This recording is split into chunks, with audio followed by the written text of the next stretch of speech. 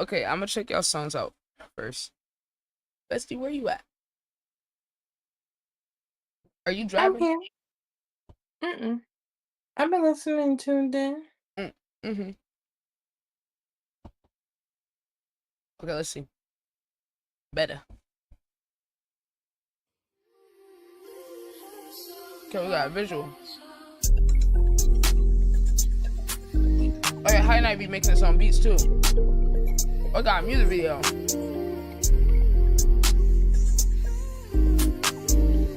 Yeah, me and High Night still got to work with each other. I try to fly, will I reflect? We swerving. Oh, he produced that? Okay. Oh wait, this might be the first time I heard somebody else produce the beat. I got the veteran. Said you love him, me too. I'm sorry, there's nothing I do. You want me to show I love you better. I like that beat. I hear shows got holes, now you want better. Wrote in a letter, I seen the things you said. I seen. I didn't know this nigga be getting fired making music. Visual is crazy though. We going get better. Our feet is in the sand. You know that we the man. Need to go. You know what this like? Got like a more chill version of Top Op Gen.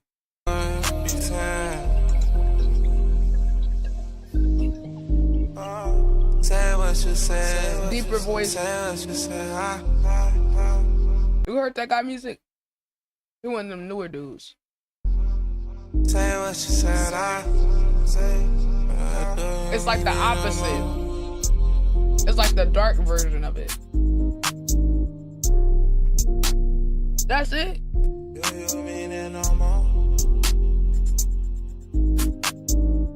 Oh, I know this shit not over.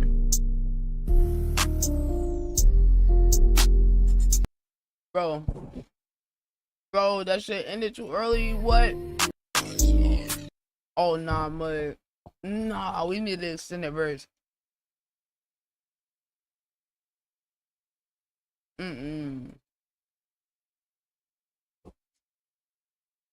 Why you just give us blue ears, mud?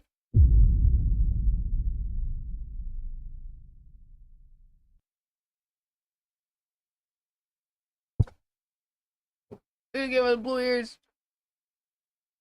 You had a whole 30 seconds left.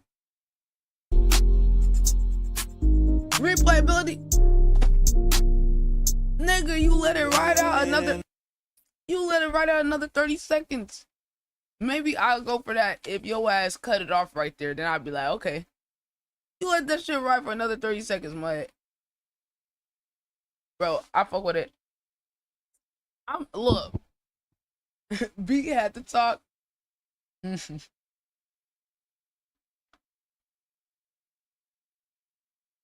I respect it. My opinion, I like it. I wish like, cause like, okay, you like the second artist that said that. I have like, I see both sides of that replayability argument, right? Let me be honest. Okay, because you're saying that's your intention, I understand. I get it. I respect it. But even though I agree with it strategically, yo, what's good, Beast? Even though I agree with it strategically and artistically, let me give a counter opinion to that agreement. Okay. Although I agree with that,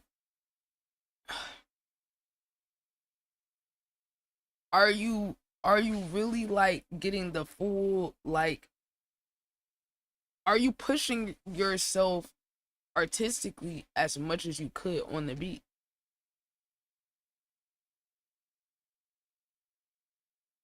Because like I feel like the idea is not that it feels incomplete. So like how much should replayability factor in? And I don't have the answer, but like how much should replayability factor in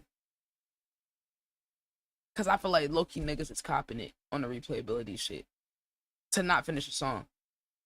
Cause I don't feel like you completed the expression that you could have done on the beat. Now the thing is, this is just me saying it from a different, like a counterpoint perspective.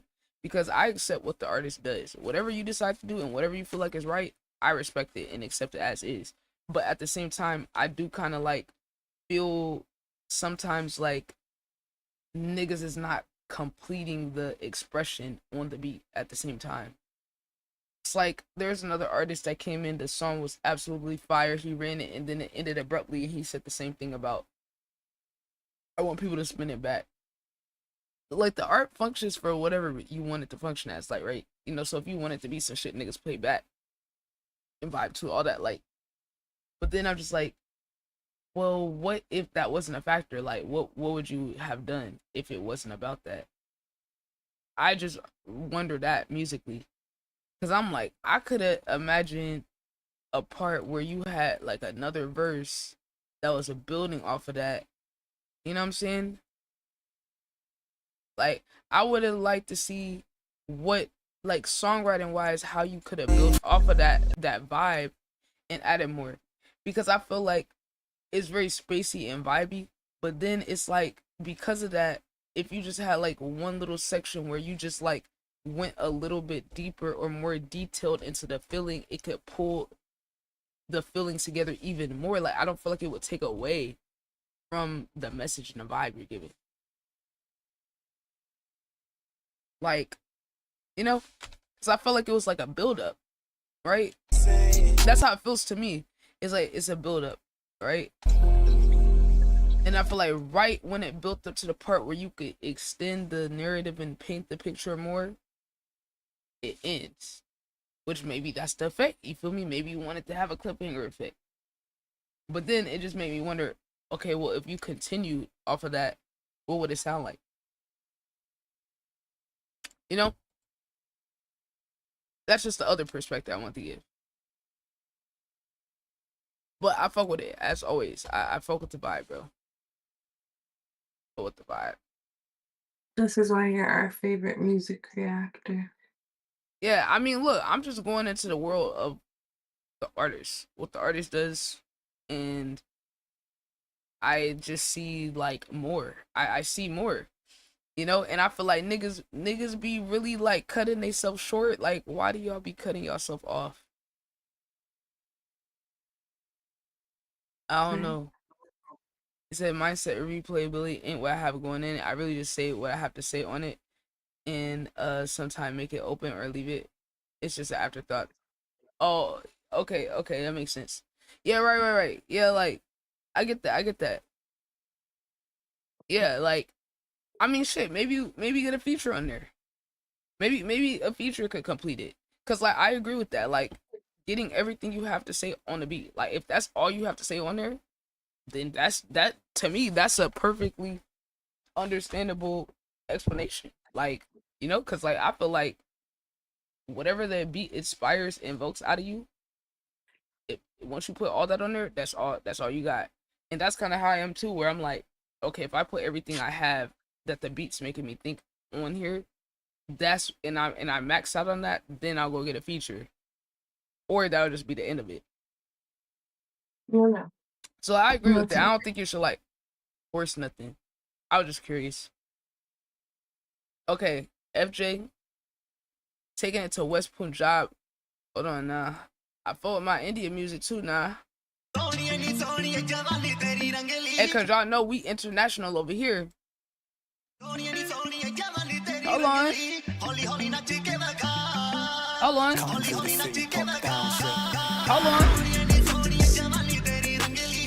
Damn, I don't know what he said. Hold on, he started on the melody, so. Damn.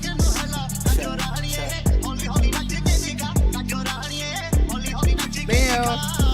Oh, that's a Cutting sample. through the city, top down shit. With a pretty little thing to ride around. Damn. Start kissing on the brown skin. She a 10 and I'm a real one too. But who's counting? No doubt. So baby girl, don't be afraid to sing aloud. See the rings Damn. and tins you think about, I'll bring them out. Tell them check the scores, winning now. They listen now. Cause real winners turn swimmers, yeah, we don't drown. Damn. Summertime and FJ, where you from? Hold on now, let me find out. That sample is crazy. Wait, is FJ Indian? Or he just doing it? Oh, South London, UK. Wait, are you actually Indian? Like, what's that? Oh, no, I probably heard your music before. Oh, I probably heard your music before. But, bro, I've listened to, like, thousands of songs, bro. I don't think y'all know I'm between my YouTube channel and the reviews. I don't think y'all realize how much music I listen to. I only remember the people that I listen to frequently. Yo, what's good? 1057. 1057 trick is crazy, mud. city, it's immaculate vibes. Demand and supply. Wait, he says immaculate vibes. Wait, that's ITB. That's ITB shit. See, they don't know, but my stream title for like 3 years was Immaculate Vibes Headquarters, so that shit hit different. Have to jack up the price, handling biz the way I handle the mic. And the way that I'm shining all day ain't matching my light. I don't need a match or a light. Oh, I like that. Oh, the way I'm shining, they ain't matching my light. I don't need a match or a light. Hold on. He's like, are y'all hearing him though? Are y'all hearing him though? Say you doing music reviews? Yeah, gang. The link pin, mud. Catching the flight, we can ride around. Chat, I'm only taking reviews for the next. Hold on. Where the fuck is the video? Hold on. It's supposed to be on here. Chat, I'm only taking submissions for the next like 5 minutes, and then I'm going paid. He said it's not pinned. All right, mud. Make it 3 minutes. I'm 4 minutes. 3.5. Yeah, for the next 3 minutes, I'll take more submissions, and then I'm gonna close it. I'm gonna close it to paid only while I do what I gotta do, and then we'll open it back later. So nobody rushing me while I get my shit done. But we do have like YouTube videos to check out, and then albums and all that shit. Hold on. And I gotta upload this shit to YouTube. Wait, how long? God damn, I ain't gonna lie, this new shit fast as fuck.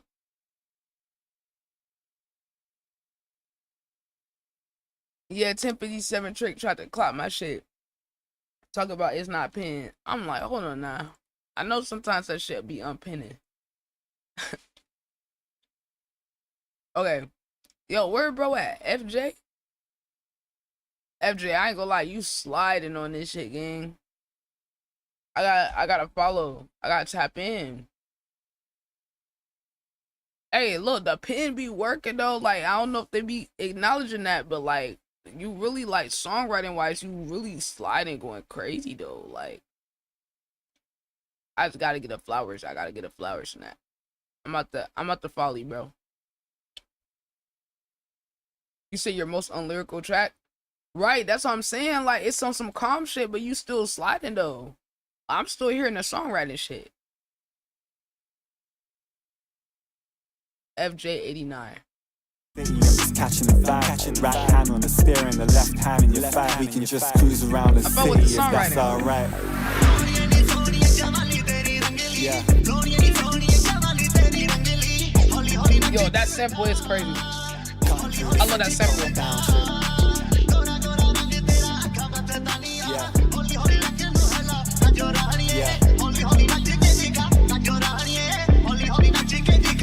So let's get lost tonight.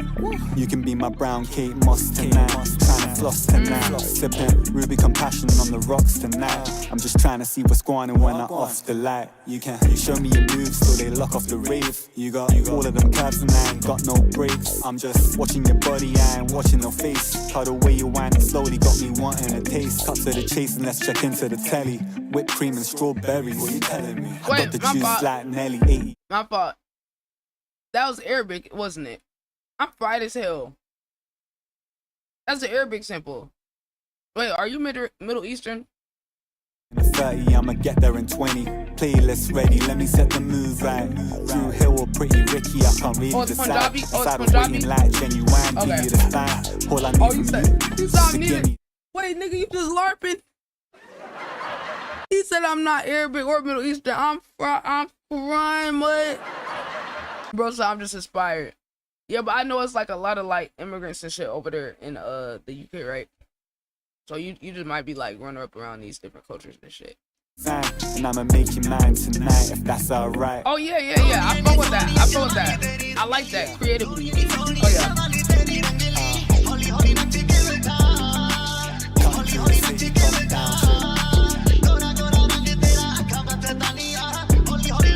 I like the aesthetic and the branding too. So I know I do a little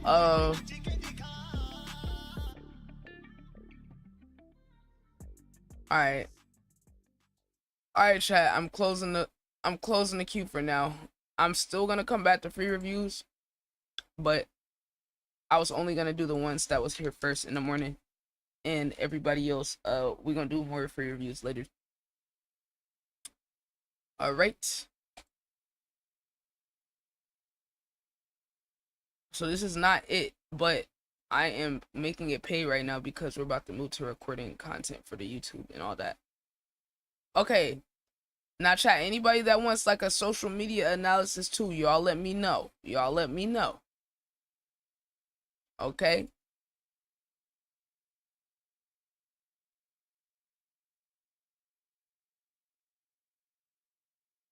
Swing for it. Gang, you over here a year late to me inviting you to a song where it's the gang. That shit dead, mate. That shit dead. Said we'll have to work out a deal for you to post reactions to my theory. Okay, so FJ, basically, bro. Okay, so this is how I go, bro. So, basically, let me explain. Like, so I do content on all platforms, right? I mostly have dedicated to checking out like up and coming underground artists over the mainstream artists, but I'm actually restarting this series where I'm deep diving into some artists, some mainstream artists that like I want to do going from like the beginning of their discography to the end. So I'm really about to be like swamped with checking out like a bunch of different artists, right? So I only check out people's project if we're doing a listening party for it, where I could fully dedicate my time to deep diving on your project. I don't passively listen to albums, not even the albums I like. Wimmy, what's good? What's up, Wimmy? So look, FJ, and because of that, right, I do not have a time limit on how long I check shit out. And that's why people have to pay for a listening party, right? But I'm going to have it on YouTube. It's going to be a YouTube VOD on TikTok and Twitch at the same time. And you can invite people, promote it. Because I'm like, if you're not trying to invite people and promote the shit to your own people, I'm not about to check it out. And if you're not trying to really sit here, you feel what I'm saying? This is my consultation rate. That's my consultation rate. It's $50 flat for the album listening party. But you're going to have a VOD on YouTube, Twitch, and TikTok. You feel what I'm saying? No, it's 50. No. It's 50 flat for any album listening party because it's gonna be a deep dive. You know what I'm saying? But I will also include a clip too. Well, you can get as many clips as you want from it though. You can get as many clips as you want from it. That's the thing. The whole point of doing a listening party is so I could possibly get some artists that's in the community there too. Like other artists, other producers. You can invite people. Like I see you have mutuals with Drew. So if you want to invite Drew, like to make it an experience, you feel what I'm saying? Because I'm like, bro, like if we can't make it an experience and something that other people could go back and watch and listen to, I don't want to do it. Because I would prefer if we could make it a moment instead of just like some passive thing. But the reason people gotta pay is just because it's gonna take up a block of time. Like it could take an hour, 2 hours, and it's like that's time I'm not able to like record other content or do anything else. But I will be able to be completely focused on what you do. So yeah, and like I said, I like doing it like that because the artist can go back and get clips from it forever. Like you could probably get like 25, 30 plus clips because the way I like to do it is where the artist can, you could tell the narrative of your songs, like however you want to do it, like tell the story of the song. Like we could stop each song, you give an explanation before or after, or like guide people through it so it's more of an experience than just listening, where when people look back on it, you could also get content out of it of you explaining a lot of stuff. You feel what I'm saying? So try to think about it like that in terms of you sharing the world of it, because now you're gonna be able to go back, get clips of you explaining stuff about you deep diving, and we can also engage with that too, which could also be more clips per promo. That's why I feel like it's a good deal, because now you can get reactions from the chat, other people that's in the voice chat, and your perspective, and just have it documented, and then be able to get as many clips as you want. So it's really a content farm. You feel what I'm saying? Wimmy, what's good, man? It's that horrible internet where I'm at, so it's been touched to wet streams, but we should chat. Oh yeah, bro, Wimmy, we've been wondering where you was at, bro. Look, somebody was just asking, I think Senna was just asking about you the other day. I was like, bro, I think he's good, but like, you know, I just be waiting for you to come back. So whenever you back with me, yeah, I'm gonna send you the but yeah, this rate is just for my consultation rate. This is for my like people that want to do like a business like meeting with me. But this is like social media audit, listening party. People do a live debut and I give a clip and post it to my YouTube channel. That's 25 because I gotta make a thumbnail and I'm giving you a clip and I'm giving you a live reaction. So like, and it's so crazy, chat, because somebody literally told me the other day that, oh, I'm a fraud because I was charging for certain stuff. And I'm like, bro, like 90% of stuff I do is free. Really, like 99% of stuff I do is free. But I'm like, dude, do y'all realize like this amount is so cheap compared to what I put into building the platform? Like I've invested thousands of dollars to be able to have a PC or get upgrades or hell, just the electricity bill of running my PC alone. My fucking link tree alone is $15 a month. You know what I'm saying? Just to have links. My Discord subscription to have like links of my stuff and other people automatically posting a Discord, that's like $12. You know what I'm saying? Like I'm putting my money on the front end. All people are doing is basically investing with me into my shit. And then I'm working on putting together a live show, like a showcase, and then being able to go to different cities around the country, then around the world, and be able to do shows and meet up with artists in the community and have our own showcase. Like, yo, that shit is expensive. Like, I'm not relying on no sponsors or nothing. Like, I'm not making my dreams smaller because I'm on the come up. Like, I want us to be able to have our own infrastructure and our own system. And mind you, I'm one of the few people that reinvest into my community. Like, this album right here, I got Senna's album. Like, I just bought 3 albums this week from artists, right? I just went to a show, to a live show. The money that I make gets put back into my community. So it's like, if anybody has a problem paying for a couple things that I charge for, then it's like, that's unfortunate because I'm paying to even exist here, to have a platform that people can benefit off of. Like, I'm paying without any guarantee that I'm going to make any money back. Like, people don't even realize I've been at break even, at best, break even every month, which really more in the red and negative with how much I put into my shit.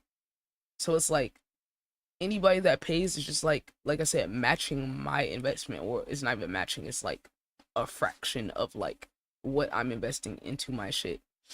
And it's not many people that's like genuinely use their platform to help other people. Like, I literally do content with my own community. Like, we create content together.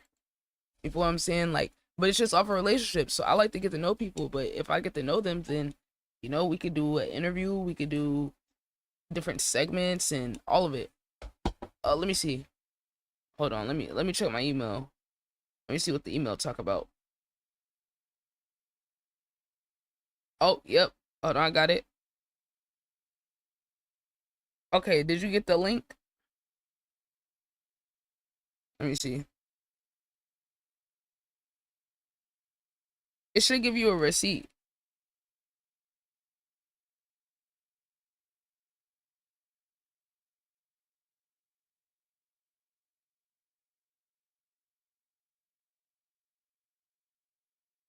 Did you get your?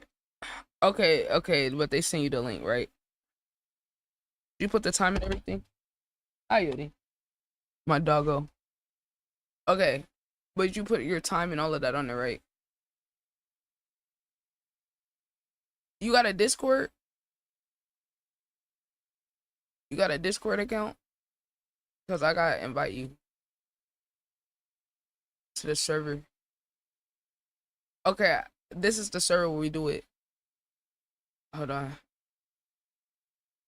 Okay, join it and I'm gonna accept your invite. I gotta I gotta take my dog to pee. Hi Yodi. Are you sitting with me?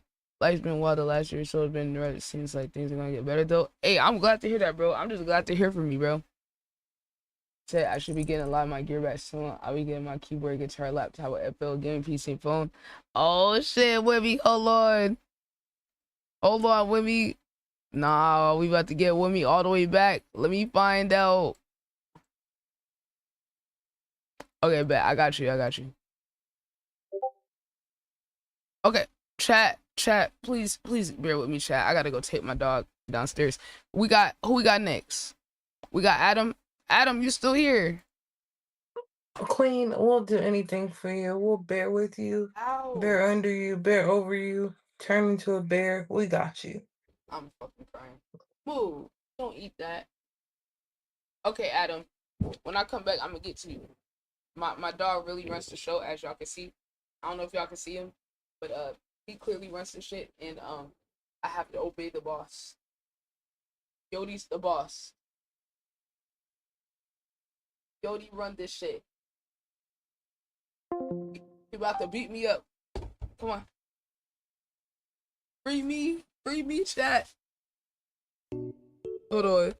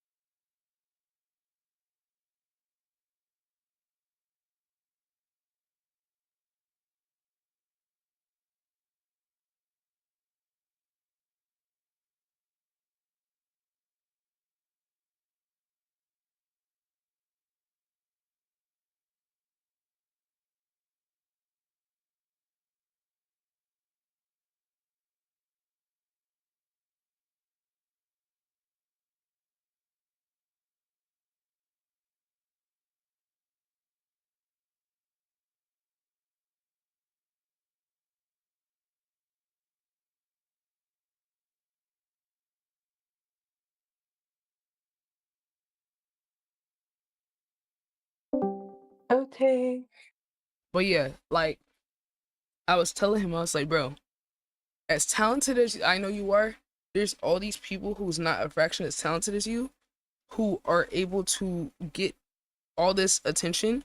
And if they can do it, it's not to slight them. If they can do it and you're like S tier talented, self pride, write your own shit, multi genre, you all you need to do is show people what you're doing. Cause that's the only difference. I see other people who's less talented than some of these artists I work with, but they're visible. And it's like all these artists, like, they're so in their head about, oh, I just want to focus on music. Okay, then make your content the music. Make your content focusing on the music. Break it down. Break down your songs. What's your favorite part of the songs you just did? What's your favorite part of this beat you made? That's all you gotta do. You don't gotta compromise to sell yourself and your art short. Talk about the complexity and the nuances of it. Let other people in on that shit. Like, but you can't have your cake and eat it too, because then you're gonna be frustrated because you know you should be further with your level of talent.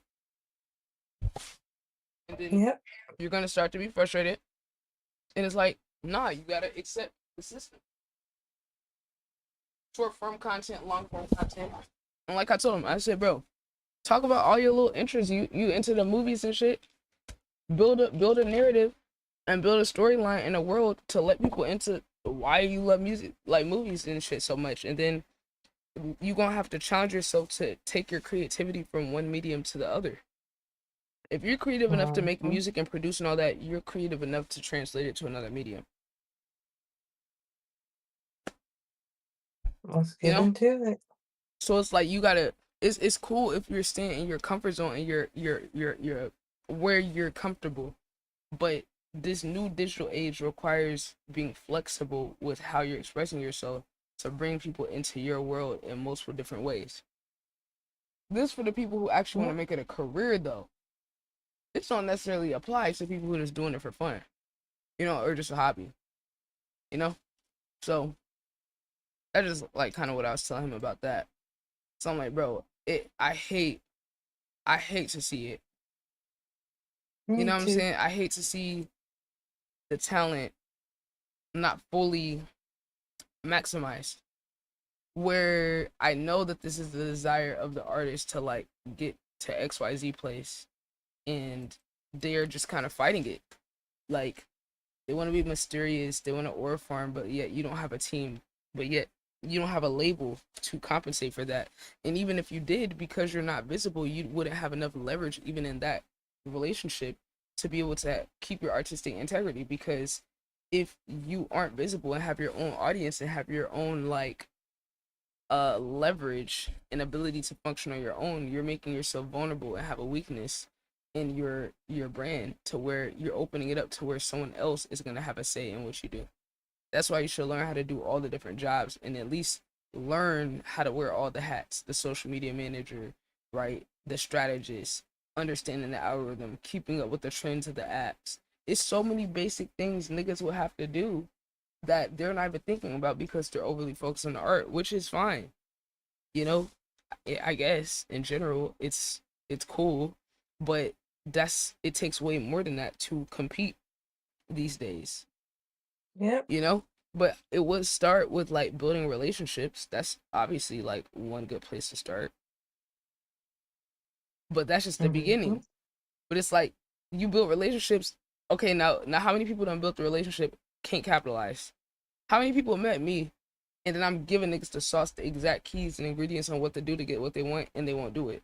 So you see, even making connections alone ain't good enough. That's not it. That's not the full picture either. Because it's like, you can get the connection and not do nothing with it. And that's kind of also what I was telling Mercury too, was like, because he was talking about getting features and shit, and he got like a Playboy Cardi feature on one of his songs, which I did hear it. And I told him, I was like, bro, you fucking cleared Cardi. Like, I know you're excited about the Cardi feature, but you watched that nigga. Like, and I'm like, I was just like picking his brain, like, okay, when you like are working with these other artists, like, I know you like have certain people you want to work that are like up, but I'm like, you're bringing more to them most of the times for these people you're telling me than they will be bringing to you. Like, yeah. Like maybe like I like in your head, because you fuck with them, you want to collab, but I'm like, that's it. Remember, that's it. they not bringing nothing to you, right? And then I said the reason you need to build your system around your brand and everything is so that when you do get these opportunities, you're able to fully capitalize on these moments. Because Yep. if you're, let's say you get this feature, you got the Cardi feature, you get a collab, you have the talent level to work with any of these people that you're talking about. So it's not like it's, oh, you're dreaming, you know what I'm saying? You already did it. But at the same time, like, are you able to completely capitalize off of you earning those opportunities? If you're not visible and you're aura farming on your vamp shit and like not even posting, you know, and not showing people your talent, you're not even gonna be able to fully capture off of the moments that you're getting. So it's like in one sense, it's like, oh yeah, I want to do this and this. Okay, well, what happened when you actually do it?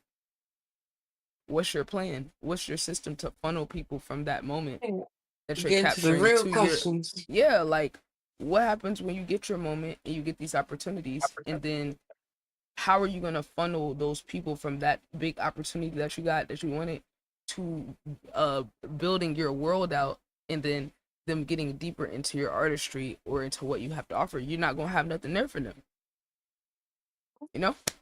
And that's why I was like, look, you gotta start making that content. And he said he was already thinking about it. So I've just been slowly trying to like nudge, you know, not be too pushy, but just kind of nudge people a little out their comfort zone, because I'm just looking at how quickly this shit is progressing. And I'm like, dude, I'm gonna need the artists to, the ones who saying I want a career, I want to do this, need them to recognize what the fuck it's gonna take to do that. And it's a lot of fucking work, and it's a lot of studying. You're gonna have to study marketing, branding, human psychology. You know, you're gonna have to push yourself to do a lot of shit you don't want to do for the bigger picture. You're gonna need to find community, provide value to people, right?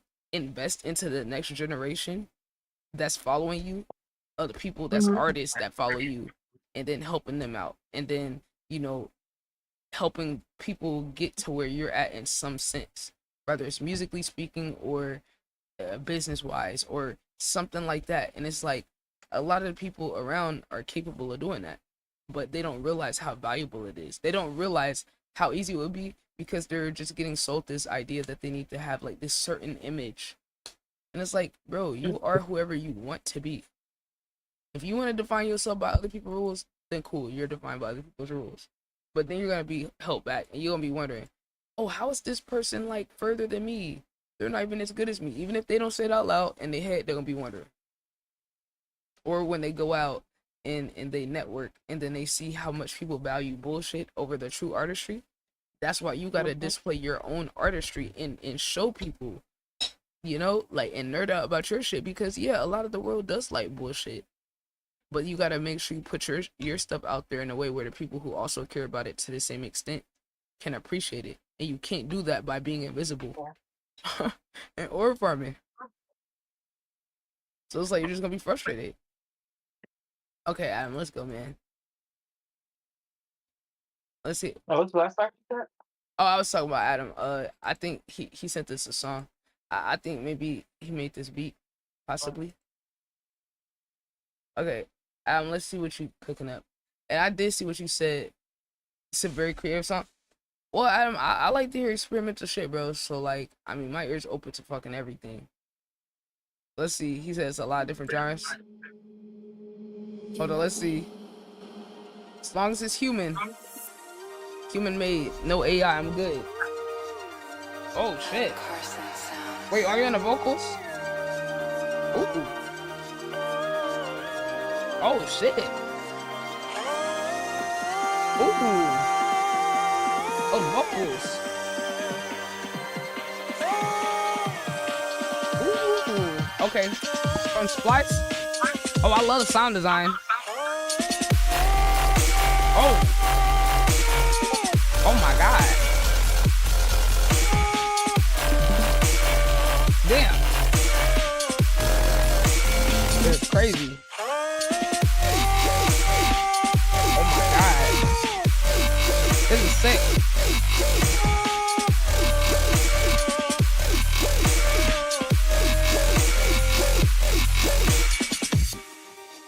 Ooh, like that transition.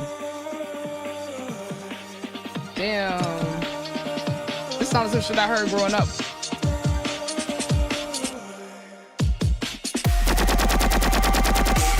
Oh shit. Oh my god. Love how you got those vocals all spacey right there. Sounds some festival music.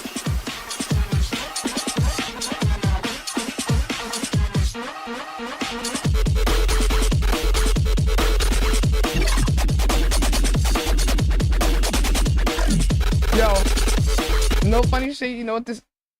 Pause at 144. I'm fucking crying. You know what this remind me of? This remind me of some shit I would have listened to playing SSX Tricky or Tony Hawk Pro Skater.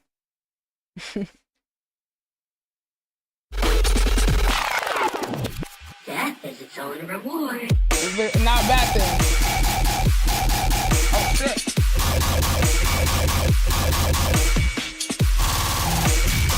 Oh my god.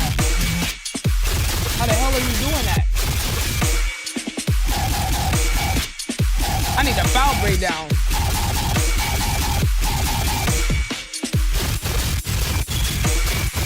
Oh my god. What the? Death tear out.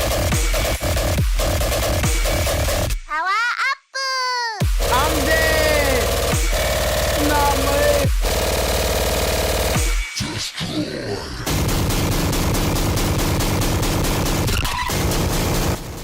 Oh nah, yeah, you about to tear out my fucking eardrums, nigga.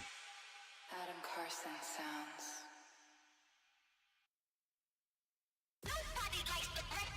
Bro, that was crazy.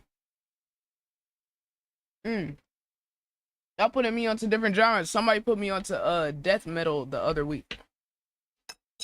Now we got death tear out. Alright. Well, every song I use I put out for free.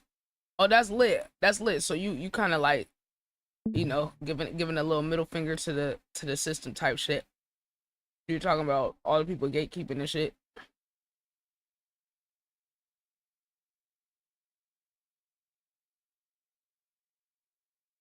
Bro, that was interesting. Hey, you just expanded my ear a little bit, bro. I'm always trying to hear like new shit. I don't know how the hell you did that, man. Yeah, like, that's crazy we're saying that about the EDM shit, because what I was saying was like, it's wild because like, I feel like, do you have your socials on there? Nah. It's wild because I feel like, it's Jet Blaze here? I don't know who that is. Jet Blaze. I don't know if they typed in the chat.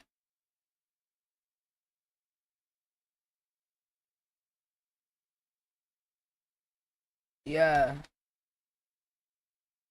Hi night. Plans to slowly release all my random weird sounds for free. Oh, I fuck with that, bro. I fuck with that. I like that. I like that. Yeah, that's what I was gonna say. Like, the difference between that and like hip hop beats, like, people are always willing to give beat packs and sounds for free. Like, yeah, there's people that sell them, but like, it's mostly like a part of the culture to like give it out for free, or people at least buying it and then putting it out for everybody. Is that so? The background lore on this one is off my album Ranger from day one of my 10-day project release series, and this is one that ended up making it on my album High Night, which is a collection of top 20 songs that hit the best of my supporters and friends. For the 10-day streak, I streamed on Twitch and cooked up live, and also had homies who sent beats in for stream. Oh, you should hopefully do that. Damn, that's crazy. You ain't even tell niggas about the stream. You ain't even tell niggas you was streaming. I gotta tap in. And EDM industry, everything has a price. It's expensive. Hella gate kept. I did hear about that. I did hear about that.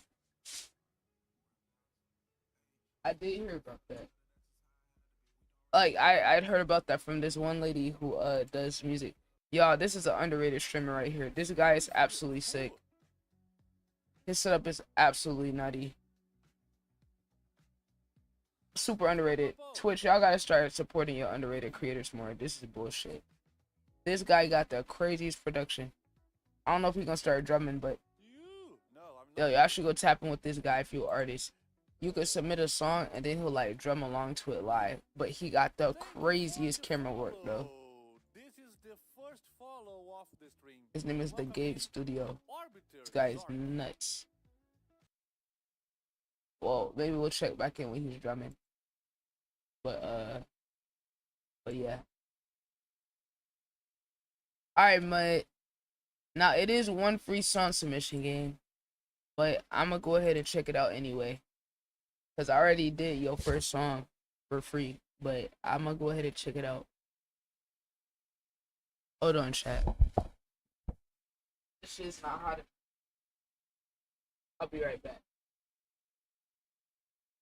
Creative director here at ITB. I say you pay her off the love of the game. $5. Brethren, can go a very long way.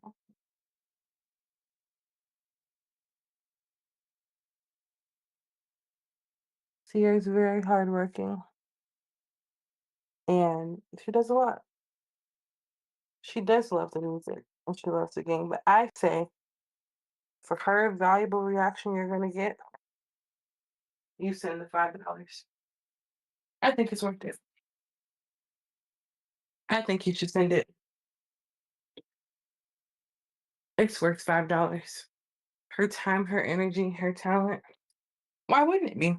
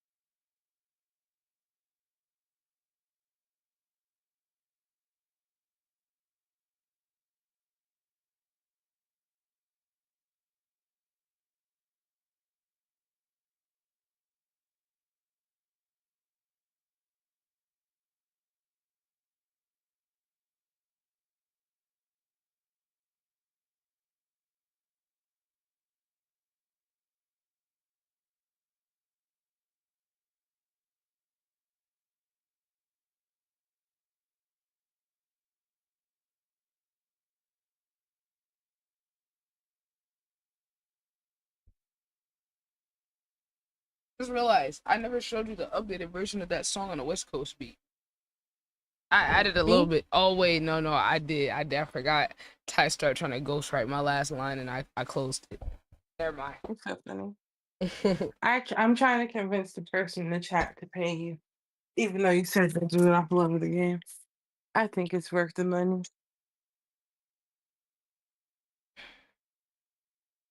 I would agree. This is where Sierra runs her show, but I say pay Black Queens what they're worth, man. Play Black Queens. Her reaction, her time, and her energy is worth $5 and more. Hey, CC 2026.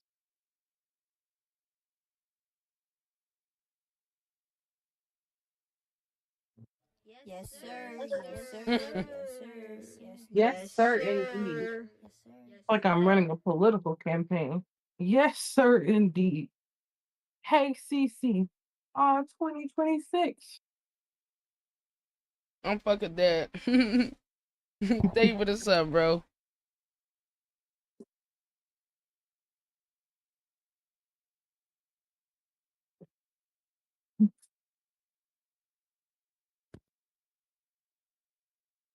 Hold on. KCC 2026. Gonna hit.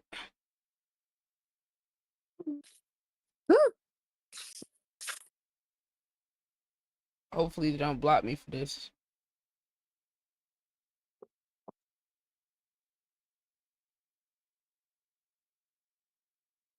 Okay. I gotta.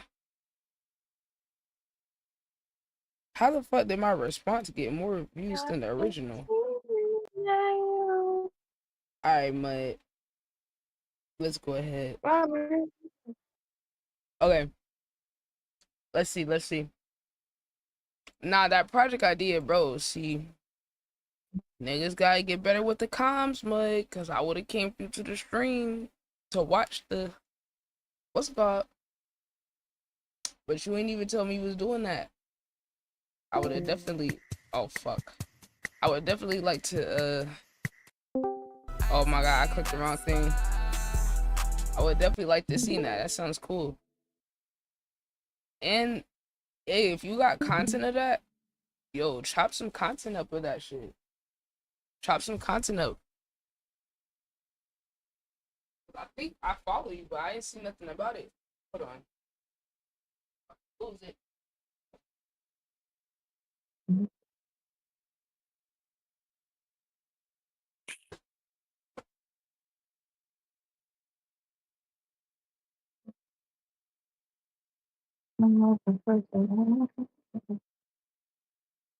Fuck about my way. I don't even want to fight, bitch. Man, that's the sauce. My type shit.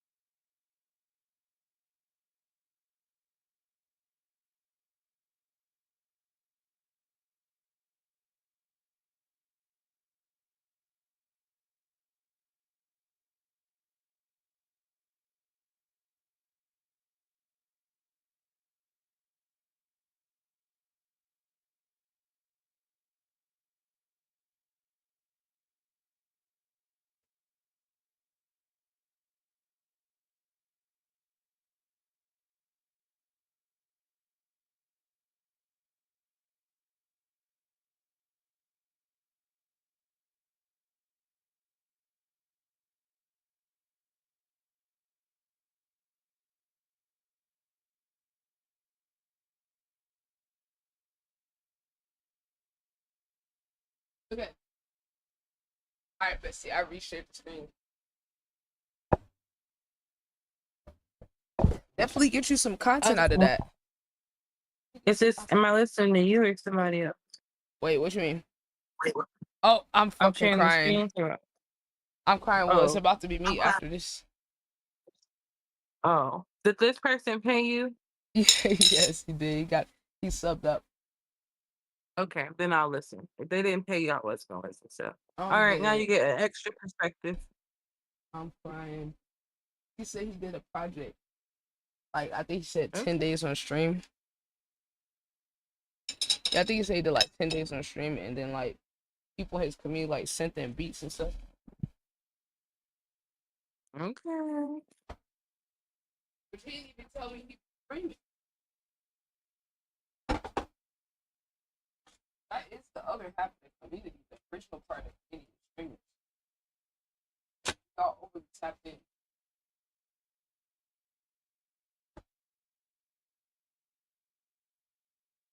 Gotta work on the comms. I'm working on my comms too. Because if we in community with each other, we gotta let each other know what we got going on. That's why on Sundays it's gonna be ITB day, so people can come to the Discord, plan collabs, let each other know what we got going on, record content together, all of that. Whether it's the gaming shit, the music shit, live song challenges, all that. that's just gonna be the day dedicated for that. So we can get better at communicating, because we get our shit organized and everybody's on the same page with what each other doing and we locked in, like that really is gonna be how we get the most out of our community and network that we have. But we gotta get together more and actually let each other know what we got going on instead of operating completely independently. Like a lot of us is used to operating solo, but we gotta get used to getting more connected and including more people in on what we got going on. Which that's why I said, you know, I'm taking accountability as a leader to like organize the shit together and get more consistency in these things so that people can go about it in a way that's organized. Gotta do my part. But once I got it set up, niggas gotta show up. Like I nobody just let you know that you're inspired for Betsy. I Oh, was what? sitting here and I was like, wow, Betsy's so great. I'm looking forward to it. And I was like, wait, let me turn my past 2 drawings I did into a little video. Oh, you about to make some content? Yeah, I'm doing it right now. I Oh was shit. listening to you. Shit. I see you. I see you. Hold on, bestie, getting in the content bag. Okay, It's let's. my road to unlocking my travels. Oh yeah. In the woods. Yo, we still gotta have our meeting, and we supposed to have that like today or something.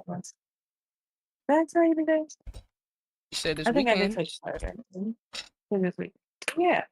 You ain't gonna Yeah. keep pushing my meeting back, nigga. I'm trying to have this meeting with you. We could do it right after, actually. Just saying, I'm locked. I'm ready. Let's expand this shit. Let's expand this art. No, we got it. Okay. Bet. Okay, let's see. I clicked the right song. Okay, let's go. And this is one of the ones from the stream. Wait, did someone send you this beat? Let me reread it. Yeah. Thought I heard of outside. Thought I heard a voice so I walked in, yeah. What you wanna know, I talk to, yeah. Teach your things, baby, let me know, yeah. Oh, you made this beat live. Switching lanes and she following, yeah. She got a pink range and I got a black Dodge. Black Dodge. Who's in charge? Low as Baby, cover. I'm the boss. Look at me, I paid the cost. Yeah, you know I'm doing right. I can't go lost. When I say pay the cost, that means time and dedication. Gotta pay it off. Okay. But with the message on Gotta that, put the work. hey, I feel that. Hey, I be saying the same shit in my music. You gotta pay the cost. You gotta pay that toll. You gotta pay your dues with this shit. Niggas don't be wanting to put in the time. And then outside of time into your craft and the talent, you know, to really get yourself out there, doing that shit like you did, doing that segment. That's why I said you need to extract as much content as possible out of that. Because that's a crazy series. First of all, see, I'm over here giving free consultation. Yo ass need to send all them VODs to your YouTube, the full uncut VODs. Send that to your YouTube so you can have that archive on there. And then you need to chop up your favorite parts or the best moments and go get clips from that. And just start posting that shit. Now, see, when niggas have to rewatch their own stream and go get all the clips, then y'all gonna understand why I be sitting here clipping shit mid-stream. Because when you got hours of footage and shit, it take even more time to go sort through it, and then you gotta have the time to edit it separate. So y'all just gotta build a system that's efficient. See, the niggas that really want to do this, we can lock in. What I'm saying, book a consult sesh. But I still be dropping gems for y'all niggas, because this is the type of shit that's gonna be able to allow you to compete in the algorithm. And right now, the algorithm is very friendly to people that's new, but you just gotta know what to do and what platform to be on. And each platform, you gotta post a little bit different on each platform. So you gotta learn the personality of the app and the audiences on each app. Oh, see, just giving too much sauce. I just can't help it, bro. I just can't help it, bro. I can't help it. Let's keep going. Yeah, niggas don't do that, now they lie. Thought I heard of outside. Thought I heard of it, so I walked in, yeah. But you wanna know how I talk to you. So remind me of Trippie Redd a little bit. Things, baby, let me know, yeah. Thought I heard of outside. Thought I heard of it, so I walked in, yeah. But you wanna know how I talk to you. Such your things, baby, let me know, yeah. Switching lanes and she following now. Right. She got a pink range and I got a black dove. Black Dodge. Black Dodge. This remind me a little bit of Lucky. Who's in charge? Baby, on the boss. Look at me, I paid the cost. Hey, you know I'm doing right. I can't go lost. When I say pay the cost, that means time and dedication. Gotta pay it off. Gotta put the work in, niggas don't do that, now they lie. Thought I heard of outside, thought I heard of it, so I walked in, yeah. But you wanna know how I talk to ya. Such your things, baby, let me know, yeah.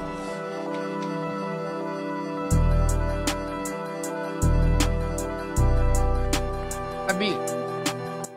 I love these beats, man.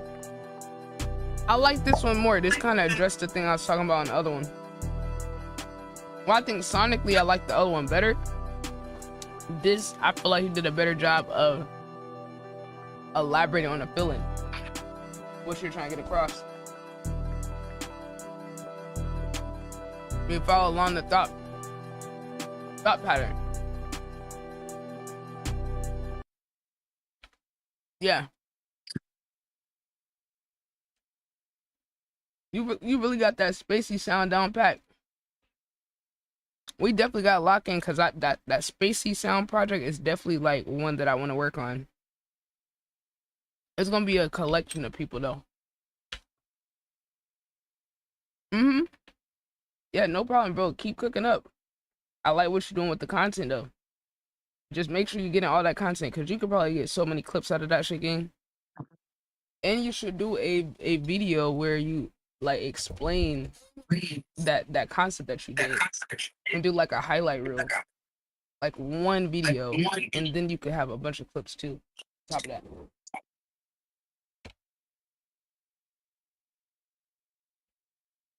You're like, oh, I decided to do a 10-day album, man, and this is how it went. And then, you know what I'm saying? Like, but yeah, chat, anybody want to work on the content strategy and all that? I'm telling y'all, the content strategy and approach, that is a very valuable thing. Like, people don't recognize it now because it's not like a traditional job. But like, dude, this is like being a creative director and all that shit is that's the new sauce. Like, companies are hiring like creative directors, like big billion-dollar companies are hiring people to creatively direct their content and shit. Because as you can see, like with social media, it's no shortage of like talent out here. It's the storytelling, the world building, the strategy, the approach, understanding the algorithm, understanding the audience, all those different things. That's the separator these days, not the talent.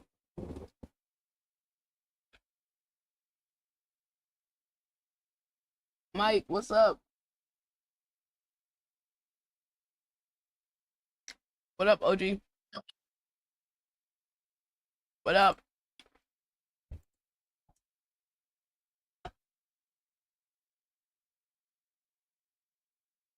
What's the word?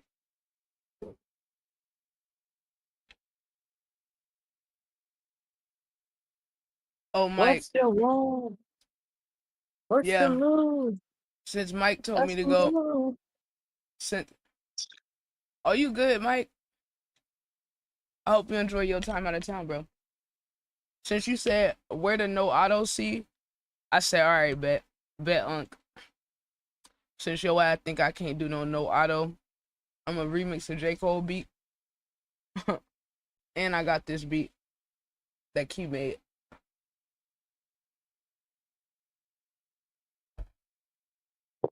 I swear this shit remind me of Author. That is ridiculous. It do sound like out there. Said bet Oh, you said bet Unc's ridiculous. Yeah. Cause it's like, bro, I can really do every genre and style, but what y'all gonna stop doing is disrespecting this melodic shit. Cut folks singing, bro. Y'all gotta respect how beautiful and complex this rap shit is, bro. This rap shit is beautiful in every form. Y'all niggas don't love R&B enough for me, gang.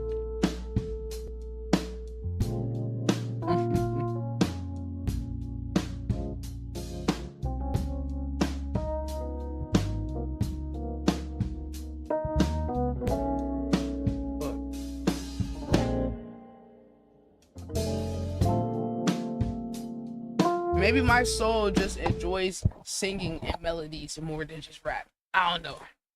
Maybe that shit just speak more to me to speak in melodies. But like I was saying, the melodic shit is more complicated to do melodic rap than just rap straight up.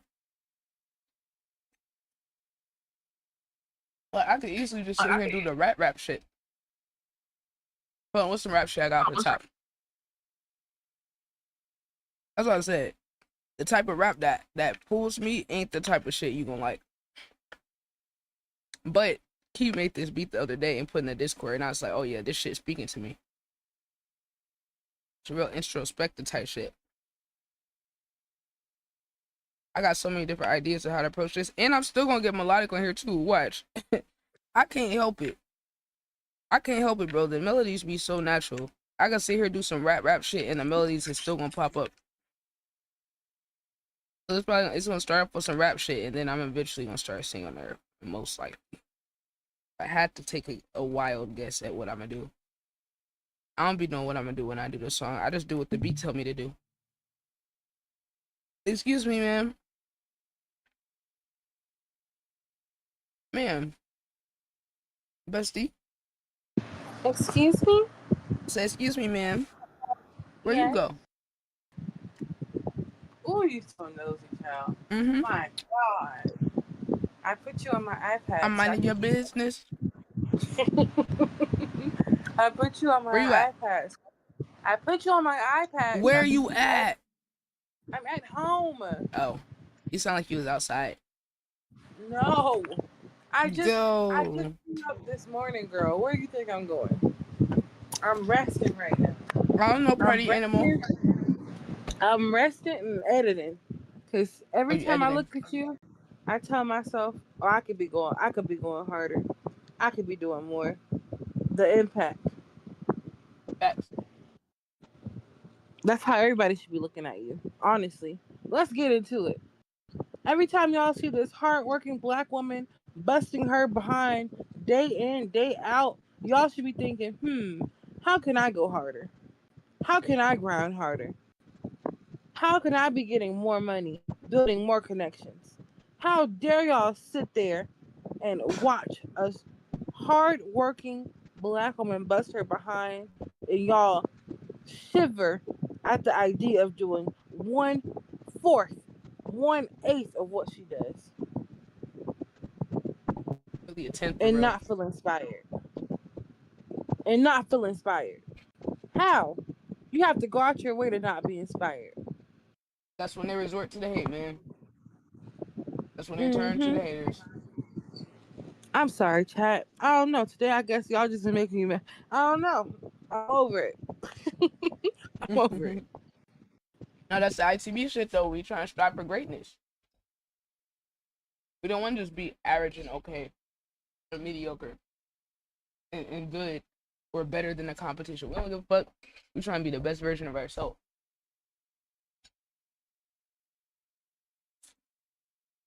That's what this shit about. Better than yesterday.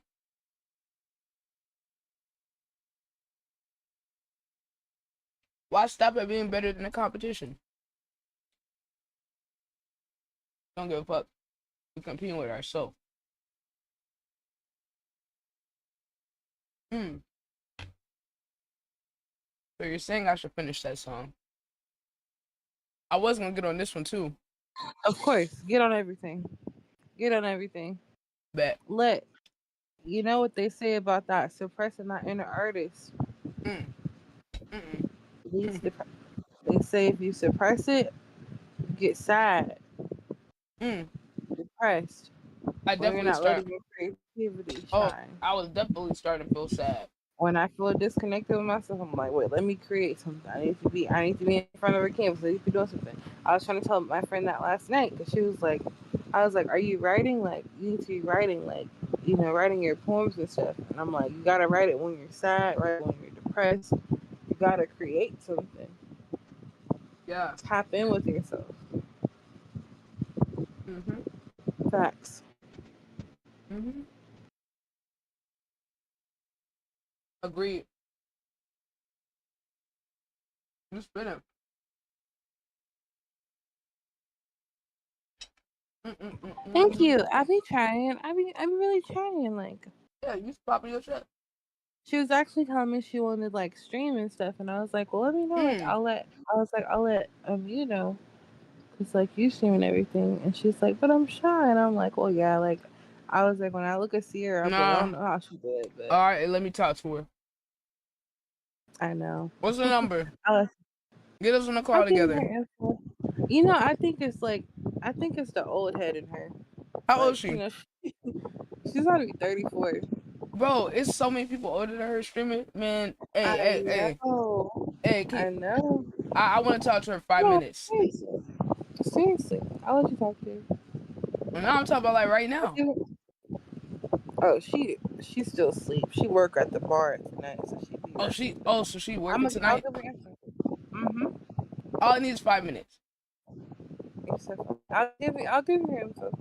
No, no, no. I want you to call her and then you get me on the call. Oh yeah, I got you. I I'm just gonna want to get text some her. encouragement. I'm gonna I text got a her. spark. I gotta give her that spark.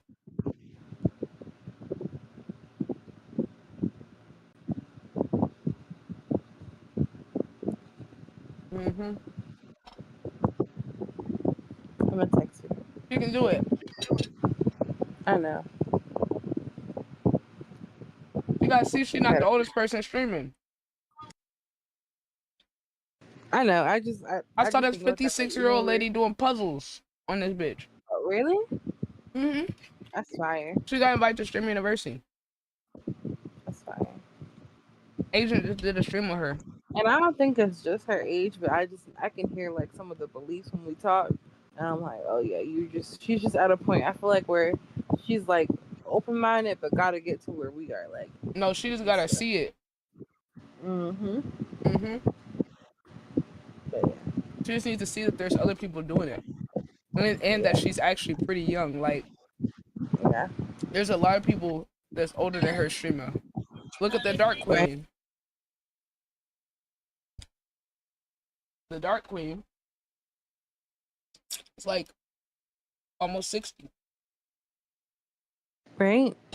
It's just them like millennials and those beliefs, like like even like when we talk about mental health and stuff, I'm like, I understand, like y'all probably our parents weren't talking about it, so we weren't talking about it growing up. But like now we in a different age and space, She need to we get gotta around have some some younger people. conversation. She need to get around that Gen Z folk.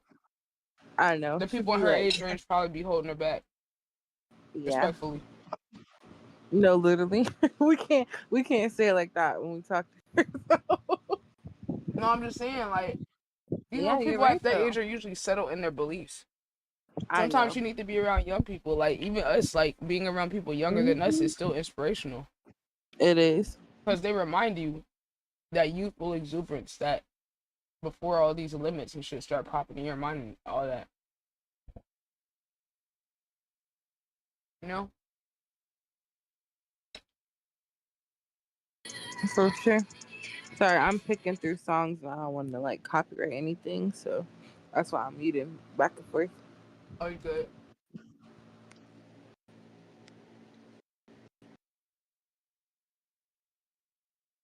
Hold on, let me actually hit up Liv. Alright, man. I hit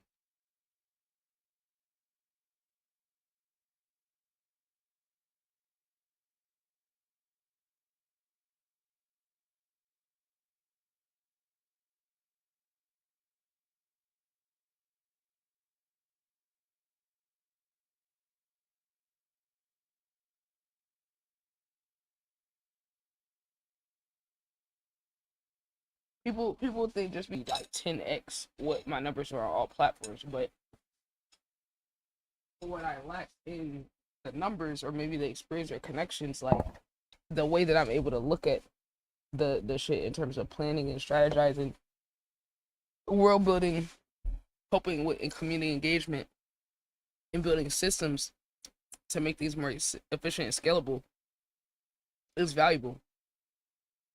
Like regular people wouldn't understand that because they don't know like the ins and outs of how it works. All they know is like, oh, numbers. This person's big. This person no. Like that's what I'll be worried about that because the impact is gonna be unseen. It's kind of like how there's teams behind these big stars and artists, and all they see is the artists.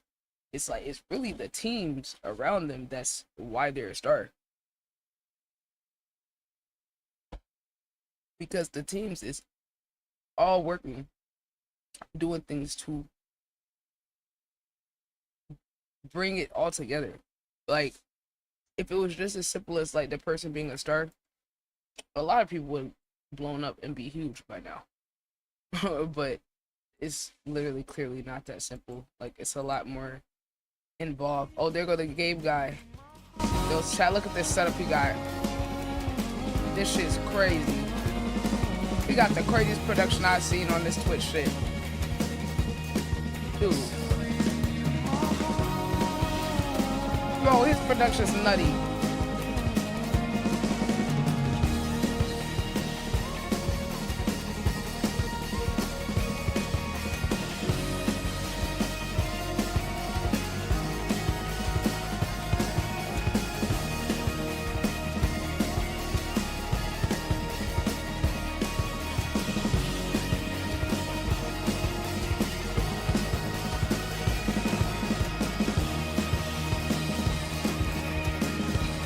That he's live drumming these song submissions as people send in.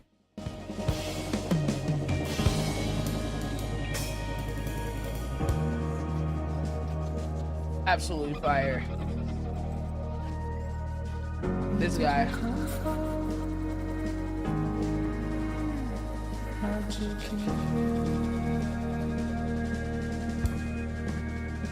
He's just like in flow state. Bro's too many underrated people in here.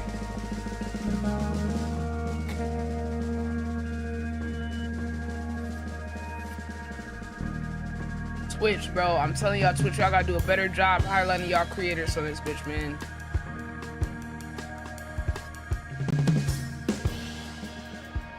Like, chat, do people realize how crazy it is to live drum along with a song you never heard before? I don't think people appreciate how crazy that is.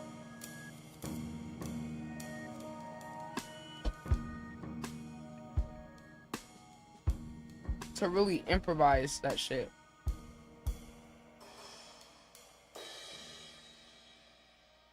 Flow state, Gabe. Hey, Ciara, good to see you, my friend.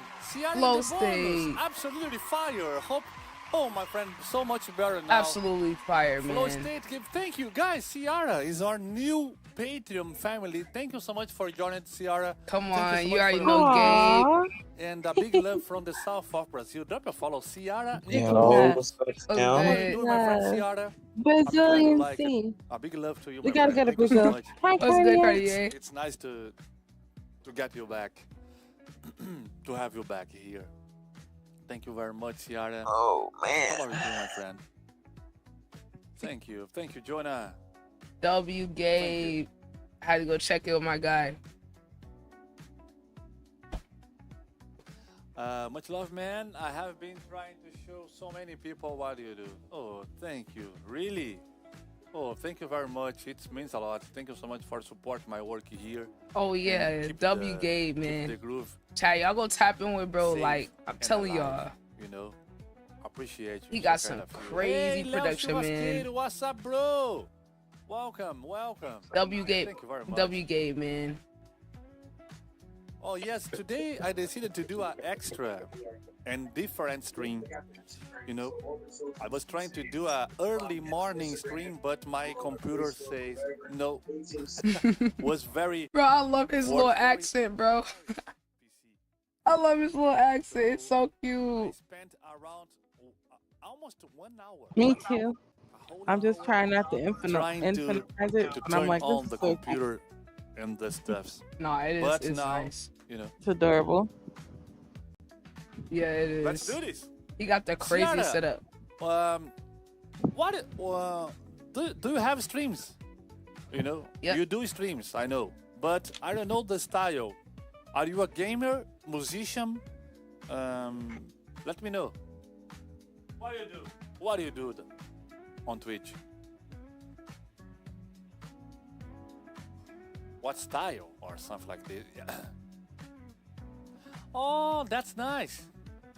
I think. Let me see. I follow you. I think. You Can't gotta wait to tap catch it. you live. When is your next stream, my friend? No, I just follow you. Following. Yeah, we're watching your stream, Thank you very Gabe. We much. watching you. Let's go. Thank you. Really? How can I do that multitask?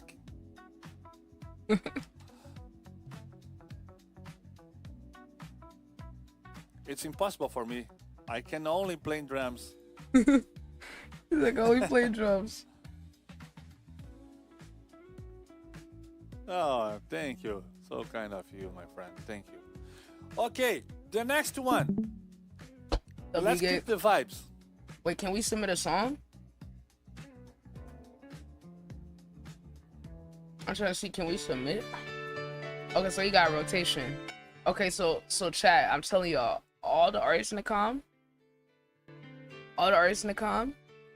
like, y'all gotta get Gabe or my other guy to drum along to y'all songs. So sometimes they'll do like submissions where you can submit a song and then they'll like live drum to it. I'm telling y'all, that shit gonna be lit as fuck, man. I'm telling y'all, like. But this guy, I'm telling y'all, chat, this guy's setup is just absolutely crazy. But I just love how much he loves music. Like, literally, some people, you know, you see them doing their thing and they just get in flow state. And I'm always looking for other creators and like, oh, there you go. There go the 4-camera setup. Crazy. He gotta explain to me how he doing this damn production game. He got like rotating angles and shit. He got it. I'm telling you, he gotta have somebody in a production room in the corner somewhere, gang. There is no way he got this shit automated. But if he does, that shit's crazy though.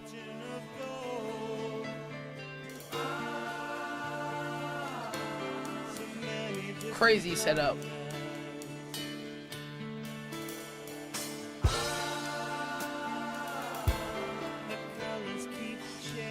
I hope we don't get copyrighted for this shit.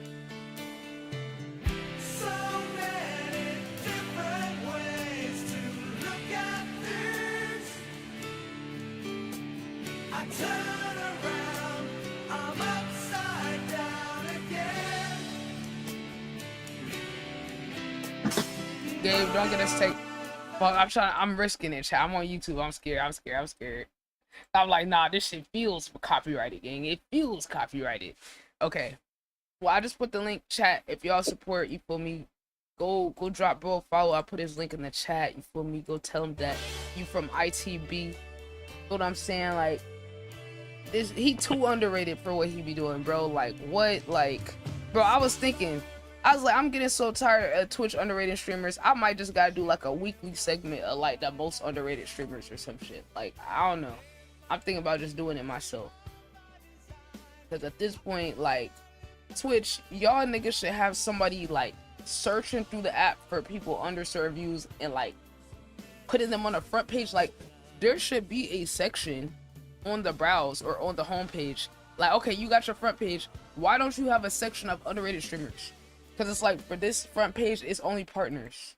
If you would actually lift up the people at the bottom who could benefit from the views, not just partners.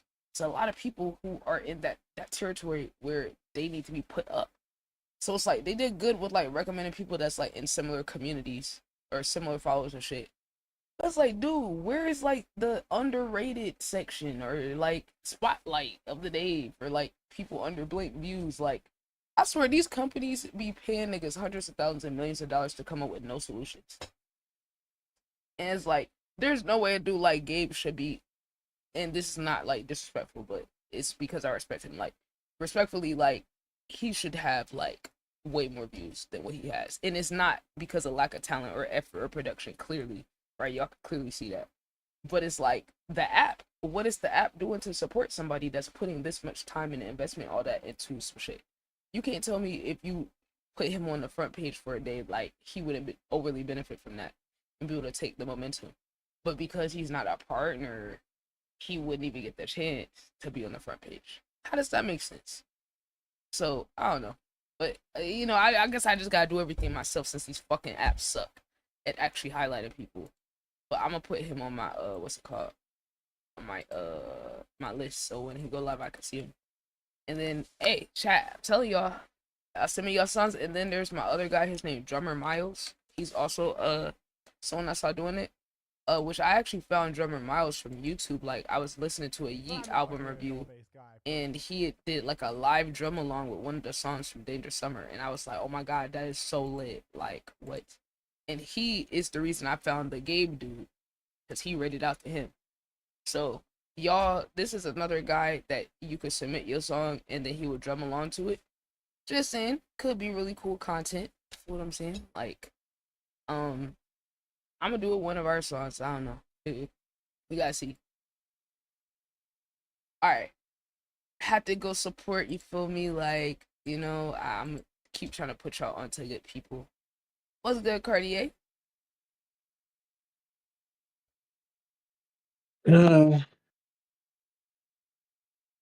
Life. What's up? I'm breathing right now. That's enough. Hey, sometimes you gotta narrow it down all the way to the basics, gang. I understand. Yeah. You feel me? But nah, I mean, today, I definitely got to record some songs. I'm honestly tired of having like 50 songs that I ain't getting recorded. So I got to go on my recording arc in my free time now because I got to catch up on some of this shit. I have too much. Because like I said, I write a song damn near every day if I'm not doing nothing else. And I get to the point to where some of this shit never get recorded. Oh man, I feel that.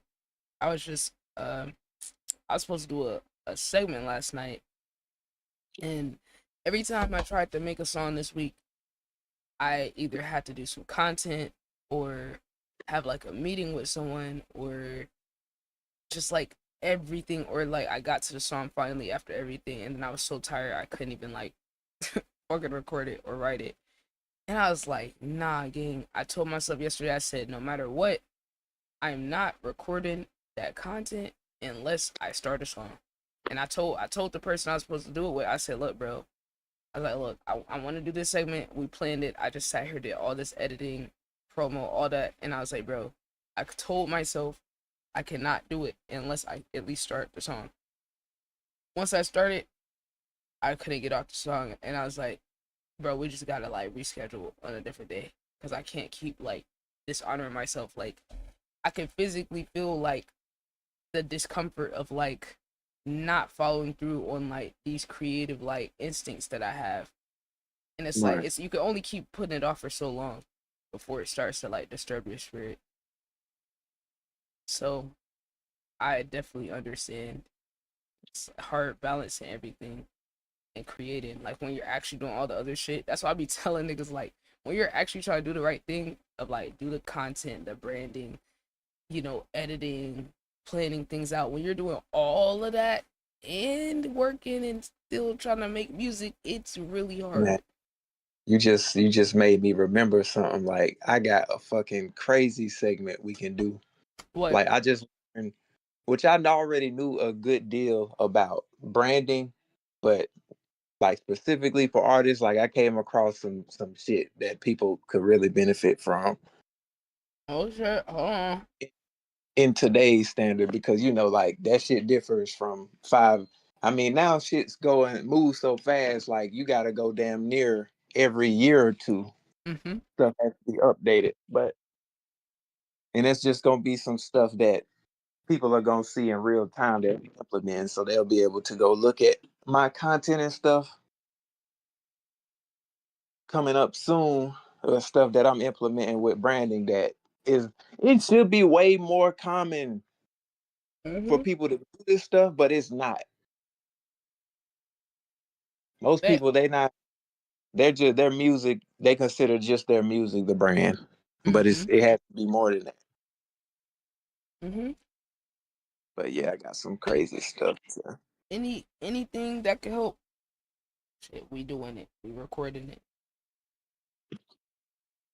Anything. Hold on, let me actually. It's like I mean, I was building out. I was really in my bootleg graphic design bag because I'm not highly skilled, but I am effective. Like if I had more time to dedicate towards like the details of it, I easily think I could do it. But like, I'm just like a functional graphic designer in terms of just being able to like problem solve. Like if I need XYZ, I could kind of like creatively come up with it. So I took all this time like making like remaking the aesthetic of the 2K build for this series of the this is I had this idea like last year of doing the 2K build for each artist, because that was always like a way that I reference like analyzing artist skill set, where I would like break it down like their attributes instead of like judging, like comparing them to, oh, they're not this, they're not that. I'm looking at their different skill sets that they do have, so I was like, yo, like I'm gonna like do a series of that. And that was the same way we were supposed to do last night, but we're actually gonna do it next week. But I still might do it by myself and do Yeet, because I'm only doing artists where I've listened to like their whole discography. Because I feel like fairly you can't fully break someone down if you haven't listened to all their music. But it ties into the other series I'm doing where I'm listening to artists' discography in order. So when I complete certain artists, then I could do their version of it and then be able to like make badges for them or like rank their attributes and all that and be able to like spark debates and shit, which is really just an OP content farm because like every rating is going to be a separate video, like every category. So then that format is going to allow me to like nerd out about like all the details about the artist and make it interesting.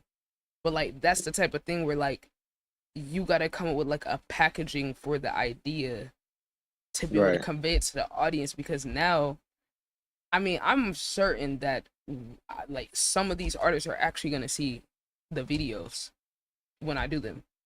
Like it's not even a question.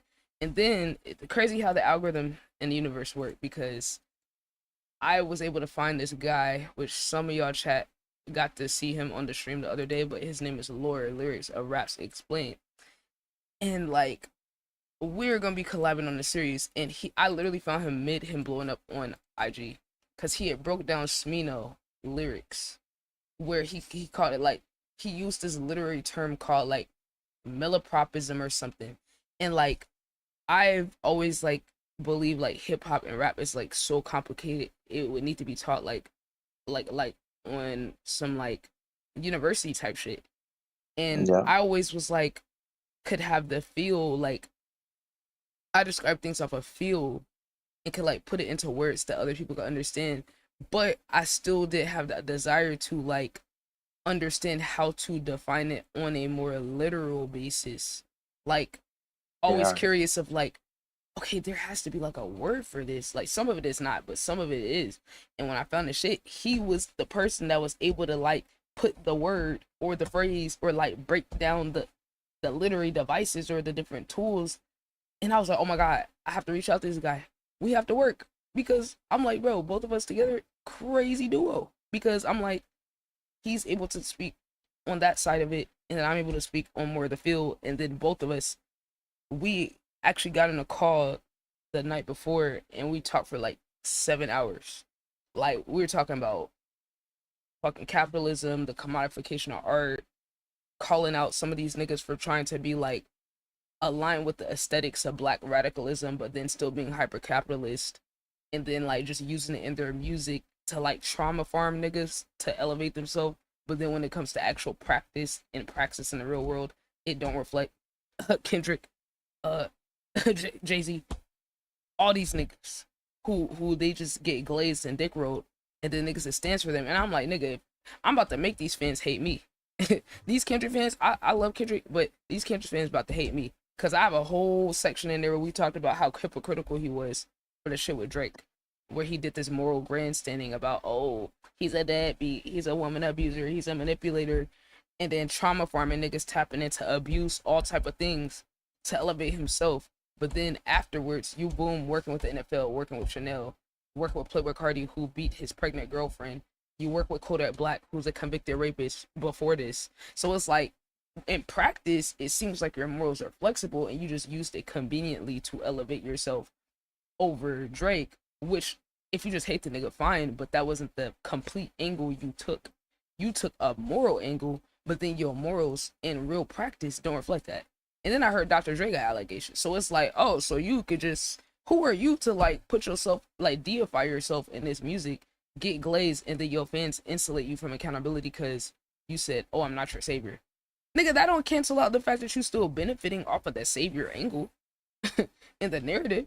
You're turning it into a profit, which, if we go back to the origins of hip-hop, it's supposed to be counterculture.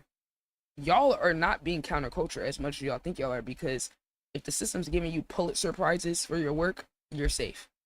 Period. And I need people to understand the difference between real radicalism and actual collective action and like really rebelling against the system and community versus what these niggas are doing.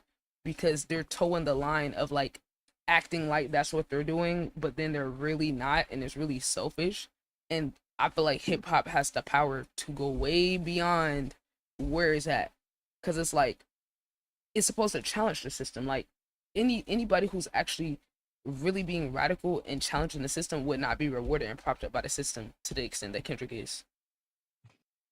It's just going to show how much that shit don't matter as much as niggas say it does, because they'll sit there and prop themselves up like, oh, I'm changing the world.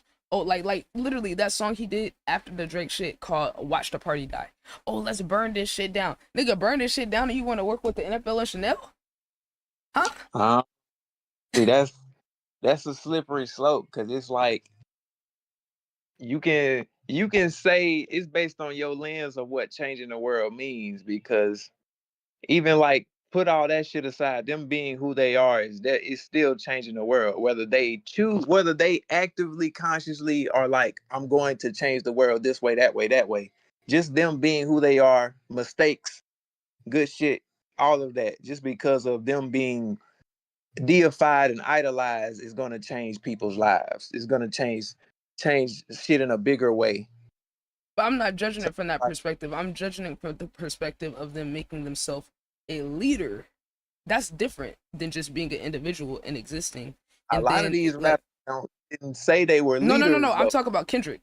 I ain't talking about nobody else. I'm talking about the narrative he shaped for himself with his music. I ain't talking about, I'm judging niggas off of what they paint themselves to be. Because if you don't put those expectations on yourself, I don't give a fuck. I'm not looking at you for that.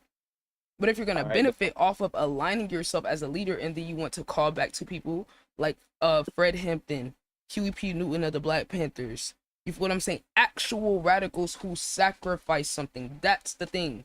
We can't sit here keep letting niggas get away with trying to align themselves with niggas who are actually radical and would sacrifice something, right? Because we need to get back to the roots. You're not sacrificing shit. You're not putting nothing on the line. In fact, you're towing the line so safely that it's insulting to the people that you're calling back. Don't associate yourself and align yourself with actual black radicals if you don't want to get judged by them. Same thing with Jay and Beyonce too. Because as an artist, like I say, not everybody can't wear every hat. As an artist, don't try to. You are. Don't try to. Like, simple. If you are putting out, just the act of you putting out a song that make niggas think, or a song that's revolutionary, you are opposing. Just like you can be a warrior on different fronts. Me saying I'm a warrior doesn't mean that I fight on the battlefield and I shoot and kill people. My act of war could be creating a revolutionary song, or my act of war could be behind the lines plotting and making the plans. My act of war could be My act of war could be going in the street. My act of war could be choosing to not date a white woman or what we would deem as the enemy or oppressor. You could buck the system many different ways. That's why, like I said, I want you to define like how he, because like I said, we know he did some hypocritical shit. We talked about that. But like I say, define like how he's in that category. It's really about if you just listen to his music and then you listen to how he's comparing himself to other people, you're not any different. Like, yeah, artistically, in terms of taking angles and certain shit, it's good angles. But then when we look at, okay, it's a problem because there is capital and social cachet gained from these narratives. If it was in isolation and if it was just art, that's one thing, but it's not. You are gaining social capital and you're getting painted in this certain light off of how you portray yourself in music. But then, see, some people are their music reflects who they are as people, and there's some people they project this character in the music, right? Except there is not a separation with Kendrick Lamar. There's not a separation of, oh, this is Kendrick the person and this is Kendrick the character. Him as the person and the brand is benefiting from the way he's painting himself in the music. So I think you need to be more critical of people who are aligning themselves with things where you're trauma farming your own community. If you're trauma farming your community, right, and then you're benefiting individually, that's like, black, bro. if you're going to Like, align yourself as a leader, right, and you're calling back to these other leaders, now you're going to get compared to those leaders by any of us who actually give a fuck about the radical shit. Not the people who's just interested in the artistry and just the music and the career. I'm not speaking from that perspective and artistically at this point, because now I'm starting to look at and question the intentions of what you're doing, where you've already explored this idea that you can't change the world with music. These are things I'm going off of being a fan and deeply listening to the nigga's music and the progression of his thoughts. He's already kind of addressed this where I'm not changing the world, but then you dip back into it, narratively speaking, to socially prop yourself up and to get financial gain, while making it seem like your reason for doing what was more moral than what it really was. It really wasn't about the morals. It was just a convenient narrative and angle for you to take against someone else where you could take them down, which it was very effective, right?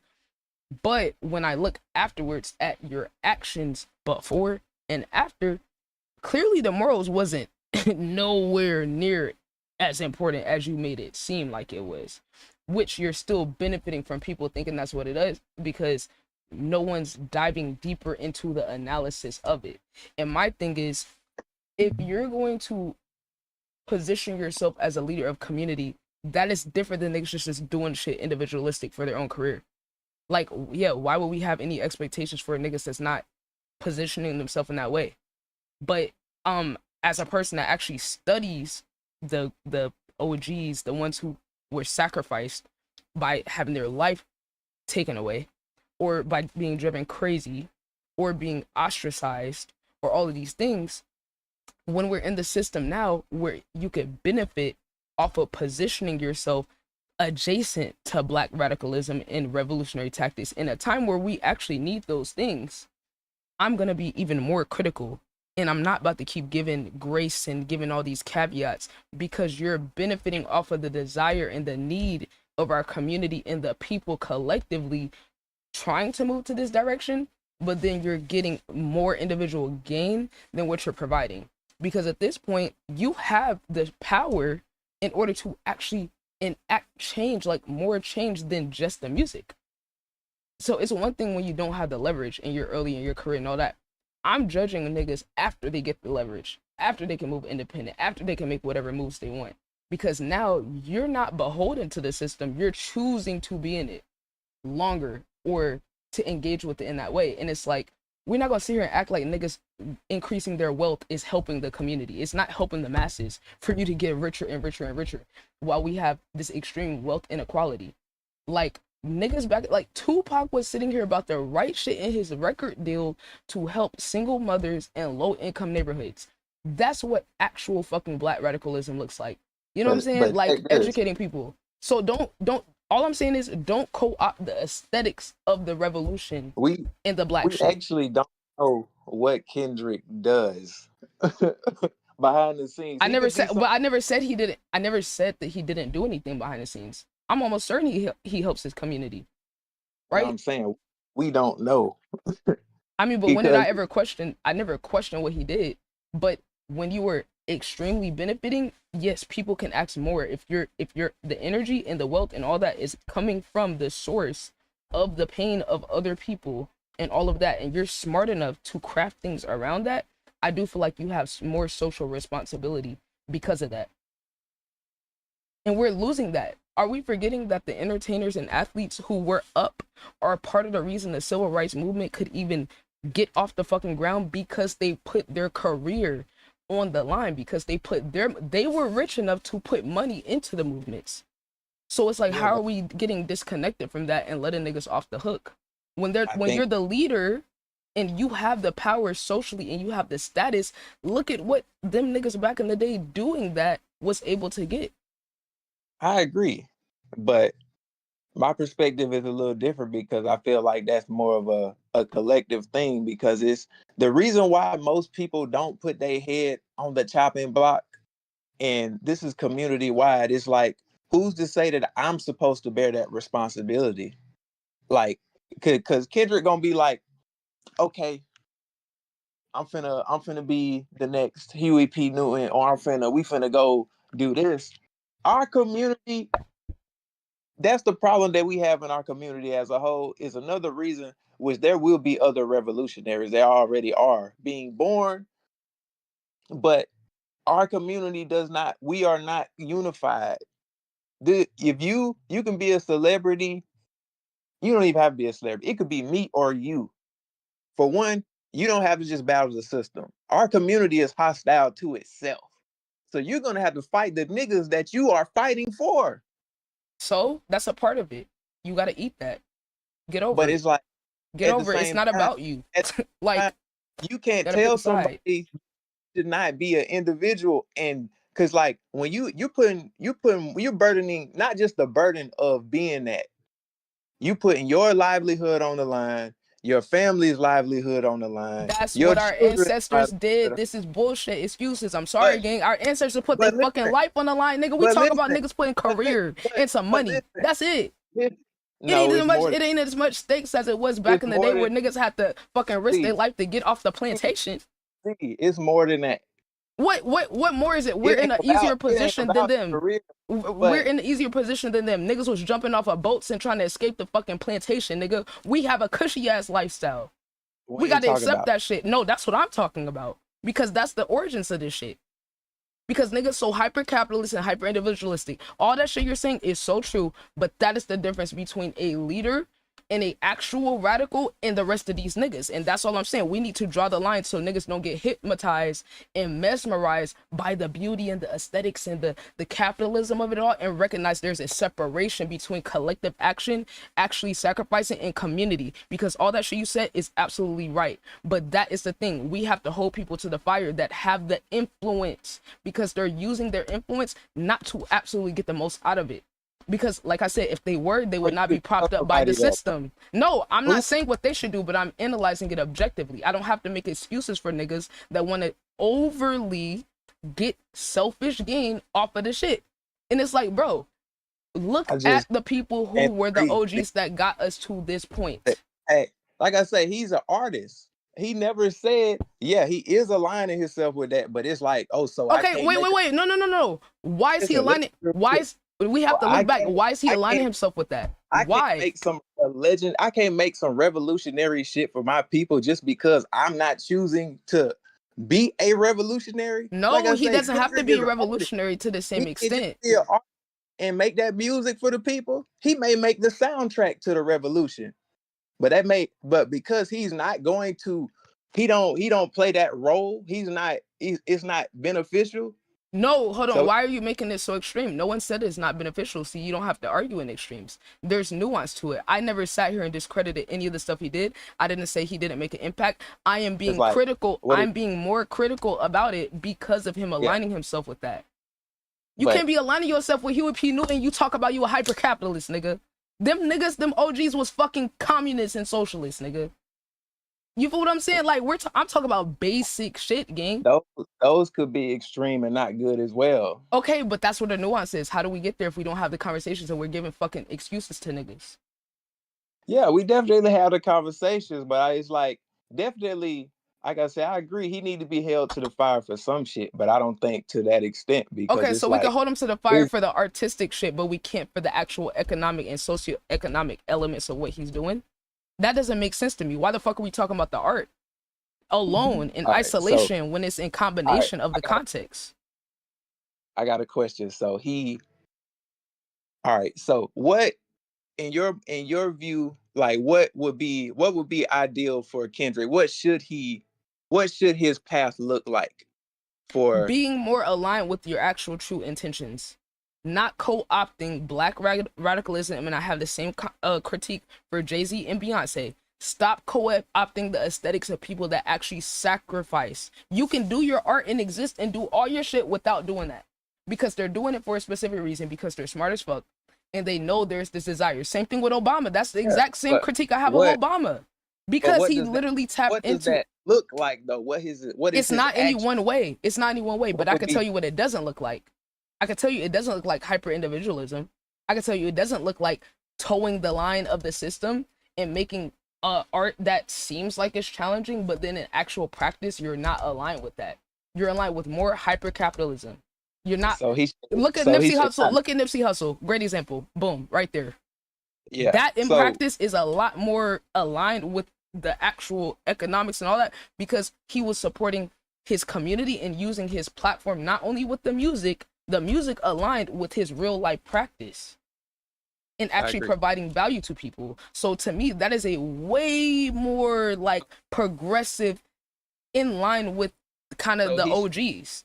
So he should not make those records. No, hold on. I never said he shouldn't stop making the music. I just say he needs to be more aligned with his actual real life practice as what he's thinking the music. If you're moving us progressively forward and you're this leader, right? You're saying, I'm leading the new wave. Don't work with abusers. Boom. Simple. It's that hard. Don't work with rapists when you're saying that we don't want to work with rapists and abusers and all of this shit. Don't work with deadbeats. Kodak Black, that's why he used him artistically on Mr. Morale and the Big Steppers. When was Kodak convicted of rape? That is why he used him on the project. So are we gonna debate that was a conviction? We're gonna just like debate that that's a reality? Yeah, because I remember, I'm from South Carolina. Kodak didn't get convicted of rape. It was assault. Okay, so what kind of assault was it? That was the headline. It was reduced to assault and battery later. Now, we don't know. He could have absolutely done it, but artistically, Kendrick used him for that reason, regardless how you slice it. He used him because of that. How do we know that? Because the song was based off of redemption of the worst people. Like, if you listen to the song artistically, it was based off of that being true. So, I mean, artistically, that's why Kendrick used him. And then if we want to talk about deadbeats and niggas that abuse women and protecting the black family, why did you work with Playboy Cardi? Because you were so disgusted when it was Drake. All I'm saying is, if you are gonna say, hey, we're not fucking with this, we're not fucking with that, I'm behind you. But then you want to use your art and your platform to co-sign. If you never said that in the first place, I wouldn't be judging you, because I'd be like, okay, like you just like every other artist, nigga. But you're benefiting off of like presenting yourself as if you're above it, but then you're actually not. Which is where Drake has valid critiques on some of the shit with Kendrick. You mad at J. Cole for working with Drake, and I'm thinking, oh, maybe it's some moral shit, like, oh, morally I don't fuck with Drake, and Cole working with him, we not on the same moral thing, and then you go work with other niggas. So it's like, okay, well, now I'm evaluating your music and the way you're presenting yourself different, because I'm like, clearly that's not the line for you. Clearly the moral thing ain't the line. Which, mind you, if he never set up any of these narratives, I wouldn't give a fuck. I wouldn't care. It wouldn't even be a fucking thought. I'd just be like, hey, he's just an artist. Every artist don't present themselves the same way Kendrick does. So you don't have to defend every other artist. Every other artist is not going the angle that nigga goes. Like, look at Lupe Fiasco. That nigga actually had a sacrifice to his career for standing on the politics he aligns with in his music by critiquing Obama in office. actual black people mad at the nigga canceling the nigga and saying free Palestine before it was cool to say free Palestine. That is what I mean when I say, okay, if you're gonna say XYZ in your music, it aligning with yourself outside the music. I still need to know what that is supposed to look like for That's what I'm talking about. The nigga standing on business of what he said in his music and outside the music, and then being willing to take the hit of standing on his values. Okay, so yeah, define how he hasn't stood on business. I know you said you gave a good point. He's not all the way aligned with some of the things he's saying. It's the misalignment, the inconsistencies. I'm Huey P. Newton, but like I'm pro hyper capitalism. You could be a business person without being hyper capitalist, like Jay-Z. You know, like you could be a progressive without working with abusers and all that type of shit. I don't know if I could put him in the same category as Jay-Z though. Why not? He's just a revolutionary Jay-Z. I'm just saying. I mean, what? How far apart is he really? I'm serious. That was good. I'm just saying, bro. He talk about I'm Tupac. Nigga, you are not Tupac. Don't piss me off. That nigga Tupac was very well read, very well studied, actually connected to the Black Panthers, and was trying to find a way, like what you're saying, that question you have, that's a valid question. Okay, how did they represent that outside of the art? Tupac was actually trying to do it, and that's probably a reason why he got killed. But also, like, does that diminish them if no, that's my whole point. This does not take away from any of the impact they have. This is a whole separate analysis of like, okay, given the impact, given the fact, we're gonna give you all your credit for the things you do. When we're talking about progressing and we are the generation that's supposed to be going beyond what these people did, we have to look back at what they did and have a more critical analysis. If we are the ones bringing more of the revolution, more of the community, more of the progression, we have to look at the missteps of the people before us and use that to challenge ourselves to have a bigger impact with what we're doing, or be more effective at the goal, or at least don't posture yourself in a certain way, right? And then conveniently step back when they get uncomfortable or when you can risk something. Like, I'm not saying sacrifice your whole fucking career, but certain things, if you do say it, like, I am gonna be looking versus a nigga who don't say it at all. I'm not looking at Future to fucking be a fucking community oriented revolutionary, nigga. That's not what I'm going to Future for. I'm going to Future for a vibe. You want to know the funny thing about that is the age that we going in. Like I say, the optics of what shit look like, that is where you fuck up, because you got plenty niggas that look like they for the cause and they are not. You got plenty niggas that look like they opposite of the cause and they got more of a spirit of what we looking for than others. So it's a lot of cognitive dissonance nowadays too, because shit ain't gonna look like you think it's gonna look like. We already talked about the being politically correct. Like, people expecting a Martin Luther King figure, or you expecting the Malcolm X figure or the Huey P. Newton figure to look a certain way, and it may not. It could be somebody like Cartier. A nigga still in the streets, a nigga that got some negative tendencies still, but my heart is in the right place. My actions could still be in the right place, but I ain't trying to be perfect for you. I ain't trying to act like I got a wife and this and that. You know what I'm saying? It may not look that way. So they may throw me out with the bathwater because I present myself a certain way. Well, this is branching away from that, but I present myself a certain way when I could be that next thing that we need. Like I say, what if Jesus was a prostitute? What if the next Messiah is a prostitute or a drug dealer? But you know what, you're literally proving my point even more, because that means, if that's the case, which I agree, people who are positioning themselves on an obvious front that they are, this radical revolutionary, when we analyze them, right, we could compare it to people who don't present the same way, where they could be more effective or more aligned with that idea. They just don't present it. Like Kendrick overly presents that to an extent where it's like, okay, hold on, wait a minute. Let's actually take a step back here and analyze what you're saying. Let's analyze what you're saying you're aligned with, and then how that reflects outside of that. Because like you said, there could be someone who, surface level, they would not give that person as much credit as Kendrick. But because you're getting all this credit and people like believing you in these narratives you're painting so beautifully, oh my God, you just look like the Messiah. You look like the leader. You're speaking like it. All that. We gotta be more critical and cautious of people like that because they fit the mold too much.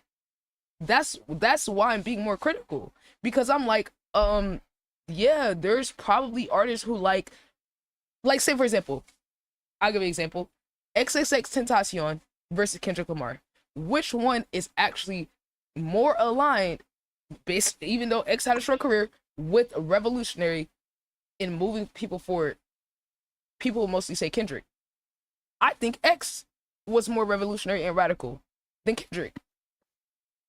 That's my take. Because look at the evolution of him and his character development when he went from, oh my God, this nigga that, like I said, I never said just because niggas is imperfect, they can't be listened to. I still listen to X and watch his evolution as a person and as an artist. He was extremely problematic, as we know. Did some crazy shit, but he did not run away from that. And publicly, his evolution in his music was aligned with his evolution as a person. And he used his platform to push people to do good. The Helping Hand Challenge. Go record yourself helping someone. Because I have the influence to make y'all niggas do whatever the fuck, without the system backing me, I'm gonna use my influence to put good energy out there and push y'all to be better. I'm gonna talk to y'all about spirituality. I'm gonna talk to y'all about breaking out of the matrix. I'm gonna talk to y'all about how creative, how powerful you are creatively, da-da-da-da. But look at how he presented. This crash out abuser, da-da-da-da. But look at the practice of where he was going with it without being propped up by a system and forcing the system to work with him, and then surpassing all these other people. Versus Kendrick, everything perfectly crafted. Oh my God, yes, I'm breaking myself down, but then I'm also kind of insulating myself from accountability and like kind of putting it in a pretty way that's like palatable. And then I'm calling out these, shout out to Huey P. Newton, shout out to the Black Panthers bitch, while I'm hyper capitalist. I ain't gonna lie, Kendrick done a lot of good deeds, but no, he's not. I ain't saying he did. Yeah, I'm already knowing, like, I'm not trying to take no credit away from the things that he did. But just, I mean, what do you think about the example? What do you think about X versus Kendrick? Like, that's an extremely hot take. But I genuinely believe that shit. No, that's valid. Like, you could argue both, but you definitely got a good point. His evolution definitely was on Front Street. Like, it's unfortunate that his life got cut short, but he definitely was evolving in a better direction. And he could recognize, his past faults and shit. That's what I'm saying. He in terms of socially, he's a way worse person than Kendrick. Way worse on paper. Like, but because of that, the impact of him not painting himself in this pretty light and being raw, I feel makes the message and the direction he was going that much more effective, right? Because I feel like when you, like, say for example, being an exceptional Negro, it's easy for people to love an exceptional Negro. It's easy for niggas to support a talented 10th ass nigga. But what about a nigga who was beating bitches and doing crazy shit and possibly robbing niggas and a crash out and fucking emotionally out his mind, but then start to go within and challenge himself and then try to liberate other people with his platform, going live, doing community challenge, boom, let's make this hashtag, oh, I can make anything trend, let's make a hashtag of Helping Hand Challenge. I'm about to make a vlog, put it on my YouTube channel, and challenge all my fans to go do something good to help somebody else. I don't think it gotta be nothing complicated. That's radical. You telling people to go read books in a world that's having a literary crisis? You tell them to go learn spirituality and about the chakras and all that? I don't know. I just feel like, as a person that experienced his come up and Kendrick's come up, when I look back for this, it just, I don't know. It kind of rubs me the wrong way, seeing that niggas ain't as aligned with it as they present themselves to be.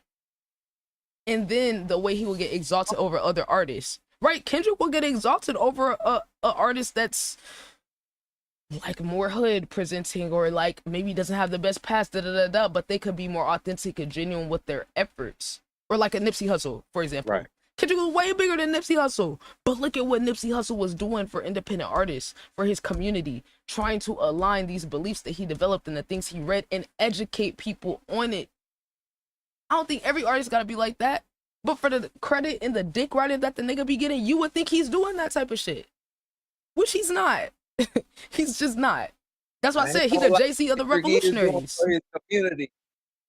Because like you can argue that was part of Nipsey's marketing and shit too. Because people like to talk about like, yeah, you doing the work for the community, but you displaying it is going to bring in a certain is going to bring in attention and shit too. So you can line that up with kind of like credibility politics to a certain degree. But that's my point. Like you can look up right now, like the deeds that Kendrick does. The difference is he doesn't use that. He doesn't display it. I have a question though. Okay, even though that, like, because it's kind of like this thing since the internet, you know, people are like, okay, you doing a good deed on camera is looked at both ways, as like it could be positive or it could be like, oh, you doing it for the camera. Okay, I feel like the net positive of your okay, if you have influence and you're able to influence what people do, yes, that it could be an angle of like, oh, you're doing it for the PR, you're doing it for the optics. But even you doing it for the PR and for the optics, you're still influencing more people to go that direction and do the same thing as you. Even if people are copying it or just doing it just because you're doing it, you're still making a net positive benefit to the world more than it not being shown. It's not that you gotta do everything, but say for example, the interviews that Nipsey had where he was talking about the different things he read. Some people could say that's performative, but he definitely woke up way more people's minds to me where it outweighs, even if it was performative, you still just moved the collective way further than a nigga not saying anything or ever talking about that type of shit. So to me, I'm like, I mean, it's to say, for example, even with X, the helping hand, niggas could say, oh, you're just doing that for a trend, for good PR. Well, I would much rather a nigga do some shit and you stay influenced for good PR to move people towards more positive things of helping community, going within, exploring themselves, versus the other shit that get pushed out, or the individualistic shit, or you only popping out to get rewarded. So does it matter? Does it matter who improves the collective more, or that we improving the collective then? I feel like it's like, because I feel like you could do both. I don't feel like it's mutually exclusive. Like, I feel like it's not like one person better than the other, but we should give credit when there's niggas that's doing more. Like, because it's like sometimes like there's things that conveniently, you know, by like feed into certain narratives and attitudes that the collective shifting towards and also benefit you like more. Like, who does it benefit for a nigga like Kendrick to be inside all day? I'm not saying he got to do everything for everybody, but you're telling me when he does pop out, if he was doing the same thing as Nipsey, talking about different things that he read or different radical shit, or trying to like open up niggas' mind to the independent music shit or like, you can't tell me people wouldn't benefit off of him sharing that more. I don't think that's a cost to him. If you could pop out to talk about yourself and self-glaze and all of that, you could pop out and have a little section of that, talk about that type of shit too. I'm not saying he got to sacrifice his whole life in his privacy or nothing, but I'm just saying I'm noting when certain people talk what they're talking about. Like, say when X was getting on them live streams, he would get on there and crash out sometimes, right? But then he would also get on there and talk about the esoteric shit. So it's like when we kind of evaluate and look back at like certain things that people did, I'm just looking at it from a hindsight perspective where I'm like, I'm looking at this shit a little different than how I experienced it as it was happening. The person that's getting propped up ain't as different from Drake as he make himself seem. Right? Drake make music to appeal to a certain group. Kendrick doing the same shit. That's true, but you cannot argue that damn Drake that they because like I say, even if he don't align all the way, you know what I'm saying? Like Drake make music. Drake make music for people to vibe to. Yeah.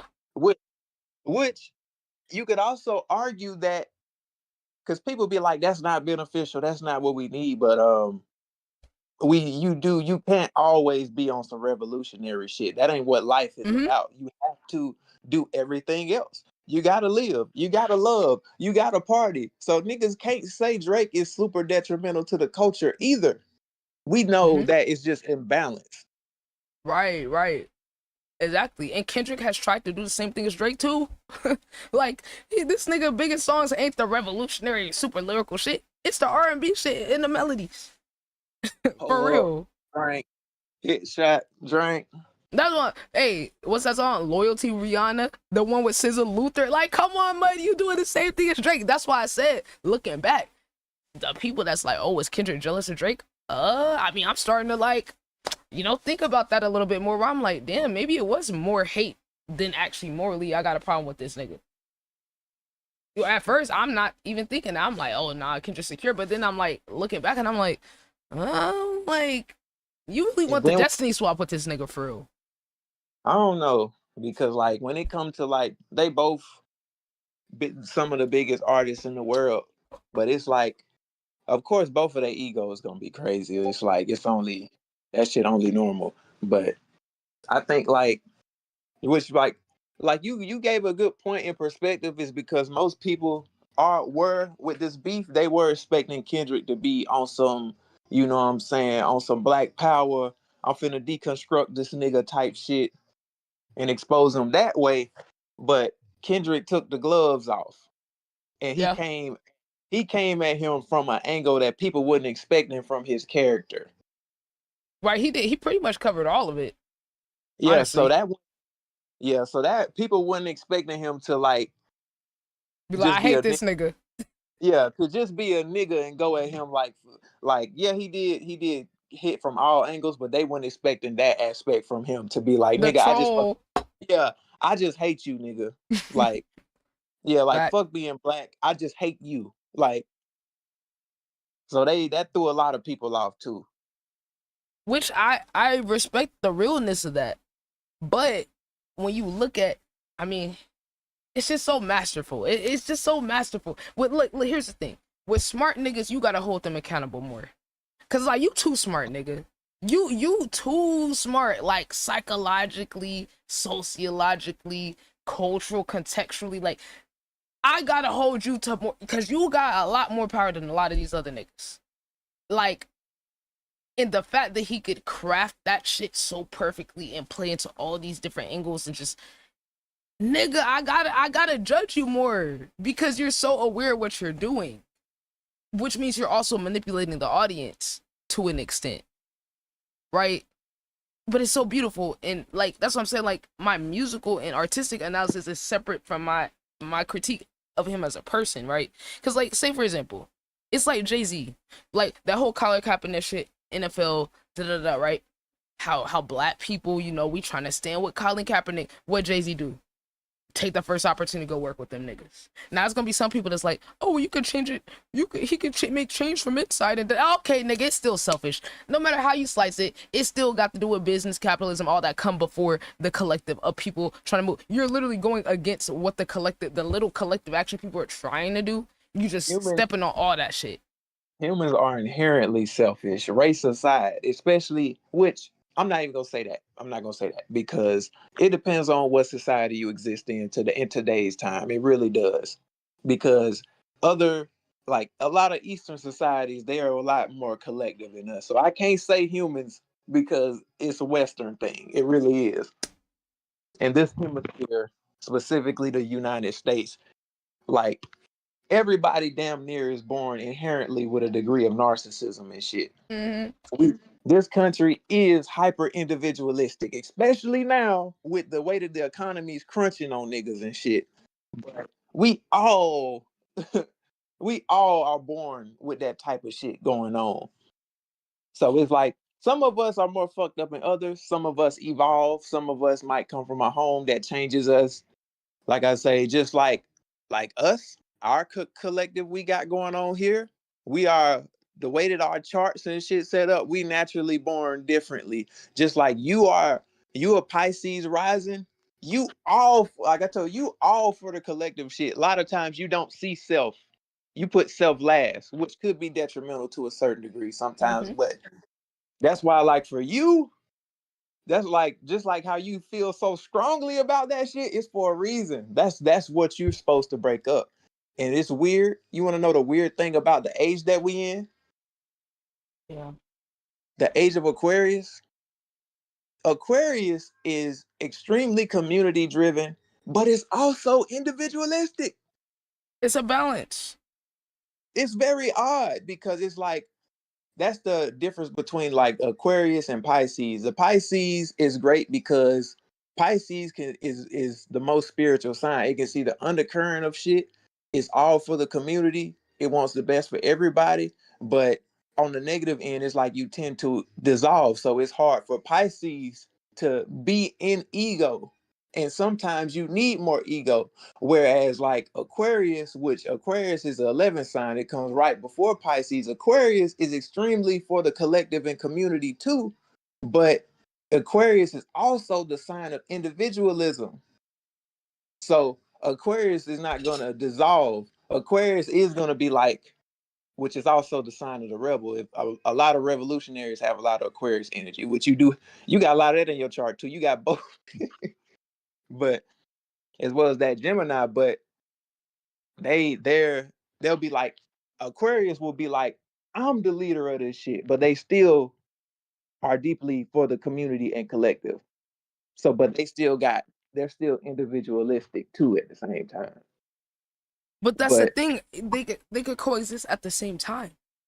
yeah, That's kind of like what the whole thing of me challenging this shit is realizing that it doesn't have to be either or. So we should be demanding more of people to get the balance more right, because we're the ones who's supposed to bring more of that balance. Like, so it's like when you clearly see niggas overly tilted to one side on the individualist side, it's like, okay, well, if you're getting a outsized number of individualistic benefits, we could get an outsized amount of collective things and evolution. Like when you're a leader, it's more demanded of you. That's just the facts. That's the reality. You got higher expectations. You got standards. If you get all the credit when the team win, you need to get more of the credit when the team lose, even if it's not your fault. You got to eat that. I don't think we should keep saving niggas from that. that's a fact. I don't think you shouldn't get all the benefits and the glory and the praise and all of that, but then when it's time to get your feet held to the fire to the same extent of the praise and credit and wealth and abundance you get, you want to run away from it, or people are insulating you from it. I think that's dangerous. Yeah, then yeah, you wanna have all this ego and take credit for everything else when we know you shouldn't, because you can't, nobody can get to a great level by themselves. But you absolutely right. And then when shit go wrong, now you want to blame the team. Yeah. Oh, or how about this is the part that I be seeing too, or you get so in your ego, you start stepping on a collective that got you there. Yeah, To they give you want to that fire energy. everybody, You want to know? fire everybody and shit because shit ain't working out. When you had they can't see their hand in the shit. Right. It's like, say for example, it's like LeBron. We was talking about this with LeBron.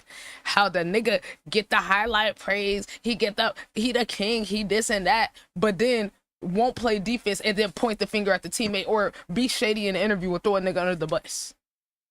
When You they already got so much benefit, you don't even need to do that. So you doing it is like really bad, because it's not like you just a regular nigga that's struggling with your ego and praise and getting credit, and you know what I'm saying, you getting all of the love over abundantly, and then on top of that we'll step on a nigga. That's what I think gotta change in this new era, in the new wave, that we gotta challenge. Gotta agree with that. Got to. It's just like I saw it happen. I don't even know if you watch FD Signifier on YouTube, if you come across his channel. But this guy is like, to me, best video essayist, always saying such crazy thought-provoking shit. Like, but Killer Mike just dissed him. He's a fucking YouTuber. Killer Mike just dissed him and basically said, "Oh, you mad because niggas is rich?"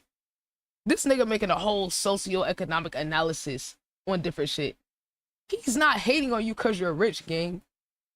Like, that's such a simplified, overly watered down analysis of niggas who's actually getting to all the depths and nuances of shit. And it's like you're just exposing why we're criticizing you anyway. As somebody that like Killer Mike, that's so fucking distasteful. Like, Yep. I would say I'm surprised. I'd be more shocked than like surprised that niggas will go there. Cause I'm like, oh wow, look at how in your own sauce and Kool-Aid you are now. You know, after using the collective and the people and these certain narratives, like literally the same shit I'm saying about Kendrick. Literally. To where like now you so up. You that's how you talking to niggas who's acting in good faith. It's one thing if a niggas is acting in bad faith. I don't think nobody got to be lenient or nothing like that with those type of people. But when niggas are not doing that and they're coming from a genuine place, and then there's this wealth inequality in this gap, to go there instead of at least genuinely engaging with what the person's saying in the critique, it's just so, like you said, it's just distasteful, because it's like you're smart enough to engage and have a debate. I don't have a problem with you having your own reason and opinion, but just go there so we could have a dialogue at the very least, instead of just, oh, y'all mad because I'm rich and y'all not. Oh, because you're closer to the oppressors than we are. And I think like a problem that we have this in our community too is like we don't seek to understand somebody, even if you have. Most time people have opposing viewpoints and people don't ask questions. It's automatically like fuck you, or that's stupid, or this and that. I ain't fucking with you. It's like seek to understand, because sometimes you may be closer to each other than you realize. Like, and how the fuck can we be a collective if we're not doing shit like that? If we're not dialoguing, if we not, you know what I'm saying, doing shit like that. We have a big issue doing, like, because like I say, a lot of it is ego, like you say, individualism. Well, hyper individualism, because individualism. Yeah, it's not bad. Yeah.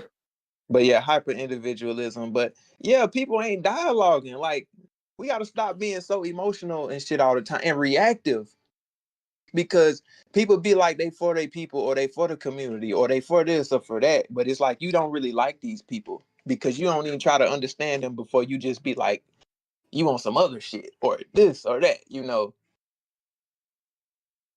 Mm-hmm. Or they can't handle being critiqued or being asked those questions. They gonna get upset. And then, you know, once niggas get emotional and it spiral out of control, now you go to completely direction. So it's out of here. We're not even on the main topic no more.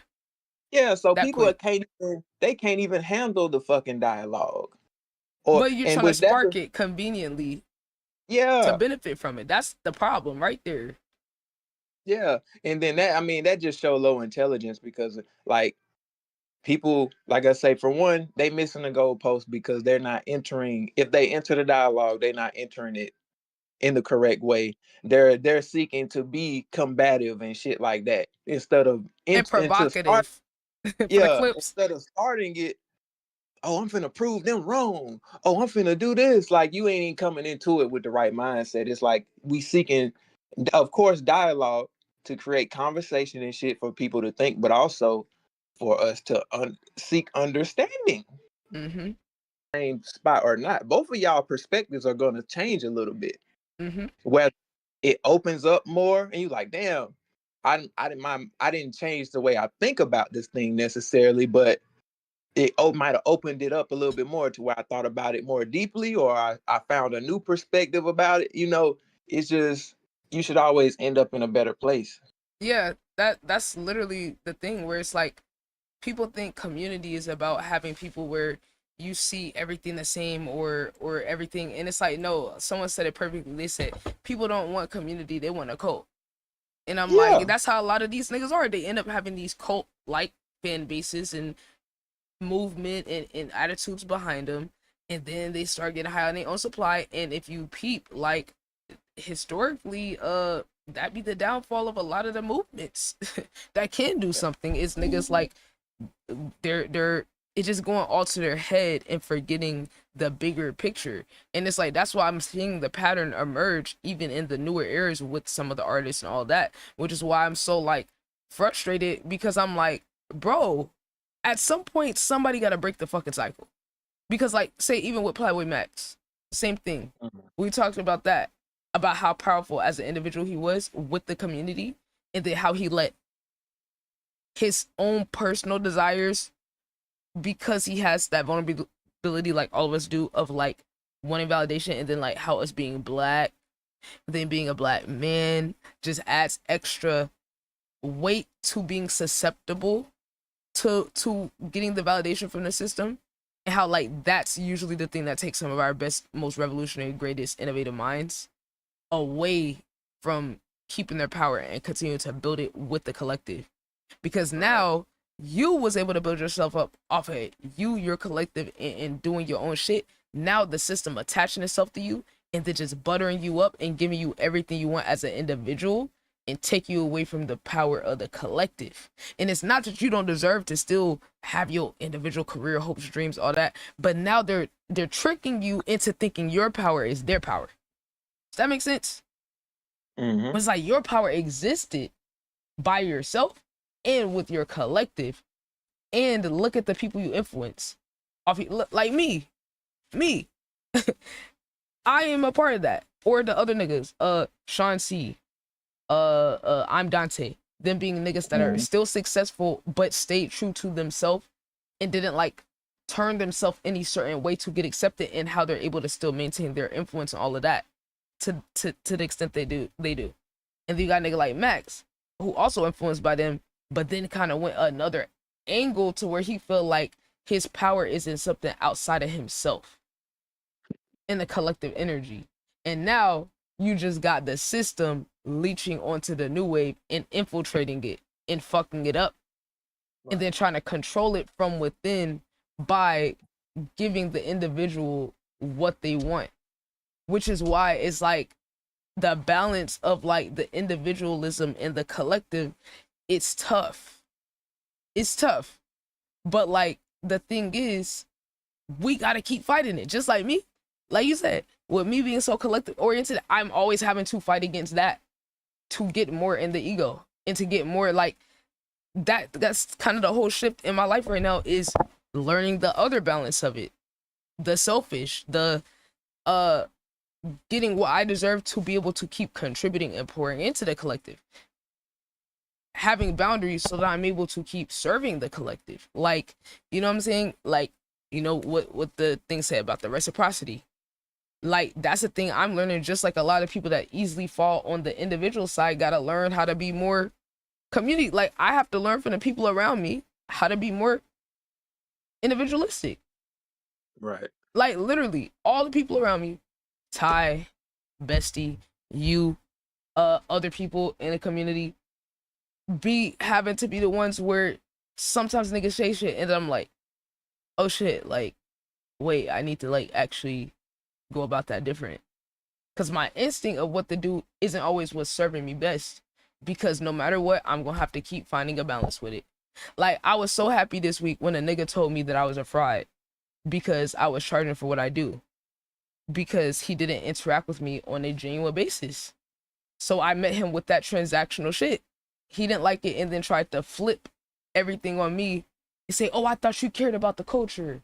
I've been following you in your community for a while. I like what you did. I just wanted a little love, but you met me with business proposals. That made me really happy, because that meant I'm moving more towards the version of myself I gotta be in order to keep doing this and not get exploited. So I was happy. Because you take care of the collective, but you don't sacrifice yourself in exchange to do that. Right, or there's a certain standard where I'm like, now that I've experienced things, I clearly define what is the standard for me to engage in the way that would be natural for me. I need a genuine interaction. If I see you're not genuine, it don't matter. You might think you're hiding it from me, but certain things you're doing is already letting me know before I even talk to you what you're on. I don't gotta explain that to you. I'm gonna treat you like that off the rip, and you're gonna have your reaction because you're caught. Because if you're spamming my comments, you're using my comments to promote your shit. React to my shit, you already don't respect me. You didn't ask me, you told me to do something. And you're using my shit to promote your shit. You know I stream, you ain't pull up. Had to check another nigga in the DM because he ripped my reaction and been posting it every week, running up views off my shit and using my likeness. So I'm like, oh, I'm about to start charging y'all niggas for clips now because you're not gonna passively farm my energy and then not engage with me and be in my community. That's my standard. You don't have to be here, but for respect of the people who are here and myself, you're not gonna benefit and leech off of the shit we and I pour into if you're not engaged with me on the terms I set. The terms I set is someone being authentic and investing something, their time, their effort, their support, something. You can't even passively support me, bitch. And you think you about to, no, had to check the nigga, left a whole voice message and say, gang, like, you and the other person that said I'm a fraud came from this nigga. So I'm like, look at what energy you're attracting to me because you're trying to cheat me out of what I deserve. Like literally, I'm looking. It's like you're magnetizing this certain energy and frequency that I don't want. Because look at what I let you get away with. Now you think this shit gonna fly because you saw me be authentic and love what I do.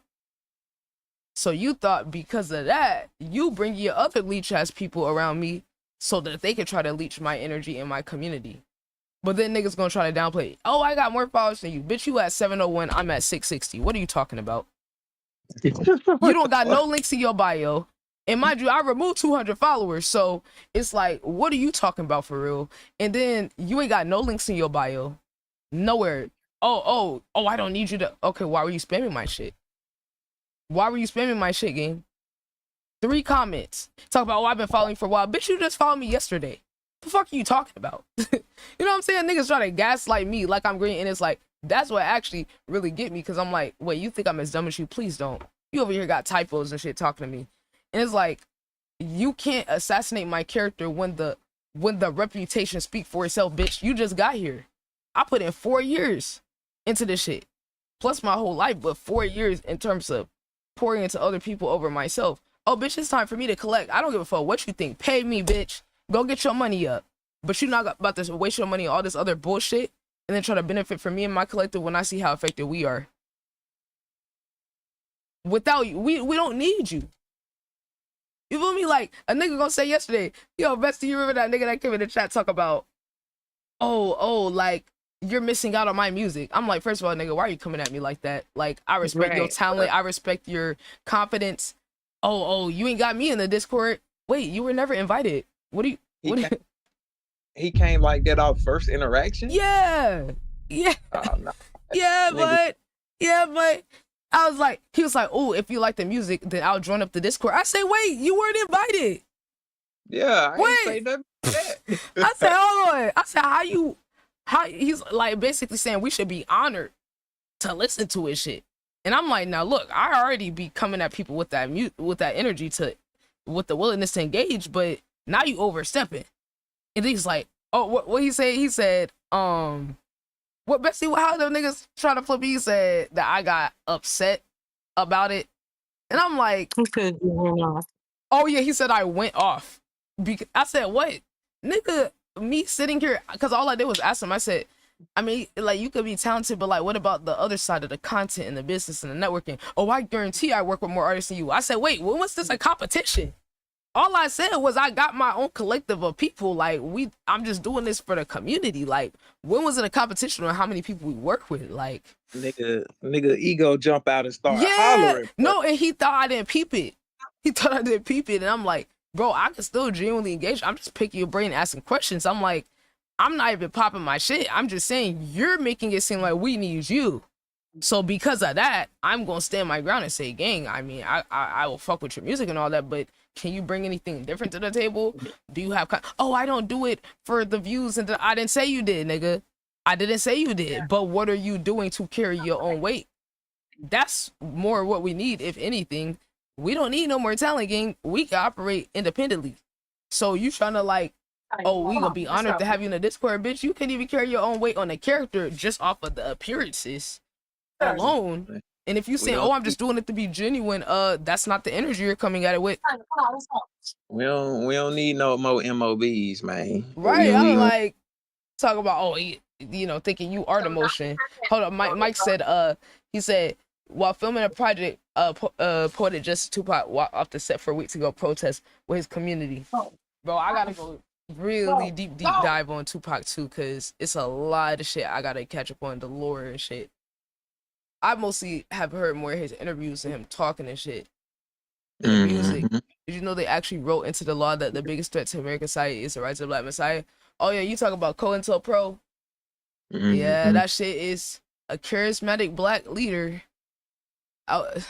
Hey, that's what I'm saying, Mike. I appreciate you, bro, and I appreciate the real community, because that's what I be telling niggas. These new niggas, I'm like, y'all are directly benefiting off of me, right? Cool. I'm fine with that if you meet the bar. There is a bar. Authenticity. Literally, it's not that fucking hard if you're not an opportunist. And that's still not asking for nothing. Right. That's such a low bar. I just want you basically asking for like camaraderie. Be a friend to me. Be genuine. Value me. Like, don't try to get over on me. Don't. Yeah, that's still not asking for nothing. That's Niggas what I'm saying. Even... Yeah. This is one nigga was sending me. He would send me his links with like a copy paste message, and I ignored it for a while, and then eventually he did it again, and I said, wait a minute. I said, hold on, man. You can't have one genuine message or interaction. You found me on TikTok. You came to my streams. You reposted my clip like multiple times a week, and you can't even actually hit me up in the DM and like say some actual words. It's just, oh, repost my shit, post my shit on the story, vote for me for this, and I'm like, hold on now, wait a minute. You already got something out of me for free. You already got my reaction reposting it. You already getting shown in the algorithm of other people. I even posted a clip of this nigga for free. Ready to take siege energy and shit. Yeah, and I'm like, I'm like, now it makes sense why that other nigga, the you're a fraud dude, y'all mutuals, because y'all energetically at the same level of trying to, because that's the thing with the nigga saying I was a fraud.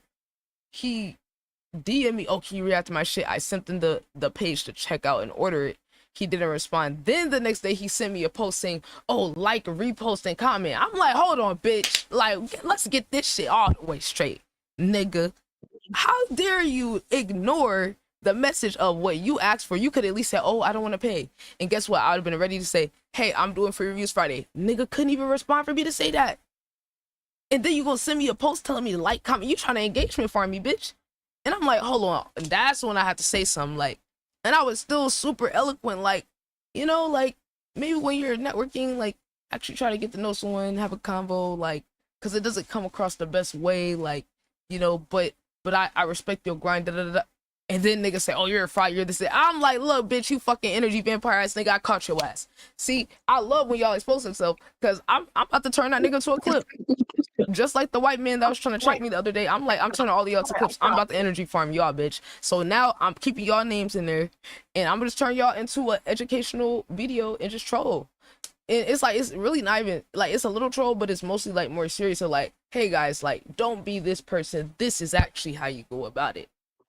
You know, because it's like, if y'all gonna try to farm me, bitch, I'm about to farm you. Like, that's the era I'm in, where I'm like, I've been sparing niggas too long, and I can just run up content off of these niggas in these different, like, dumbass situations, and also kind of help other people understand how to not go about things. Because I saw another artist that came to the stream. He put on his little his note on his IG, oh, I just realized how many people blocked me for sending them my promo.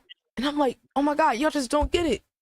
You're selfish. Like, why would you're probably sending it to people that don't actually know you, that maybe passively support you, and you don't feel like you need to earn their support more. Without engaging in any other conversation with them. Thank you. Exactly. No, because look, how about the irony of this too, right? I posted a reaction to his clip and he didn't even engage with it. Think about that. Think about how crazy that is. I took the time to post a free clip reacting to his shit because I enjoyed it that much. He didn't even like it, comment, or say thank you or nothing. Nothing. And mind you, I didn't do it for him to do that. I did it because certain people, I'll strategically put them on my page to show people the talent, because it increases the leverage of my brand, right? So it don't matter if truly if the person engaged. But I just noted on top of it where I'm like, wait a minute, bitch, you complain about sending your promo, but someone who literally used their page to promote your shit, you didn't even acknowledge it. So what the fuck are you talking about? Like, it be little shit like that with people where I'm like, okay, this is why I gotta move a certain way. Because y'all niggas think y'all the prize, and then you're not even grateful for people that show up for you. I mean, I've literally been talking to most people about that. I done talked to Senna about it. I done talked to Flexin about it. I done talked to multiple people because I'm like, okay, maybe we're not on the same page here. If any of you guys are working with me and you're not doing your part to increase the impact of what we're doing, let's just not work together then. Because y'all not about to treat me like I'm no fucking fan ass bitch because I'm taking time out of my day and my platform to highlight you, and then think you're gonna ego me on some small ass shit like a repost and a story post when I have no hesitation to do that for y'all. So I'm like, bet, let me take it back. Okay, because I guarantee you, y'all gonna feel me pulling back on y'all way more than y'all, whatever impact y'all think y'all having by ego or farming me, or aesthetic farming, whatever the fuck y'all niggas are doing. Like, what? I'm like, hold on, maybe I gotta like pop my shit a little bit more because y'all act like I'm not who the fuck I am. And I'm like, see, it's the universe keep strategically putting all these little situations in front of me to trigger me to actually change. Because I'm like, the universe know I don't like getting played in my face. So it keep putting people that's like playing in my face or just doing the exact thing that will trigger me to draw the line to learn how to get more in the energy that I need to. Because it's like too comfortable. I'm too comfortable letting certain shit slide. And I'm noticing the pattern of when I don't take certain action, it just leads to more of it. And like even Bestie had to, you know, kind of correct that earlier because nigga sent another song, tried to get an extra reaction. And I was like, look, bro, I'm gonna check it out anyway. And I guess when I stepped away, she had told the dude that he just needs to pay me anyway for it. And I was like, damn, like, you're not wrong. Like, yeah, like, so when she put it, she's like, now you know that this shit is worth more than $5. And I was like, yeah, you're right. Like, yeah, like, let me, like, why am I even letting this slide? Or always trying to think of like making it easier for the other person when they, because I noticed like when bro put a whole paragraph explaining the context and lore behind the song, I'm like, me reading this out is promo for you, gang. You know, because I'm like, okay, you're around, you're in the community, I invited you in the Discord, where you at? You ain't even tell me you was doing this event on stream or making an album and da da da da. You know, like, so I'm just trying to challenge more things around me to get in alignment with the version of myself I gotta be, because I'm like, dude, if I just keep going the way that I was before, I'm never gonna be able to do the shit that I want to do. For the collective, for, mind you, the goals and shit I got is shit that still overall benefit the collective. So if you're a part of it, then why the fuck would you have a problem doing whatever the fuck you can to contribute to that? When niggas know I'm gonna get back to my people. Niggas will be itching to do it for people ain't even trying to spin back on them and help and support. So it's like, if y'all can do it for people who not giving y'all shit or ready to step on y'all niggas, how the fuck y'all gonna cheap out on me with time, with your energy, time, or money, or whatever it is you got to offer? Even people who withhold support, like verbally. They'll see what you're doing. Don't, you know, oh, I see it from a bird's eye view. I'm gonna pretend like I don't see it. I'm gonna not engage. I'm gonna be invisible. I'm gonna lurk around, but like I'm not gonna acknowledge what you're doing type shit. Even that's like some energy vampire shit. Because it's not that I need the praise or validation or nothing, but it's like you're going out your way to not get back to me because you feel like I'm so abundant or whatever. You don't want to gas me up no more, or you don't want to give more credit or what. That's still withholding energy from me because I overly put that shit out to other people. And they'll be all in goddamn young boy comments, all in motherfucking, you know, whatever celebrity, whatever LeBron James comments and shit. Right, people who never gonna acknowledge you, and that's the part that make it like, where you like, no, take that shit personal. I don't give a fuck what nobody say. Take that shit personal, because y'all will sit here and go get egoed and dubbed and just like kicked to the curb by all these other people But then the actual person that pour into you, you don't, oh, I'm about to not give you nothing. No, bitch, you insecure. Go work. Go work on that internal shit. Because at the end of the day, it's not everybody out here who's on this type of timing, gang. Like, this is some rare shit. And niggas is gonna respect it as such, gang. Niggas just gotta respect it. It's like, nah, y'all hoping that I don't move like the person y'all know I am, because then y'all would know y'all wouldn't be able to access me no more. Let's really talk about it. Let's talk about it. If I were to move like the person that niggas really know I am, regardless if they want to acknowledge it or not, niggas would not have access anymore. You wouldn't be able to afford it. That's why you're hoping that I think of myself on a discount. That's why you're hoping that you can still have the power to influence what I think about myself. Which you can't. Because I know the impact I can have on the collective. I know how effective I can be for other people. And I have no problem doing that. But because I'm so enthusiastic and passionate about it, I can make more progress or impact in like a couple minutes than some people could in a lifetime. That's just the facts, depending on the situation and the person. And I'm glad to do it. That's the difference. Because some other people that's doing it, that have the power or the talent to do it, they're doing it for sometimes like a specific reason or an agenda or whatever. Me being more authentic with it makes it takes it further, right? Like, people knowing that I got a certain standard for the people I interact with, it makes when I fuck with someone mean something more. Versus if I was just doing it just to be like a business and a media company and just always just about who got the most talent. Like, there's a difference. So like, it's like, and other people benefit from that. So it's like, you know, I just sit here and I think about the numbers of how much money I've invested into my shit and how niggas be stingy over like a teeny tiny bit. Like, and I'm like, dude, like $5, $10, $20, $50, $100 is nothing compared to the time and effort I took to build any of this shit that anyone else could benefit off of. Like, and it's like that costs, like, oh, I'm still not compensated based off of that yet.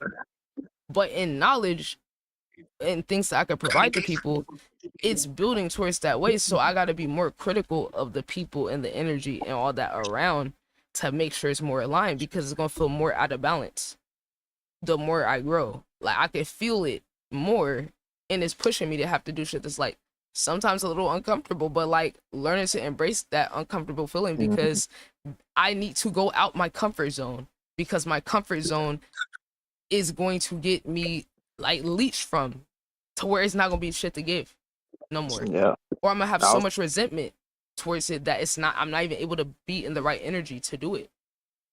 Yeah. Also, I like when you said a little while back, like, you don't want to fuck with niggas that can't stand on their own 2 feet. And that just show your growth there too, because like I say, in the past, you may have allowed more people off the vibes, but there's like a character that's like MOB is like, nigga, you're a blood sucker, and you ain't even using what the tools and shit that you giving. You just taking what somebody doing for you. So like, going forward, you wanting to fuck with more people that's genuine, but also can stay on 2 feet. On 2 feet is way better, because it's like we all can do our shit on our own, but we stronger when we come together as a community to build. We all got shit, and then you doing your own shit, you're gonna have something to other people can benefit from, or knowledge. Exactly. Yep. So it's like, we could all be in our egos and not fuck with each other, but it's like we could also come together and do more powerful shit. We Right. can stand on our own. We all got different skill sets or similar skill sets, and we could work together. You know what I'm saying? Right. But it took those certain extreme situations for me to see it from a different perspective, from like the surface level perspective I had, because it's like there's multiple reasons to do things a certain way. Like, you know, because sometimes like being around people that are like very selfish or narcissistic or opportunistic, it gives you that skewed perception of when people do certain things. So you have the negative understanding of why people do it. But then you don't realize that some of these certain things are protective. Even if you have goodwill and a good heart or good intentions, you have good reasons to do certain things too. And you have to be okay with people perceiving it however. Yeah, and in certain and the funny thing about the narcissism thing is like people don't realize we often view that as super negative, but people that are narcissistic always get what the fuck they want. Right, right. You gotta learn from it. Like, Yeah. So depending on what environment you in, you need to go in certain places, in certain spaces with that type of energy. yeah, If you're in a room full of wolves, yeah. you can't display your selflessness and your giving nature. Mm-hmm. You got to show your teeth in certain places too. Yeah. So you need to be able to channel that energy too. Yeah. Exactly. And that's kind of the thing where like certain people that are around me like inspire me to like do that more, or like even certain music that I listen to, like, or when I make certain music, like channeling that energy with people, like a certain frequency of people that's around that have more of that balance, where like sometimes it might make me uncomfortable when people around me are like that, but then I'm sitting here and I'm like, but like I need to be like that sometimes though. Yeah, like that's why it feels disruptive, because it's supposed to be disruptive to move me towards the balance of it more. yeah. And some people have said to me, it's like some people have told me they judge me because they notice me in certain environments I act different. That can seem startling to somebody like, oh no, you fake, you not solid. But I'm what you call a chameleon. I operate differently based on the spaces I'm in. Now, if with people that I love and I'm genuine with, they're gonna see the authentic version of me. But I have an understanding, like it's especially if you grew up in a hood, you understand that naturally to survive. You don't go in certain places acting a certain way. For the intelligent ones, you gotta acquiesce to the environment. If I'm around some killers, you think I'm gonna be walking around telling niggas I love them and you know what I'm saying, bro, I can help you with this and this. No, you're not gonna operate like that. As opposed to I'm around C, I'm around C and the family, you know what I'm saying? It's all love, you know what I'm saying? It's more authentic, is it? Or if I was to go to a business meeting, a label called me tomorrow, they talking about something. The way that I'm gonna go into that room gonna be way different than certain other environments. That's a fact. So it's like that's a certain level of intelligence because some people think you're not authentic if you don't act the same way all the time, but they just don't understand that. Just like the act of code switching. Mm-hmm. Cause I had a girl growing up. She was like, I don't change how I act around white people, this and that. I don't do none of that fake shit. And I'm like, you have a lack of intelligence. You don't understand. Most black people code switch and never learned how. It was it was natural. It's out of survival. I'm like, you don't even understand it. Yeah, it was necessary, like, because to advance, because it's like you needed to advance the family, like you had to move Yeah. forward, and you have to learn how to operate in these certain spaces and be adaptable. Yeah. And it's like y'all, they want to call people that code switch coons, but like you say, at a certain you don't have to do it now, but years ago we existed in a space where Right. you had to. And it's still beneficial to do that, like, or I mean, or just like be intelligent enough to know how to read a room. And I think that's probably the first part why people don't get it, because they can't even read energy in the room in the first place. So how could we expect them to code switch when they can't even tell what the fuck's going on, or like how to match the people? Like, that's a skill set people underrate, Yeah. being able to Like I match said, the people you're talking to. I like to reframe it, and I like to call it being a chameleon because it's like there's a difference because like there is a certain degree. There are coon ass niggas that do it specifically for white people to make them comfortable. We know they exist, but like I say, code switching in itself is beneficial because it's like you going into a certain business meeting. like I say, you're gonna want to manipulate this shit the way you want to. Like you may go on a business meeting with the intentions of doing some shit for your people, Right, but right. you gotta move a certain way to Mm-hmm. get your chips stacked in a certain way. Right. Because if You I know, talk to a white man that's into finance, I'm not about to connect with him off of some nigga shit. I'm about to talk about, oh, like, so what's like your investment portfolio? Like, how do you diversify your portfolio? Like, you know what I'm saying? Like, yeah, oh, like, are like you into long-term options? Are you in? I'm about to yeah, adapt to what the nigga's wheelhouse is. yeah. I'm gonna speak his language, not go in there acting like fucking young boy. Like this nigga, Right. I'm not gonna go in there with my southern drawl and speaking my slang and shit. He can't understand what the fuck I'm saying.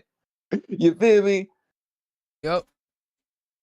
Yeah. Which, Or like, what's another good example?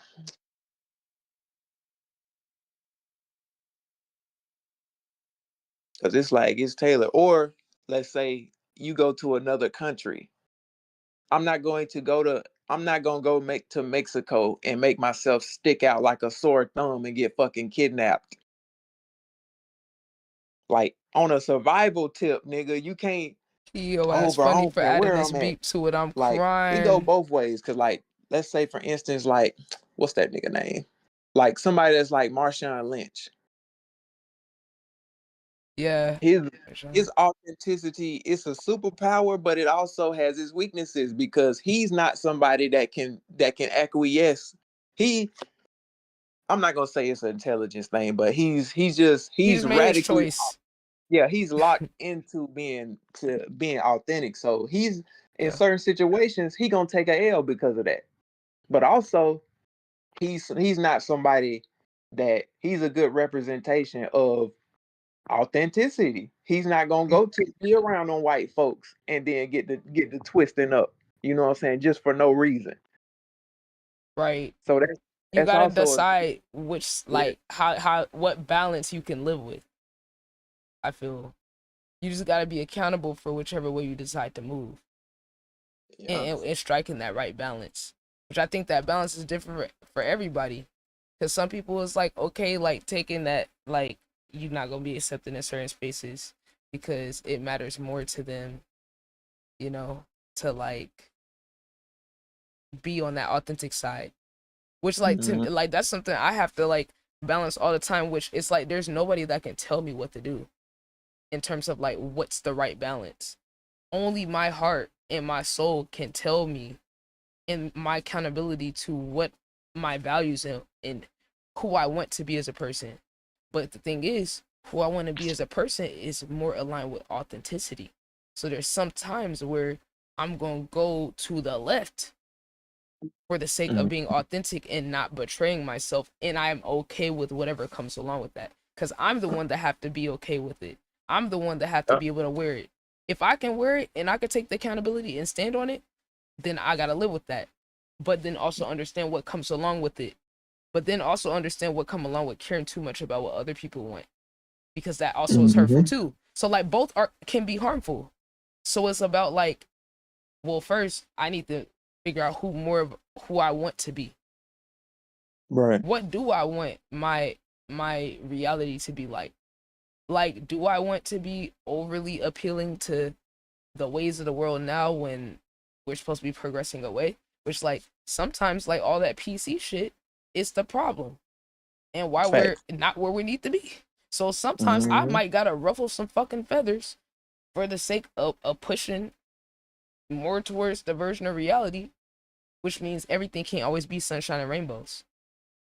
Mhm. Sometimes you gotta talk about the reality, right? Niggas say, "Oh, I want to be successful." All right, well, you're not moving like it, so go sit at the kitty No. table. Now, see, the first thing is, what is this? What you first thing like you could take it to the beginning. Okay, what does success mean to you, Right? Yep, that is nigga? one of the first things I ask people.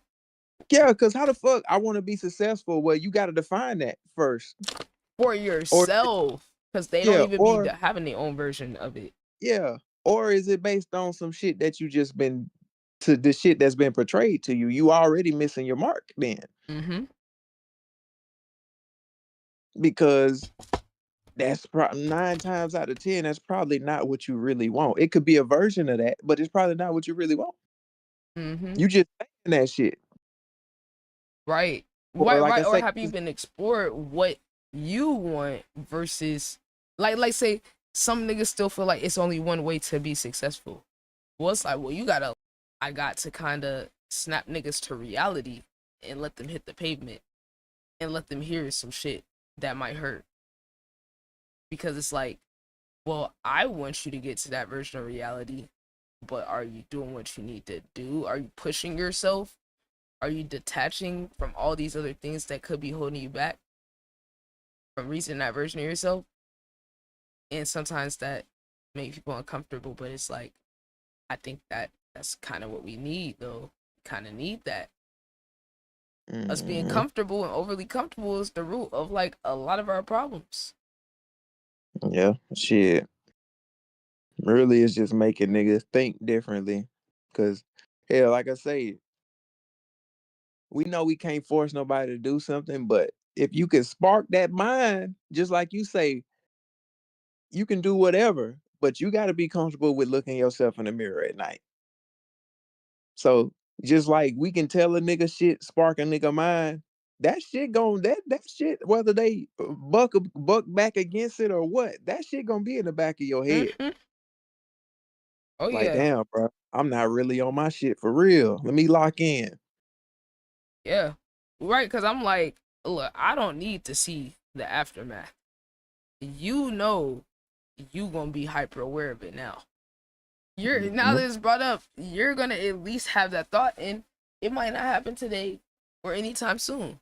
But if that thought keeps staying in the back of your mind, one day you might be like, huh, like, I even get you to second guess something or consider another perspective. Like, that's all that needs to happen.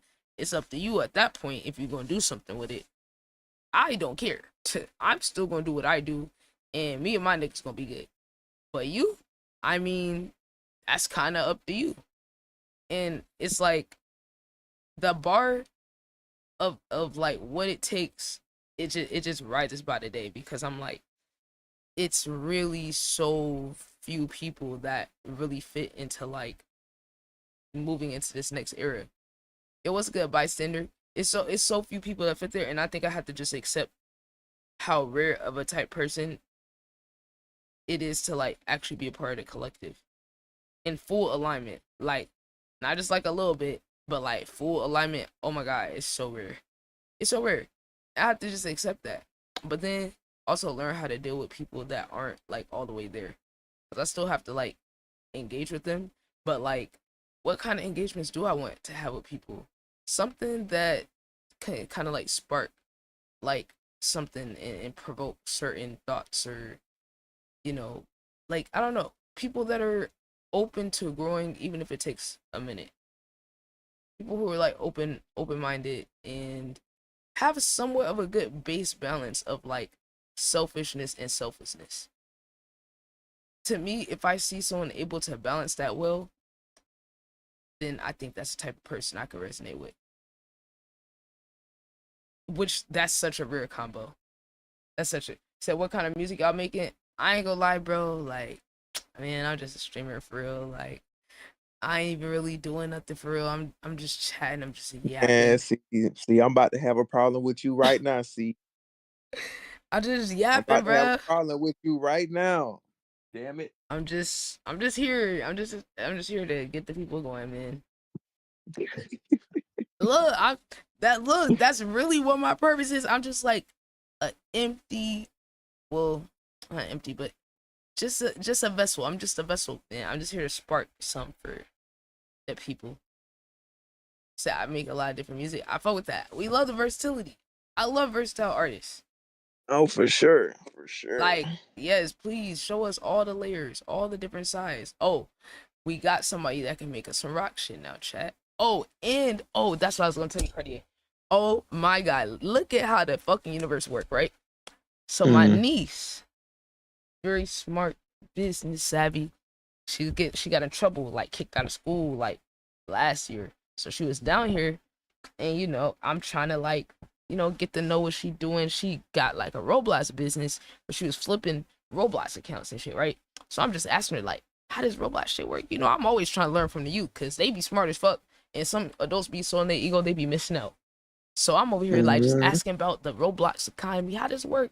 She over here flipping characters that got certain items and then selling them, and then she know how to build up discourse and all that. So I was just trying to like, develop her skills a little, teach her how to edit, teach her a little social media stuff. But then her mom took her back, which, Lord, how many times is that gonna happen and not work? But for that little bit of time, she did tell me this idea she had. She said she wanted to make like a world, like she wanted to learn how to script. She's telling me how much they be making off these worlds and shit. I'm like, okay. So I'm sitting here. I'm like, fuck. Like, dude, like, if only I like actually knew how to help her like with that. So then doing song views the other day, and then we were waiting for Ty to come back. He never came back. So me and the dude in the chat was just talking, and then Key was making a beat in Discord, and then he got on Roblox. That dude was like, and I was like, wait, when the fuck Roblox get it this advanced? Nigga, like, they got like a game that looked like 2K. I'm like, wait a fucking minute, hold on. When the graphics and all this other shit get this good, gang, you gotta break this down to me. And then the dude in the chat was like, oh, now y'all talk about my wheelhouse. Now I'm like, wait, what you mean? He's like, oh, I was a developer for 5M in Roblox, or I am a developer. He's saying he switched over from 5M to Roblox because 5M was charging hosting and how these restrictions and it was creatively restricted, but he be knowing how to do all that shit. And I'm like, wait a minute. This is so funny. So you're telling me that me doing music reviews, I just met a nigga that's a developer and know how to write scripts and make games on 5M and fucking Roblox. So I'm like, okay, this is so full circle. Because I was like, yo, like my niece said she wanted to make like a game. She had this idea for a game world and shit. Like, I don't know, like maybe I could like pay you to help, or like, shit, maybe we can make our own game. Maybe we can make our own world. He's like, oh yeah, we can do that. I'm like, what, for real? Like, you dead ass nigga? Like, he's like, yeah, like, this is like fun for me. He said him and his friends made a game in 2 days, and they made 5 bands in 2 days off the game. Sheesh. And I'm like, hold on. Hold on. So I'm over here trying to learn how the little economy, the little Robux, how all this shit work. And I said, so you're telling me we could come up with an idea from a world in the game, and you can make the game, and then we can get the game ranked up on the Roblox little search engine thing? He's like, yeah. I'm like, okay, all right, we got a new task, gang. We gotta figure out what kind of fucking world to make, gang, because we're definitely doing it. So now we have to put all our minds together to come up with what fucking concept so we can present it to this guy and make us a fucking world. And also, see, on the marketing tip, I got some shit. Oh shit. Like, hold on. So I don't even know if I ever told you or talked to you about this shit, but I used to grow meme pages and shit years ago. So that's why like niggas don't understand. Like my bag is deep when it come to understanding social media, all of that. But yeah, I used to grow meme pages and shit. Like I had a stereotypical meme page with the funny shit back in the day, which I sold. I had 3 car pages. I had a fucking black empowerment page, which I still have, but I'm still trying to figure out what the fuck the login is to that shit. Dude, come on. Yeah. Old logins, bro. I done grew hella pages, but I fucking found the login to one of my car pages, and I still got almost 70K followers on there, right? Oh shit. Which that shit was a lot of followers, because that page used to have 100K. But yeah, it's been years. But I was like, nigga, I can use that to market music. Because like at first I was like, I'm gonna try to flip this into another niche, but I was like, no, I'm just going to put music. I'm just going to find a way to implement music into car videos. So I was like, I can market music and other people's music if I can revive this page, since I found the login to that shit. Oh shit.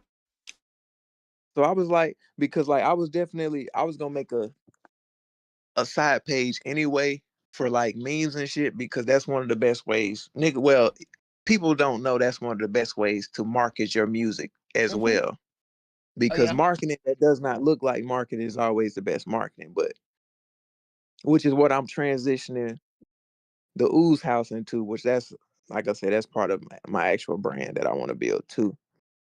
But yeah, I stopped. Well, I'm gonna change the way I was posting the artist edits and stuff too, because we know Instagram and they want to crack down on repurposed content and shit.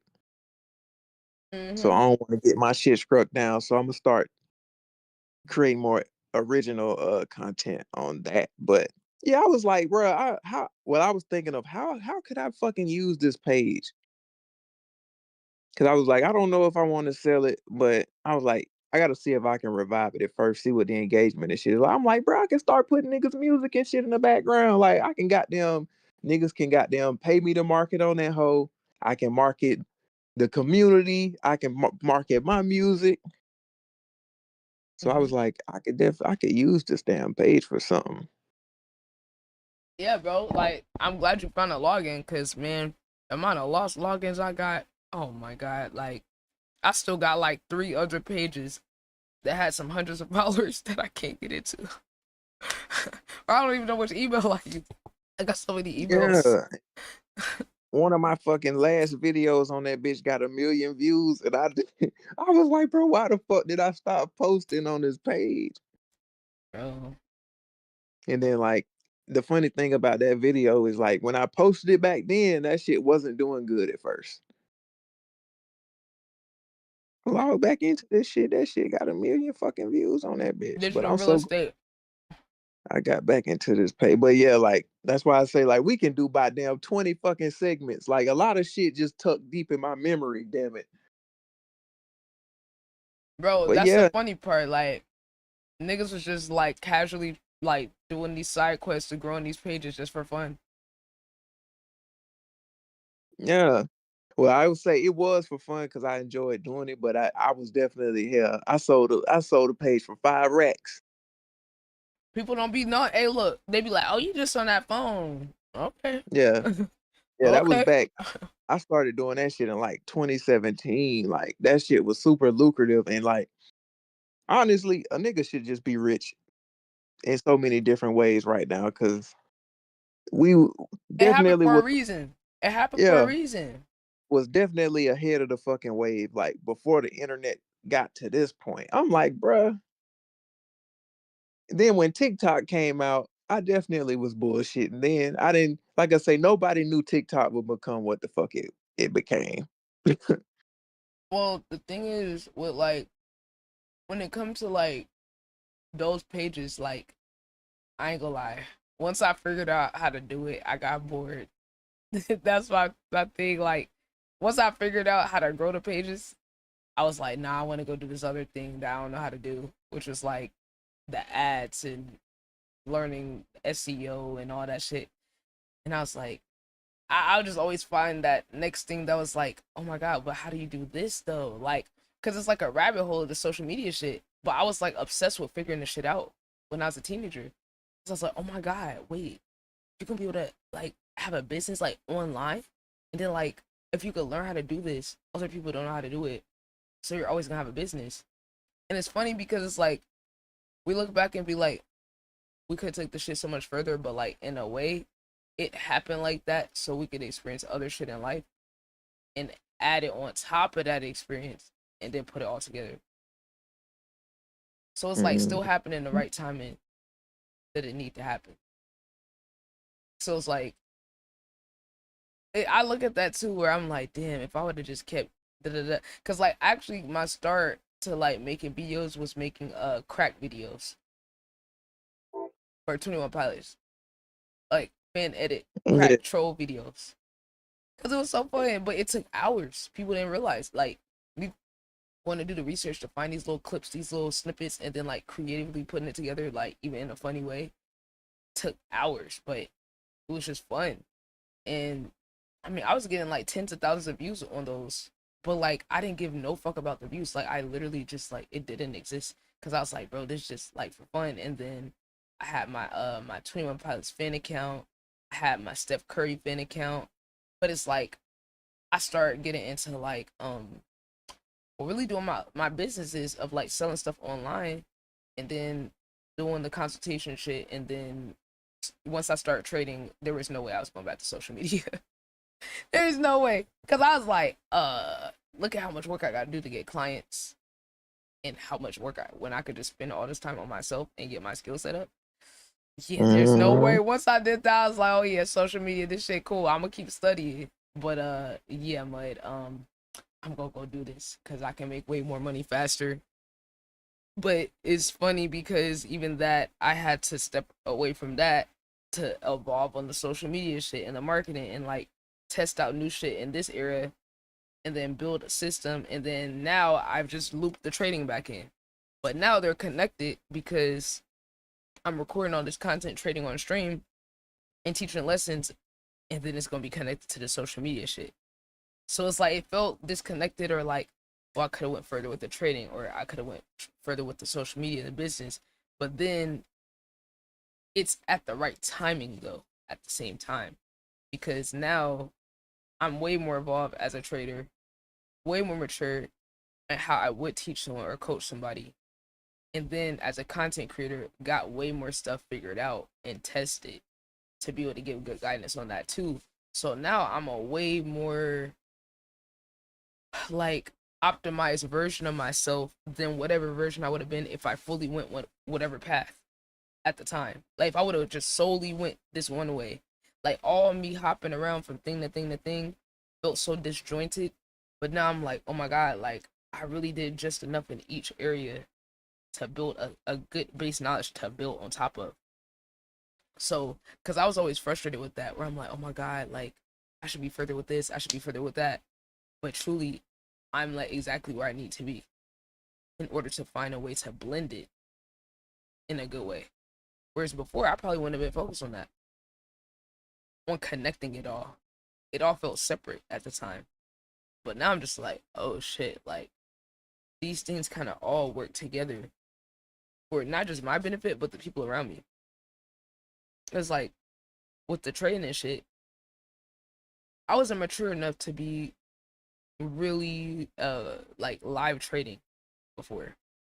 But now I'm more seasoned and just so much more experience to where me trading live on stream is going to be way more effective because of me working on that discipline part, or able to speak to experience of like certain mentality and for things like that, where I'm willing to like make mistakes and deal with the pressure live, and then like find that balance and then be able to go back and get content off of it. So my reach and the impact is going to go further because now I have the ideas of doing challenges and shit that I came up with for the music. I just applied the challenge shit to the trading. So I'm showing that like this thing of like being able to manipulate your own psychology to push yourself the same way an athlete or a trainer has certain exercises to push and work on certain things. I've been able to develop that for music, creatively, content wise, and financially. So I'm showing that this shit actually transfers in terms of building systems and practices to develop and evolve. It can transfer in multiple different areas. So like I have content challenges that I came up with to play mind games on yourself. Okay, so go through and set a 5-minute timer and see how many clips you can get out of some content that you had. Okay, challenge how many different clips, if you already have some clips set up, how many different clips can you get in 5 minutes? And then reset the timer and see if you can beat your score. Or give yourself 30 minutes to sort through some piece of content, write the timestamps, clip it or section it off, and then see how much you can get done. Write your score, and then try to beat yourself. It's the same way when I was exercise and I would first get back in the gym, I would mark my time of how long it took me to run a mile. And then every time I go in the gym, I'm trying to beat that score slightly. Like, that's just how my brain works. But like, if I could teach this to other people in multiple different areas, now we about to have some super niggas. I'm not gonna lie. On all fronts. I swear to God. Because I'm like, bro, whoever like actually follows my system on the trading, bro, you're about to be a demon. I just did a $100 account challenge 2 weeks in a row. First week, could do it anytime. Second week, saw my weaknesses, my timing, my precision. Still to get the good up, what, I don't know, 200, 300%, whatever on the account. Flipped the same $100 every day and made plus 250. All withdrew that money out. Next week, okay, my weaknesses is timing.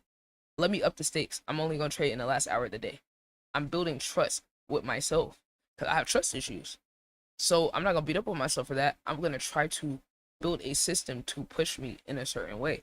So like, I need to show y'all how I can adapt and challenge myself off of my weaknesses, and then you watch me overcome myself. So the days where you see we were right there next to 1,000% trade, but because I did this, because I wasn't disciplined with that, it had a domino effect on this, and we missed that. So what do? Okay, last hour of the day, $100 account challenge, or last hour or two. So now you're gonna have to use your judgment to pick: is it gonna be within the last 2 hours or the last one? Okay, one day you fucked up, you traded in the morning, lost half the account, and then you still got up 100% contract, but now you're back where you started. That's frustrating. So now I scratched it. I said this week doesn't count now, because I didn't follow that rule and the restrictions every day. One day, and we saw the ripple effect that had of me not following it. So now I gotta go another week on a $100 account. I was gonna be able to earn a $200 account if I flipped the account again, positive, which I did flip the account again, positive, but I didn't get as far as I should have. So now another week, and now it's not the last 2 hour window. Now it has to be the last 1 hour. So each week is getting more and more difficult, and I have to extract the money out the account, because psychologically, I know how this is gonna play. Psychologically, I need to make it as difficult as possible for me to keep making high probability decisions under the most pressure, because now I'm getting the most risky contracts in the most risky time window of the day, where the precision of it all matters the most. Right? Like, that's super extreme. Like, expert traders say that this shit is impossible. So let's put ourselves in impossible circumstances, and if we do a little good, like, or we surpass the expectations, now we're gonna be able to show ourselves like under more high pressure circumstances, we can overachieve. So then if you were to get more, you should be able to handle it more. But it's kind of like someone could only come up with these progressions if they gone through the shit before and reach a certain level of like understanding with yourself and just human psychology. This ain't no regular shit, because I'm also working on spirituality within this trading system. I'm also implementing breathing techniques. I'm also implementing meditation. I'm also implementing like psychological analysis of myself. So like, who's really building a system that's kind of like tapping into all these things? Like, this is some real innovative shit. So it's like that type of thing. That's why I'm like getting more like strict with people around me, because I'm like, nigga, like, I'm operating on a whole different frequency of when these things are clicking on all cylinders. Niggas is about to be some demons on all fronts, on the business, the content, the creative tip. It's really OP. Like, everybody can have access to that. Everybody can have access to that. Like, this is scary if you get in the wrong person's hands.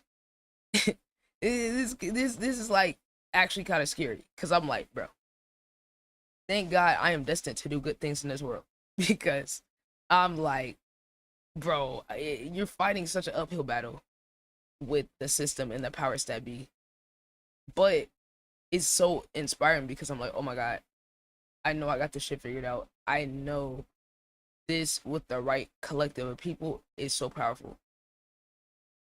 Like, that's why I'm gifted with the epiphanies and the certain shit, and have to go through certain pain and different experiences other people don't have to go through, because that's the shit that sparks the ideas, or it sparks the different things and the lessons to be able to like craft these systems for us to be able to go against or succeed within the matrix.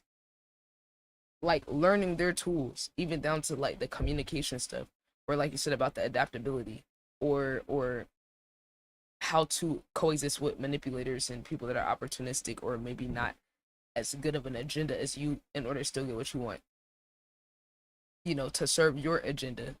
Like learning it's not selfish to serve your agenda when other people got their agenda too. Especially if your agenda is for the positive benefit of people. Like, Shit, yeah, I'm aggressively push my shit. it don't matter, hell, if they don't got no agenda, hell, like I say, and that's all part of being a human.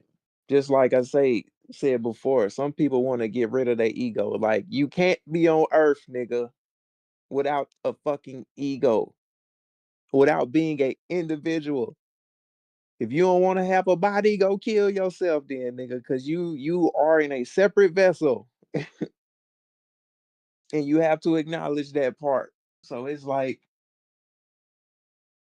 we definitely, like I say, it's weird because it's like they opposites. It's like You said not okay, Mike said not you ignore me. Okay, so Mike, like you were asking to get in the VC and like I was still talking, so like I was gonna finish what I had to say before I acknowledged what you said because you're wanting to get into the VC to say whatever you want to say, and I just want to get off whatever I want to say. When you come in, you're gonna say whatever. So doesn't it make sense for me to wait until I get off everything I want to say while I'm naturally in my headspace before I let you in? right. Or you don't give And a we fuck about what I want to say or me expressing myself in this moment. You know, yeah, like I'm not gonna forget about you. and I'm we not. dialoguing. You gotta wait till that's finished. Yeah, Like yeah.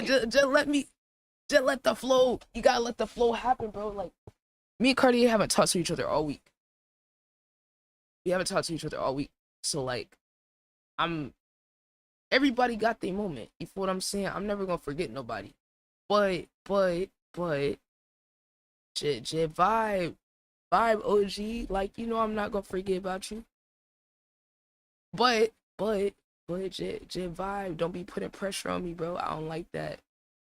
Even if I know it's not bad intention, it make me uncomfortable because I feel like you're not just allowing me to exist like in my energy and be in my own flow, which that's important to me. That's just as important to me as connecting with you. So I hope you understand that. But if not, I just still want to give a explanation of that anyway. But yeah, I see like even me having to address that just took me out the flow of what I was saying. You see what I'm saying? Like that just took me out my energy a little bit. And I don't like that. mm, I'm thrown off now. I'm gonna get myself back on track, but I'm thrown off now. And that's what I'm saying. Like, do you think you matter more than how I feel?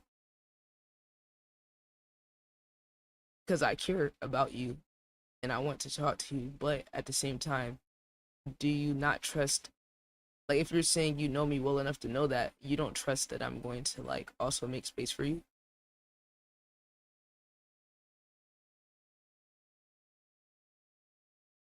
Like, because if you know that, then like, why are you putting pressure on me or not being patient? I don't like. He said, did I complain about anything? Why are you getting smart with me, OG? I never said that. You didn't address what I asked though. I never I said mean you that, did. I'm authentically engaging with what you said. I'm communicating. This is called healthy communication. Did I do something wrong? and that is a complaint. Why are you ignoring me? Like what? No. He made an accusation actually, technically, in the DM. It was no. Oh Now no. Wait, let me reiterate. Can I get in the VC? Not you ignoring me. I'm dead. Does that not sound like a passive like? yeah, facts. You know what I'm saying? you Like, being you being passive aggressive, but that's definitely passive aggressive. that's what I'm saying. Oh, I'm not even accusing you. LOL. Yeah, that's what I'm saying. I'm not even accusing you. He said it was a Oh, I know you were being sarcastic. Exactly. Why am I getting that energy? No. Nobody saw it was not passive. Nobody saw it was not passive aggressive. Right. Maybe that wasn't your intention. I don't think your intention was bad. That's why I kind of already pre-addressed it. I already said, like, I don't even think your intentions are bad, but your intentions don't have to be bad for you to still affect somebody. Yeah, you can be passive aggressive without bad intentions. Yeah, like it's not a negative like stamp. It's just more of a like, um, if we're addressing it for what it is, then it's impatient at best. He said I would react the same way if I sent like 5 messages and still wouldn't add it to the voice chat, so I see where he's coming from. Right, but that's a selfish perspective. Yeah, ain't nobody got to do nothing. Because For when you. I go to other people's space, I'm there to vibe with them and go at their pace and like experience them and their energy and their flow. So it's more of a kind of a like I'm gonna get to you when my intention can be undivided and directed.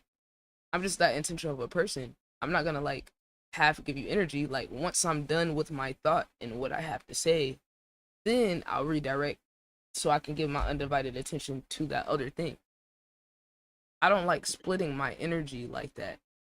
No, And I know niggas, sometimes people might not like it, but like that's how like intentional I am with stuff though. niggas think the world's supposed to stop for them. Like, what if she didn't see it at all? Like, she Well, cause just didn't. I've been talking like I'm talking and it's on the screen, but y'all gotta Yeah, understand I have to look up. Like I have to look up at the screen. Like I have to like so when I'm looking, y'all might think I'm looking at the chat because y'all see the chat on here, but like I'm looking like directly. That's why the chat is so small in the corner because it makes me have to direct my attention to like look up to catch up. He said it's like knocking at the door with no answer, so I called to let you know I was at your door. Oh, that's fine. I just responded. Bessie said I do think the world's supposed to stop for me if I'm niggas, right? Yeah, yeah. So like I was saying, like all I can do is communicate like how I feel, and that was my goal. My goal wasn't to accuse nobody or chastise anybody. It was to just like let you know how I felt so that you didn't have these like assumptions or other things. So you could know directly from the source like what my perspective was. And like I really don't give a fuck about nothing else, you know? Like your intentions do not determine the effect it has on somebody else. I hope we are able to learn something from that. Your intentions don't matter unless you're being selfish. Because when you're communing with other people, you have to be considerate about them and what they want. And sometimes that passion that we have and that enthusiasm we have, sometimes it'd be a little bit of us being ADHD, be a little bit of us just like being passionate people. Like sometimes that makes us a little antsy or impatient and pushy. But I understand that it's not all coming from the same source. I know it's not all coming from like something negative, but that don't change the fact that it's still like getting me out the energy I want to be in. But I like to at least explain to people so they could understand. And like you either care about how I feel or you don't, and that's kind of up to you. But at least I'll let you know so you ain't gotta like wonder. It's like I gotta understand, bro. Like I interact with so many people like all the time, and so many times I put like other people before myself, and then it get me off a track of like what I want to do or what I want to say or what I feel. So like right now, I record this whole convo with Cartier because I knew there was gonna be certain stuff that we specifically talked about. So I want to make sure that all of that would be like in the same session, in the same segment. Because as soon as we introduce another person into it, it changed the whole energy and the dynamic of the conversation. And you might not be on the same thing that we on, right? When you start talking, you're gonna be talking about things from your perspective. Well, like right now, me and Cartier perspective on certain stuff is aligned, so it's gonna bring up certain things in the combo. Whereas when we add somebody else into it, it's gonna take us a different direction. Not that I don't want to go that direction, but for what I'm doing right now, that's why I kind of like do stuff like in segments. because certain energy is going to take it a certain way. So it's like, I just gotta respect that I'm that methodical about talking to people and what direction, because it's like we got a certain purpose with like what we're saying to the collective, and then like how it aligns with like our brand and our vision and all of that.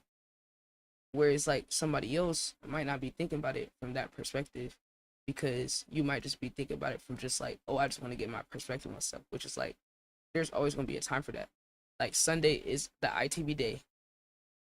The Sunday is the day for the whole community to get in the voice chat and for us to collab, talk, have debates, do gaming stuff, do music stuff. Like, that's the day dedicated so that we can consistently have a day that the community can know they can come in and then experience that collective energy.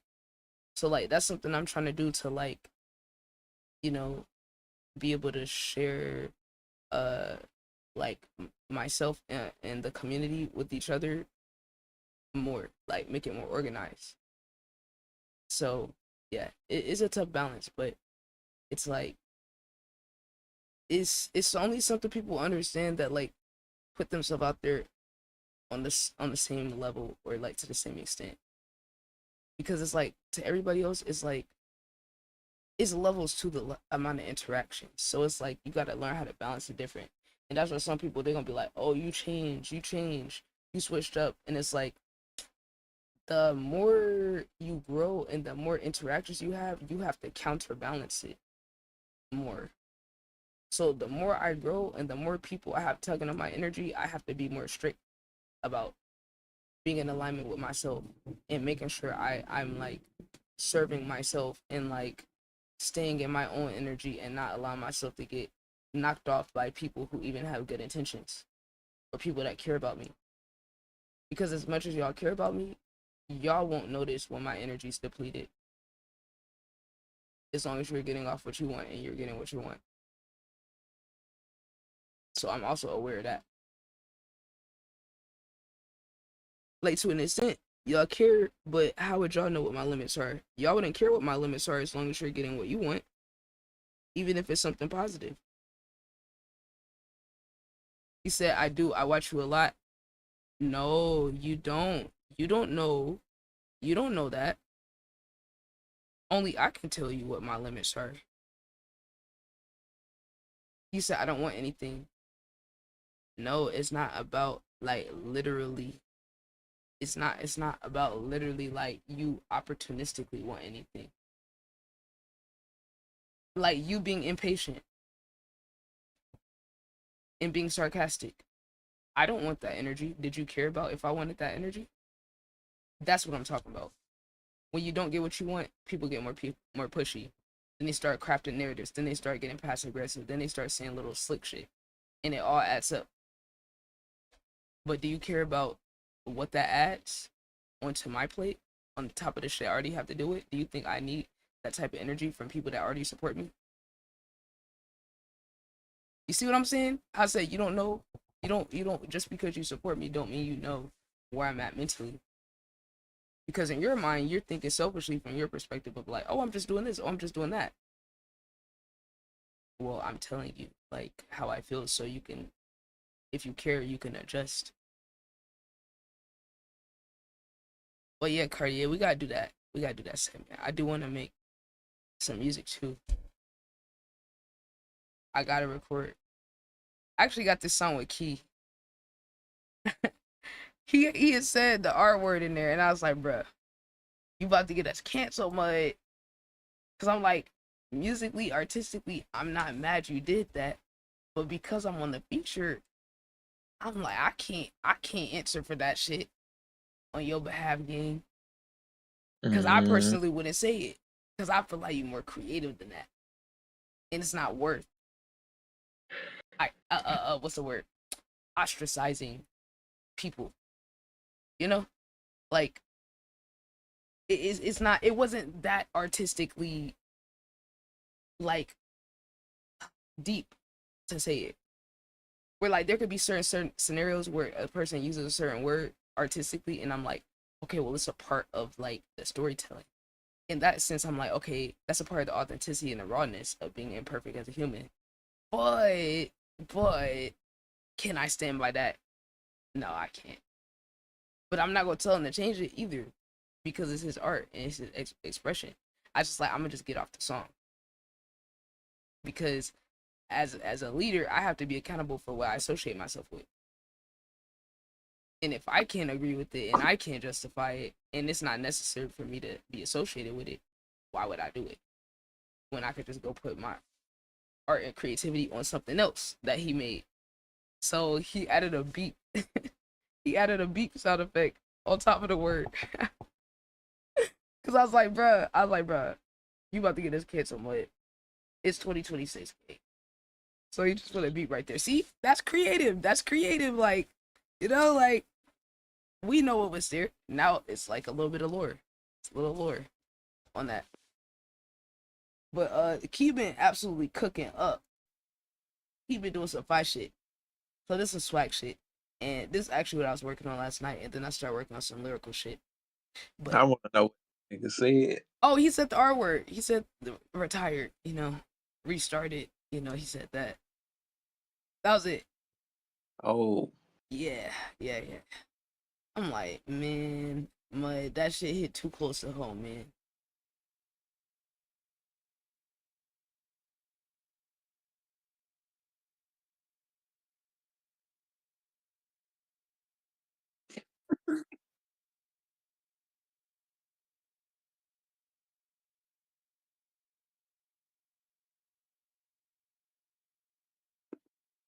J. Cole did it on his project where he said I think the T word, it was like one of those slur words, but it was a part of the storyteller of him speaking for the perspective of the friend. So artistically, I could like understand it was a part of like world building and shit. But this nigga's just saying that shit. I'm like, okay, man, like we gotta do it like that. I don't think we got to. W key, so now the song can come out. You say use the FL? Yeah. Yeah, W key. Now maybe we can put the song out. Bestie said it in the clip when I showed her. She said, "Key, come on, man, just change the word." No, he did change the word. He put a beep on top of it, which is actually fucking hilarious, and I love it. Hold on, let me see. Can y'all hear this shit? Hold on, let me try to get y'all the sound. I got to do all this weird shit with Vox single and shit. She said, "I'll take it." Yeah, me too. So I was like, damn, bro, I'm about to scrap my part on here. Hold on, I gotta get the sound working. Oh shit, it's double. Hold on. Cause he was sliding, yo. Cause Tyler heard it, he was like, "Who is that?" I'm like, "Bro, that's Key gang. He evolving on niggas." Bro, I swear, Key beats be unlocking me. Oh my god, wait, the irony. Oh my god, that's a bar. Wait, no, seriously though, I've been saying that. Key's beats be unlocking different shit for me. Like, it's just something about the way he be producing. Like, we need a C and Key project at this point, gang. It's like, I don't know, because I was like, bro, we gotta make another song together. And he made this beat, and I was like, oh my god, nigga, this shit's so hard. And I swear, he be making shit that remind me like Uzi. A little bit.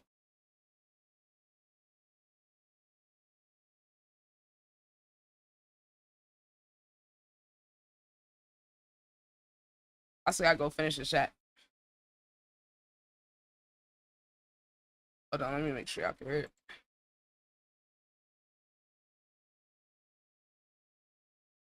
Oh my god, bro, hold on. It keep like turning off the Vox single so y'all can't hear it. I don't know why it's doing that. Chat, y'all see this, right? It's supposed to be locked. This means it's locked. It keep turning off. My god. Bro. Why is it not popping up? Cause it keep turning off, bro. There you go. Key. About 10 to coke. Tryna leave blood in the room. About making a boom. I'm tryna leave blood like I'm doomed. Baby, I'm number one, don't assume. Call me LS like I love that cone. You fuck with that nigga buffoon. You fuck with that nigga, he ugly with I get a hell like he jump in the party. I get a hell like he jump in the party. I get a hell like we jump in the party. I get a hell like we jump in the party.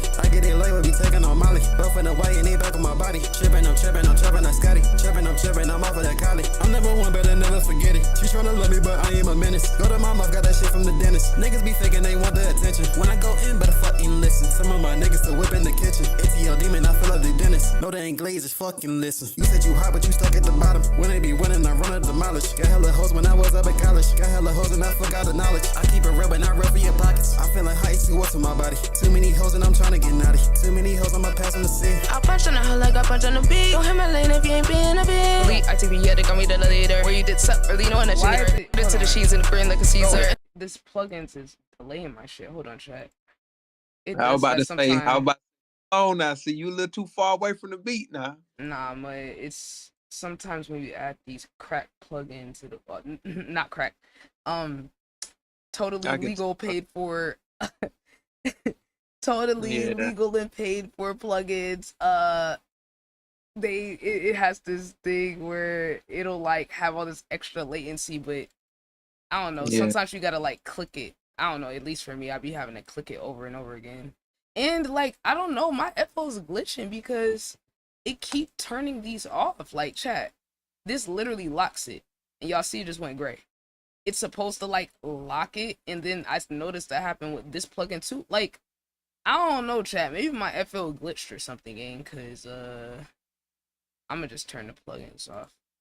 Oh, it might be that CLA. Yeah, that CLA plugin is pretty powerful.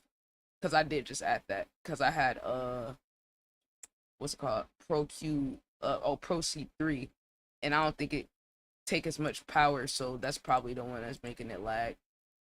Hold on, my FO don't fuck with me, gang. Where you got that crack shit, and y'all always try to tell me get my shit cracked. When you open your FL, an alien pop up, nigga. That's why your shit fucked up, nigga. No, chat, y'all gotta see his shit. Soon as you open it, it's like a fucking scary ass alien pop on that bitch. Xenology, I don't got it cracked. Bro, I could send you the file. Bro, I could. Wait, why you don't have that totally not cracked? Like, why did you totally not crack that? Cause like, oh my god, it turned it off again. I'm gonna fucking lose my shit. Chat, it be the little things in life. It's like I be able to like be chill through big shit, and then little shit. Oh my god. You said just plug this. Nah, I'm saying I don't got FL. Oh, you don't got FL. Oh, okay, yeah. You're saying you have the plugins totally not cracked. Hold on, chat. Let me see. Wait, actually. Oh, you know, I could just play the original file, actually. Hold on. Yo, we need Ty to finish his part. Yo, Ty about to get kicked off this damn song. I don't know how to tell him it. Cause like this shit with me and Reezy is so tough. And Ty is the reason it's not out. This nigga do every song diss track over my features. I'm so tired of niggas not doing my features, gang. Yo, Key, we just gotta do a project. You know what, Key? Let's do an EP in a day, bro. Let's do an EP in a day. When you want to do it, gang? I'm tired of this shit, gang. Now, Key in his flow state. I'm trying to get in the flow state like Key. Key and Mercury.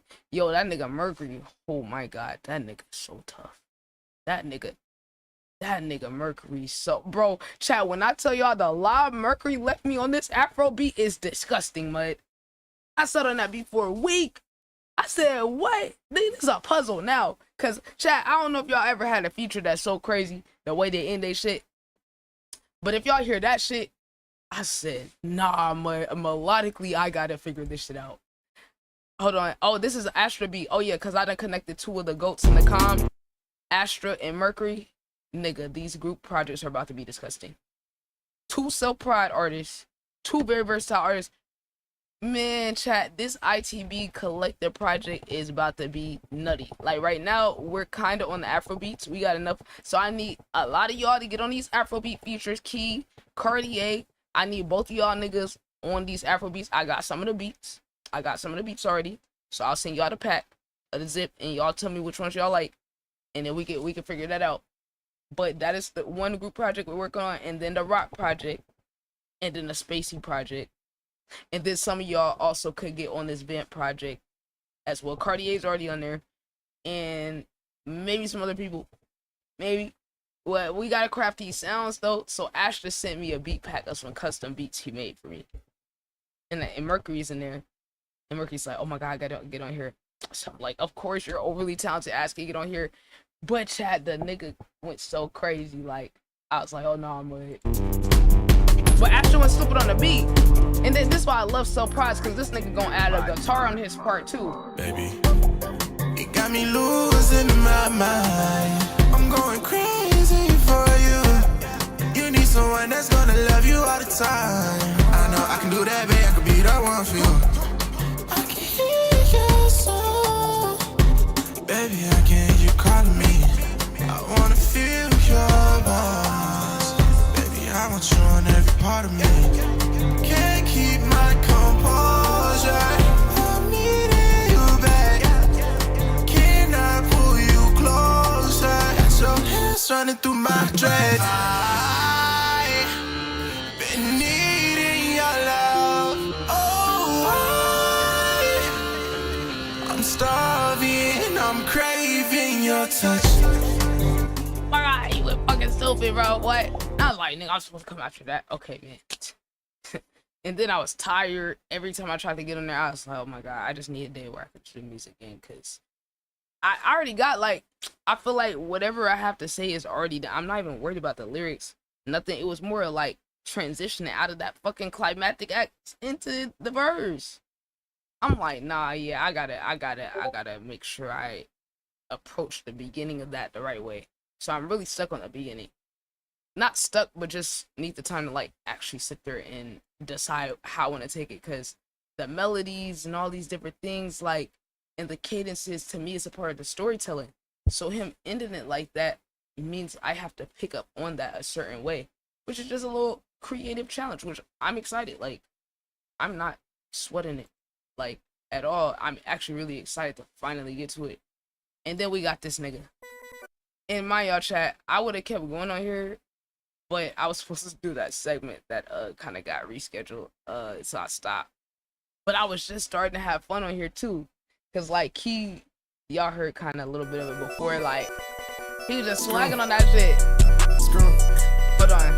Yeah, where's my part? They want the attention. When I go in, better fucking listen. Some of my niggas still whip in the kitchen. ATL demon, I feel like the dentist. No, they ain't glazed, just fucking listen. You said you hot, but you stuck at the bottom. When they be winning, I run So at the mileage. pride. Got hella hoes when I was up in college. Got hella hoes and I forgot the knowledge. I keep it real, but not real for your pockets. I feel like high what's in my body. Too many hoes and I'm trying to get naughty. Too many hoes, I'ma pass them to see. I punch on the hell like I punch on the beat. Don't hit my lane if you ain't paying a bit. Elite ITB, yeah, they got me the leader. Where you did suck early, knowing that she needs her. Get it to the cheese and free like a Caesar. Your energy, we don't know you cannot be here. Two ahead, got 'em on defense. You follow, I'm destined to lead. No, it ain't on me. I'm destined for greatness, you see. Let you have your little narrative. I am not clear enough. Nothing I'm out of your reach. Bro, I was so mad. I was like, bro, I'm late for the segment. I want to finish the song. I'm like, bro, this shit is pissing me off, bro. I'm like, bro, I've been fighting this battle all week. And then I got tired after this. But I did start writing the lyrical shit. Like, I fell asleep in the chord with Key cooking up last night and Ty. But I was literally typing the lyrics to the lyrical shit. The other beat that Key made that I'm getting on. Which I told y'all, this nigga Key just be unlocking shit. Because when I heard this beat, I was like, oh nah. I gotta get on my lyrical bag on here. Like, that shit's so smooth, but you know, certain beats just speak to you for whatever reason. Cause how the fuck I go from that to this? Like, it's so smooth. Like, come on, at a certain point, y'all gotta give Key his credit. Y'all gotta give him his credit, man. The nigga versatility is crazy. And individually, like artistically, he's been evolving his style crazy, like, in the past, like, just like 2 months, 3 months. Like, I see it. That's why I'm like, you know what, Key? We just gotta lock in, man. Rest of y'all can join us if y'all want game. Cause bro is cooking some crazy shit. Like, the Key beats are evolving. Wait, where's that one you made last night? What happened to that one? That beat was crazy. Flew, Mexico. Posted overdraw through a bag for show. I'm tryna make some more through a Monte Carlo. I put you on the floor. Don't take disrespect. They treat you like a hoe. With different swag, different bags on the floor. Bro, right back to Mac. You tryna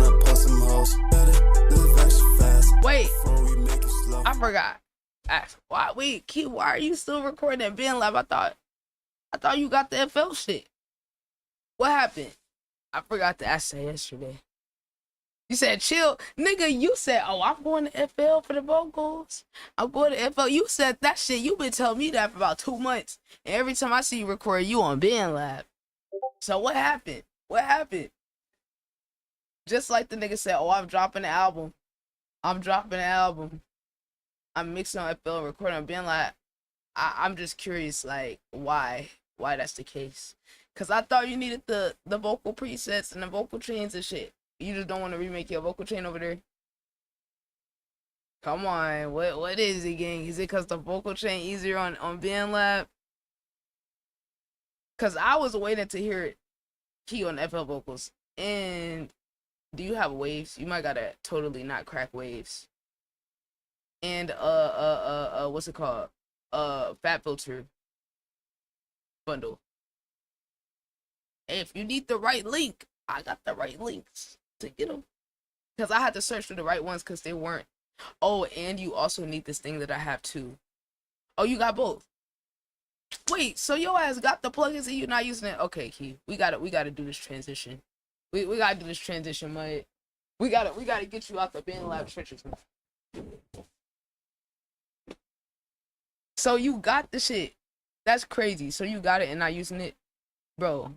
And then if you got waves, no, I want to do this challenge where we use vocal bender. You know that shit that make your voice sound like a chipmunk?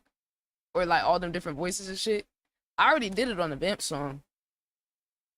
But I kind of want to do something again. I want to get like a little creative with some of the plugins. I've been getting like more. But like we need to take advantage of being on FL more, I think.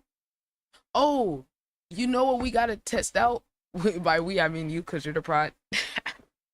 Sorry, bud. You're the guinea pig. That little thing I told you about.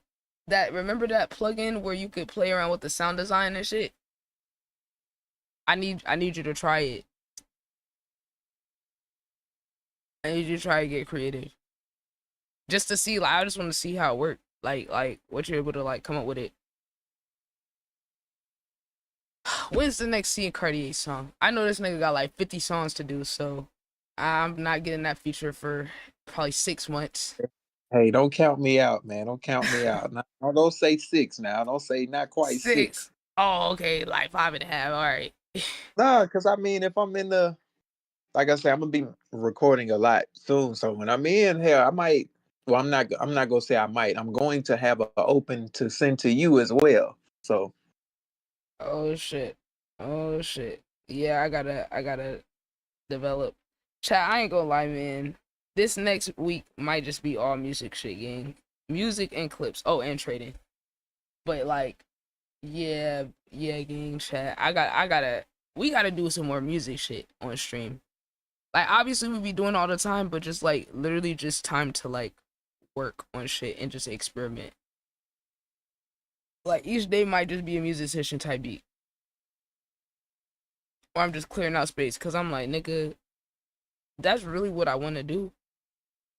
But I think I got a good enough like idea of what to do with the content. And then like me doing that stream with old dude talking about the rap shit the other day. Nigga, I got like 100 clips just from us talking, just from clipping it in the moment. So I could easily post like 2 or 3 of those a day leading up to our next meeting, and then throw in some educational clips, then some motivational shit. And then that rotation should be good enough for me to like chill and just make music. Cause bro, like doing all this other stuff and like doing shit for other people and all that, and then just not having time for yourself, it's like that shit's dead. Like I literally work so I could earn a little pocket of time where I could like actually just do what I want to do for a little bit. So y'all might see me just get on gaming and music for a week. I think that's what I need mentally. I need to do the shit that I love to do, which is making music and have fun. I've been working too much. I'm working too much. But it's like necessary though. It's not like, you know, like we still needed to do it to set us up to be able to do this shit. But I think I might be good to just like let go and just make music. So today, that's what we could do. I mean, Key, honestly, we could do the project today. For real. Oh, I did put out the ITB Song Wars Olympics album. Now, they took down one of our songs, talk about that shit was copyright, and they know they about cap as fuck because that shit was made live. So I have to submit a dispute. So whenever I get the dispute, whenever they gonna, it's a Senna song. Which, how the fuck they gonna dispute one of the songs and 3 niggas got on the same beat? Let's say it's some other nigga beat. 3 other songs on the project is on that same beat. So I don't know what happened with that, but yeah. So as soon as they get the rights back to that, I'm gonna actually make it a CD. Well, I'm about to put that bitch on CD anyway, but I wanted the ISRC codes for each song though. I did not get to see who was the victor. Oh, OG Reezy. Oh yeah, man, it was a gap too. Youngin went crazy. I told niggas before, hey, I tried to tell niggas, I was like, look. He started snapping, huh? Bro, he very adaptable. Very adaptable, very versatile. I mean, this nigga still in the band lab, sit up with the phone and the earbuds. Mm-hmm. Yep. Shamin, what up? That's bro, that's the developer I was telling you about. Tell you, Cartier, we need to figure something out on that world. We gotta figure something out on that. Yeah, we gotta lock that in for sure. Cause I'm like, I'm about to do my research again on Roblox. Cause I feel like I want to be something related to music. Maybe like RP though. Cause I know the RP world's be going crazy. I just gotta get in the Roblox feel. Am I doing song reviews?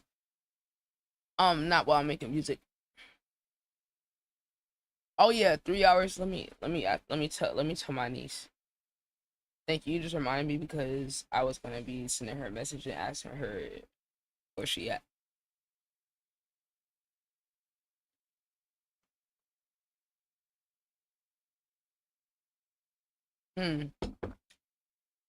Hold on. Available in 3 hours. When we playing Roblox, oh tomorrow's ITB day, community day. We gaming. I'm telling y'all, this week I'm about to get my gaming back. Y'all about to see me bring the VR back out. Oh, we bringing the VR songs back too. They don't even know I been did that.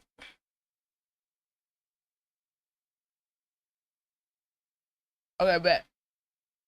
Oh, bet. Oh yeah. I bring the VR back out on niggas. Cause bro, like, I could really just do like VR re-recordings of my songs and just like turn that into content. Just cause the VR is automatically fire. Oh, y'all know what I do gotta get set. Yo, we gotta get on Minecraft. Fucking Minecraft, a fucking Speed and Kai doing this damn marathon. And I was just saying we need to do hardcore shit. We used to do that shit. I don't know I'm filing that Minecraft now. Nah, that's my shit. I was like, we gotta get Ty on there. Cause he the only one that don't know how to play for real. Well, and Bestie. One of the streamers who support me in my music has a Minecraft server. Yeah, I fuck with that. I ain't gonna lie, bro. I don't be liking to go to other people's shit. I got PTSD. I got PTSD from going to other people's shit. So I don't be going to other people's server. I just be trying to stay with my people. Cause like people be weird. People be weird, and I ain't got time to interact with nobody energy. It's like it's not worth the risk of going outside my community to me.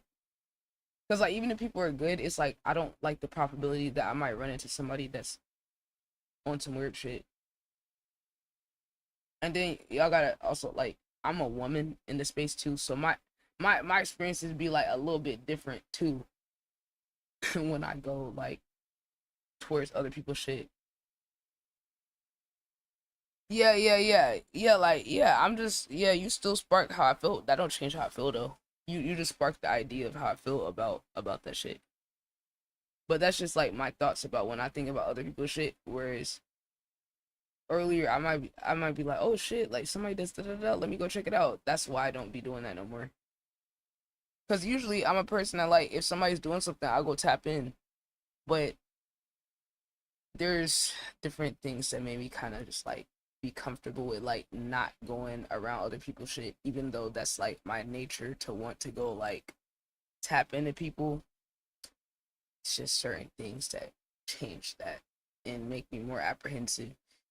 And I'm just like, well, let's just do our own shit, gang. Let's do our own shit. Like, cause I know when we do it, it's gonna be open for other people, and I'll trust the energy that we can maintain as a group. That's why I was saying we need to get on our shit and like get on Minecraft, get in this server, like hop on that bitch. Like, bro, I feel like the ideas of the Minecraft and the music is so underutilized. We could really do some shit with the Minecraft and the music and shit. Like, I don't know.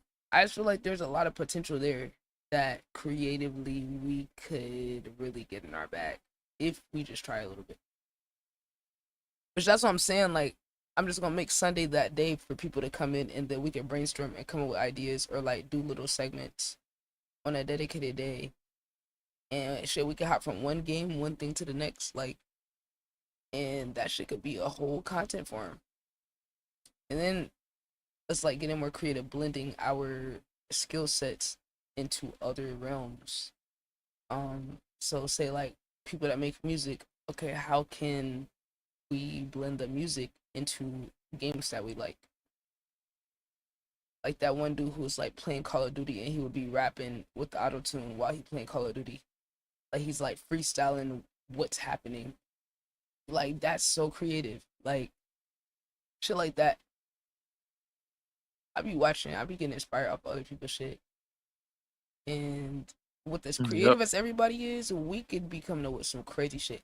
And by we, I'm gonna keep it a bug. I mean y'all niggas. Like respectfully, I done sat here and tortured myself mentally to come up with new ideas. So I already got some, but I need y'all big brain ass to start doing that shit more, so we can get the most out of these little moments. When we are getting in these games, how the fuck we gonna set ourselves apart? We all got enough creative people to be thinking about that. So let's just get to thinking. That's why Sunday's gonna be our day for that. So whatever we're doing, if anybody can think of a little twist or a little spin or a little, you know, something to spice it up, I'm willing to do it. If niggas just throw the ideas out there. But we got to start using that to our advantage, because everybody don't have that in their community, but we do. So, like really on some like AMP type shit. Look at them, like look at how they put all their minds together and would come up with these different ideas, and you know, like these different concepts and videos, and you know, like now we're seeing it on a higher level with the production with Speed and Kai, like doing their marathon and the production and but it's like it all started before the high level production shit. You know, it's cool to look at, but like these niggas was just doing it off of some, going off of the synergy of their group and then their creativity. And I'm like, bro, we got that plus some. I don't care, niggas, I don't care if it's reflected in numbers. We overly got that. I think some people just gotta be like reminded that their creativity translates. Like, and then it was crazy when I talk to people, they be having ideas to do certain shit and be, for whatever reason, like shutting themselves down or like trying to put themselves more in a box of like what's expected. And I'm like, nah, that little instinct you get in, that little idea, that spark that you shot down, that's probably exactly what you need to do. And sometimes people just gotta have someone remind them to follow themselves. You know, because it's like it don't fit in that box of what other people do, and it's like, nah, that's exactly the idea we should follow. You know, so I'm very excited. I think this is gonna be good for everybody. I just have to figure out how to like make it organized. But I think this is gonna be a good like little tradition for everybody to kind of get that spark creatively around each other and just have fun too. It's like, nigga, I love Minecraft. That is like still like my number one game of all time, like favorite game. Like Trying to play hardcore. I'm gonna survive now. Y'all gonna be, don't be skinning bones out there hungry and stuff now. now look, we go hardcore. That shit about to be fucking hilarious, game. I'm telling you, bro, that shit about to be too funny, game. Cause I'm like, I'm competitive when I play the game. So I'm about to be passionate this bitch. Like I ain't gonna lie, chat. Like I might crash out. I might rage on some shit. Cause if I'm working my ass off and then I die or another nigga die, I ain't gonna lie. I'm frying your shit, gang. I might make a diss track. I might stop the game and make a diss track on your ass. For fucking dying, gang. It's that deep, gang. And yes, I will make all the Minecraft references. I should have fed your ass to the creepers, nigga. I should have let them blow your room up. I should spawn a creeper and let them blow your room up. You get real when you in that hardcore now. You got that sun go down. It get real in the streets now. Exactly. It's like, see, look, teammate leave me, I'm frying your shit, gang. You leave me, nigga, you know I don't fuck with these spiders. Why the fuck would you leave me in the back of the group and go do a side quest? I'm just saying, gang, like, no, your responsibility to fight the spiders. I can fight everything else. But if you want spider duty, I should not be fighting no spiders, gang. It's that deep, chat. It's that deep. They don't understand this Minecraft shit is a lifestyle. So I got some ideas to your way. Oh, look, I'm excited, child, man. I'm excited. No selling on Roblox basketball. Oh my god, yeah, Key gotta get us on Roblox basketball. Oh my god, I'm about to be so trash. I'm about to be so trash. But look, I'm telling you, look, chat, all we gotta do is blend our music with these games when we get on the game. Literally. Yo, we should make like some stakes, like, I don't know how, but like, I don't know, what's like a, like, if somebody lose the game or cost the game, then they gotta do like some type of penalty. I don't know. Y'all fill in the gap. I don't know. Just a rough idea. But I think we could do something with music. The idea is gonna formulate, but I'm just putting it out there so y'all can figure it out. Cause I ain't gonna lie, I'm definitely gonna sell. So I've been thinking about how you say you want your own game of Roblox and how to make it interact with your community. I got a little idea. Oh shit. Hold on, child, man. What you cooking up? Cause I've been brainstorming ever since we talked about it. I just been like sitting here raking my brain like, oh my god, bro, I have to like think in a whole different expensive way. Cause like I had surface level thought about the idea before, but then I was like, I didn't go too deep on it because I was like, oh, shit, I don't know how realistic that is. But see, I gotta stop thinking realistic. I gotta stop. So now I'm gonna think more deeply about it. That's why I've been like trying to pick the brains of like everybody around me, because I'm like, okay, what do y'all think? Like, we're gonna have to figure out this together. So we definitely gotta like spark the combo. And then my niece, I sent her a message too. I sent her a message, so we gonna see. But the reality of it is that we gonna figure it out. So I'm putting a Google Doc right now, so when I talk, I show you workflow and real. Okay, bet. Okay, that's lit. And we gonna see if my niece, I don't know if she said she worked today, but I can't believe my niece is working. Like, I'm getting old, what the fuck. My other niece, the first one, it's like 3 years younger than me, but this one, the fact she's working is like, oh my god. It's just crazy. I'm gonna show y'all how to work in studio and where y'all can make the refer. Oh, bet. Yeah, because I definitely want to learn the ins and outs of it, like how to actually approach it and shit. Yeah, because like that will help so much me just like understanding like how it actually works. Because I be wanting to understand the under the hood part. Like the finished product, cool, but like I'm really a process person.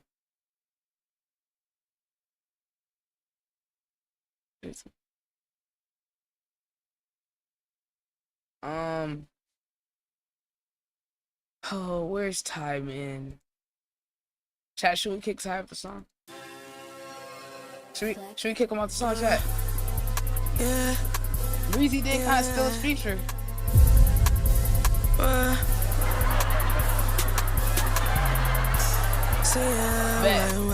Bet y'all, man. Sounds right. That I would never ninja. Call off a yeah. Folks be shady moving we at. Doing this sit in the bed today, girl, we clear. I got just waking up, I'm up a space, I'm out of here. Yeah, yeah. I've been ascending up it. Oh yeah, no, I don't have no fear. Yeah, yeah. You know I'm like a spice upon me and it's trying to act clown. Ain't wait to tip, but you may see me, I just I don't know. House they keep trying to blend in. Hoes I'm knowing that you posing. Yeah. Swear it been was time that I exposed them. A lot of y'all owe me major splits. Got your mouth, that's what it is. Living they head ain't paying rent. Put it on bed, I son these niggas. Vamping and shit when the sun on with it. But the time I shit, I'm over different. And I ain't getting no crime. Needless to be about to be bums. I can't believe I got that melody, y'all. I'm playing Senji. I ain't giving no more chances, so done with it. I'm way too over. Yeah. I'm way too over. And no, I could never let you on me back. Once you cross me, nigga, ain't no fucking double backing. Watch your homies say the me will stab you in the back. What happened to the last time that fuck with me? They ass in the back. ITB with the shit, but you know we making that shit happen. They say chatting from the ground, I'm up on stage just laughing. It's a cold war out here, shot, you better grab your jacket. You would never was like, you didn't even call you a has-been. We moving, talking to a line, you'll never catch us slacking. I keep on making plays, yeah, something like I quarterbacking. TNCGM run that shit like we playing Madden. Work so hard they think it's magic like I hit a hat trick. Yeah, we don't cap and rap, this really how we live. Okay, reason come through tripping. This ain't that, but mind your business. I be stacking paper every day, bitch, I be counting digits. Yeah, every day I'm hungry for this paper, money look delicious. Yeah, niggas dropping disses, yeah. Found your block, spent it, yeah. Ho, get out your feelings, yeah. I get racks and spin it, yeah. I spin racks and get it back. I just cast out on the scat. Windows tinted, painted black. You can't even see me in that beat. I just went Rick on the fit. This ain't Converse. This bitch here a freak. She ate my dick up with some Starburst. Yeah, I pull up with 5 big ass stick finna torture. Yeah, break him up just like a Kit Kat. Huh, he dead, he can't get no get back. Okay, I'm in the gym tryna work on my six pack. Ronald McDonald, I'm clutching a beat man. Water boy down with the stick, make him sit back. These little nigga mad, huh? These niggas be mad, huh? They mad cause I got a bag, huh? They crashing out going outside, huh? I don't give a fuck, what? Yo, these little niggas talk about me and they rap, but I don't give a fuck, what? Yo, I run this shit up, wet, chill. I run this shit up, wet, chill. Yeah. Hey, W's in the chat, W's in the chat. Yeah. If you ain't locked in, get the fuck out. Yeah. Bro, these youngers be hungry, but yo, this nigga, I said on this, he was like, yo, do you got no open? I was like, yeah. I was like, shit, I gotta open that Tyler supposed to get on shit. He gave me that shit back the next day. He said he went to school, got off of work, did both of our features. I said, golly. I'm like, nah, the hunger and the youngins, bro, it's inspirational. Like, they be inspiring me to keep me on my toes. Like, dude. So I think his birthday's coming up. So I think he's about to turn 18. And who the fuck is this? Wait, who is this? Pixel. I don't remember you, but hold on. He said I invited him. Wait, this is a YoungBoy fan. Hold on. Now, how you get the invite? Hold on, they let me interview niggas.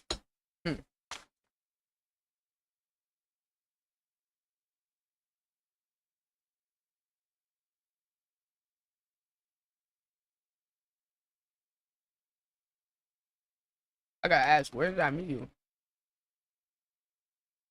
Can't remember. Make sure they let you interview niggas. Okay. I ain't gonna lie though. I do want to make some vamp shit though.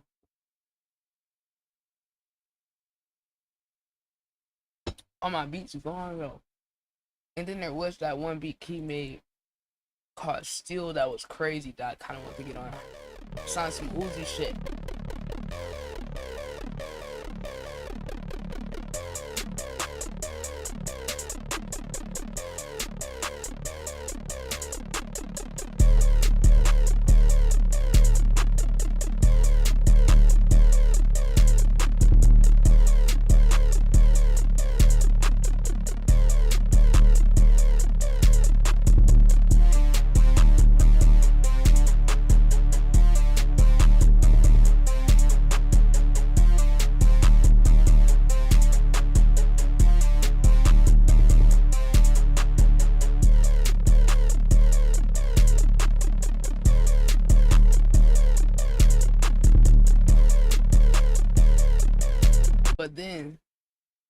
know, Shy, it's like I want to do everything, bro. I'm torn, bro.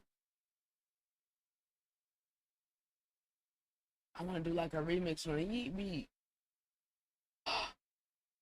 Oh my, where's the file? Bitch, where's the file? Bitch, just pumping me. I want to do some remix on the Yeet beats, though. I already did that one. So where's? Oh my God, it says it's not there. I'm gonna back up.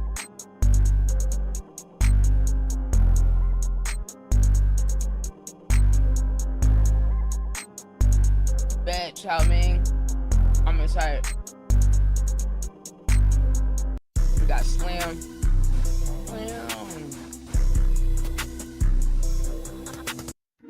Or I could do a remix of Belinsky. I need to damn upload my damn drop on SoundCloud or YouTube. What? Cause I mean, I'm getting more structured with the release schedule. Like some of my songs, like are not gonna. Well, some songs are gonna be on all plats, but some songs I'm just gonna exclusively drop on YouTube and SoundCloud at first, and then because I got some shit that's gonna get copyrighted that I remixed and stuff like that. And like I said, I was like, how can I, in between, like when I'm not dropping no project or EP or a single on all plats, how can I still feed people music? Yeah, because like some shit is throwaways to me, so I still got to put it out, and then like later, if people really like it, some shit I'll then put on all plats. Because I was like, I have to remove myself, like we talked about a while ago. Like I got to remove myself out of it, but I still need to make sure I'm dropping everything. Because I got a lot of music that keep getting buried because I'll make some music, listen to it, make something else, and I've been and forgot how to make certain stuff. So now I'm just, you change your mind and shit. Like, don't even know if you feel the same way. Moving on to the next exciting thing. That too. But the whole time, the listener will be like, "Wait, this shit fire. We don't know. Yeah. We don't know when you make and this you don't shit, know nigga." what's gonna be. You don't know what's a hit, so you don't want to. You know what I'm saying? Try to predetermine it. Yeah, miss an opportunity. Oh no, I ain't gonna drop that one. And that could be what blow up, or people really like. So I'm just like coming up with my systems of releasing and stuff that I can replicate and be consistent with. Right. Which is because right now that's what's most important to me is like being consistent for, I would say at least a year, just locked in, coming up with my system of doing stuff. Hell yeah. Yeah, having that like that release schedule and getting people used to going to the other platforms for certain shit. Yep, and then that was my reason too for only dropping certain stuff to build those platforms up too. Cause like you can't go on all platforms. You're gonna have to go to the YouTube. Gonna have to go to SoundCloud. And then so that's kind of and then the direct to consumer, like you could turn this shit to mixtapes. Yep, too. That too. Like do some throwback shit. Like especially like, now I got that plug for the CDs where the CD prints are $2. Oh, that's tough. Yeah, they got cassettes. I was showing that to everybody this week. They got like cassettes, they got DVDs. And I was like, bro, I'm about to put our shit on a DVD. Like a season. Like seasons and shit, like back in the day. It's like $2.50 for a Blu-ray. It's $2 for the classic DVD. And I'm like, all this on the same website. And they ship that shit within 24 hours. Yeah. So that's been my biggest thing. Like I say, when I'm not doing something musically, I try to capitalize on all my time. So like when I'm at work, working out or doing some other shit, I try to study and listen to new information and shit. But yeah, I've been trying to focus on getting more structured with shit. Chat, I'm getting that cassette. I'm about to find a cassette player game. Yep, and then really nailing down my branding too. Well, that's something I've been wanting to work on for the past couple of months, but really getting that down, like I say, I done came across a lot of information that I knew, but people were able to explain, put it even more in perspective and add to it. Like I got some fire for the community Yeah. because when I lay down all these points, you can be like, "Ain't bro, big artists not even doing this shit no more." Mm-hmm. And like I say, I was like, bro, it really don't make sense. I thought like there was gonna be examples of big people, but there were not many. Most people are not hitting all of those pillars, Mm-hmm. which you don't have to hit them to be successful. But if you want a fucking killer brand, It's so many different things that get overlooked. and I was like, I already got a good bit of that shit nailed down, but it's certain stuff that I'm going to be putting together as I go. But I said we got to be some super niggas. Chad, I'm telling you, when we connect this direct to consumer shit, like I'm telling y'all, bro, I'm about to get an MP3 player again. About to get me a CD player. About to get me a cassette player, and about to get a vinyl. Like we gotta start collecting all this shit so that when we're doing our projects and niggas is putting it out on a fucking cassette and a vinyl and all that, we can get our branding and get the content of us bringing this shit back too. Like, it's bigger than just get your project out and like promote your project. What are you moving people towards when you drop your shit? Like, keep telling niggas, hey, the reason niggas need to get on top of the collabs, building relationships, producers, artists, so we can have music we can completely control, so we can have the control to be able to do shit like this and not have to check it with nobody or pay no extra this or that for licensing agreement and da da da da. Like, we can do all this shit ourselves and then be pushing collectively to that other audience out there that's on that same wavelength. So like this ITB project, the Songwares Olympics, whenever they give me that song back that they stole and took down, then I'll be able to get all the ISRCs and then connect that to the CDs and all the other shit, and then the vinyls and all of that. And this project, raw as fuck, is about to be on the CD. And the actual Songwares Olympics is about to be on a DVD. That whole 7 hours or however fucking long that shit was is about to be on a DVD. I'm gonna design a cover art for it, and then I'm gonna order that shit. And then I'm gonna have to get a DVD player. Or I'm gonna have to buy the little extendo thing where I can connect the DVD. Like, it's like, bro, we gotta do the most about our shit. And this shit is $2, nigga. Like, what reason do we have to not be doing this?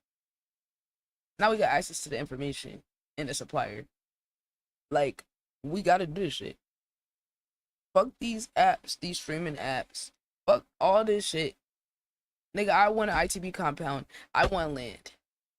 I want land. I want a whole fucking city, nigga. That's what I want. I want a city. And I want underground bunkers. And shit, if we can, nigga, I want a fucking a ITB station on the fucking moon and Mars too, bitch. All in the same lifetime. Yeah, Pop nigga. it. Come on, Pop bro. it. I'm trying to be fuck international and global, nigga. I'm trying to be universal. Like, nah, give me on the other planets. ITV in space. On some cold kids next door shit. Yo, for real. Nigga, I want a spaceship.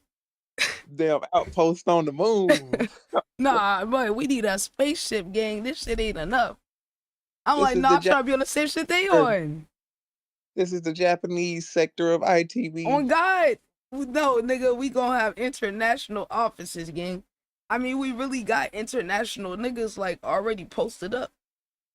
We got niggas in Germany, Africa.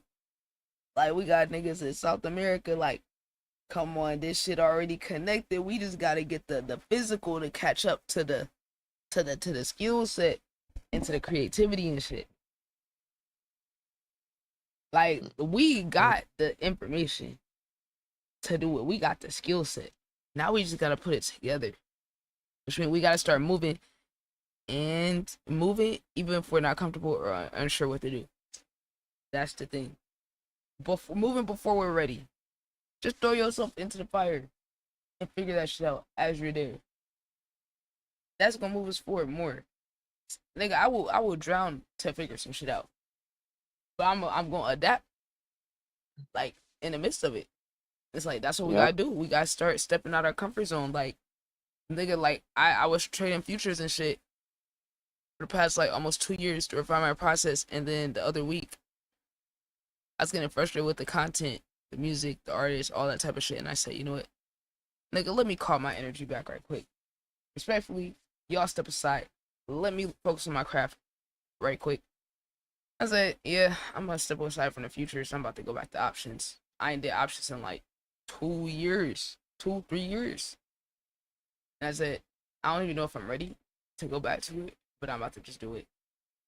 Threw myself in the fire. It worked. And then it's helping me sharpen the skill set even more.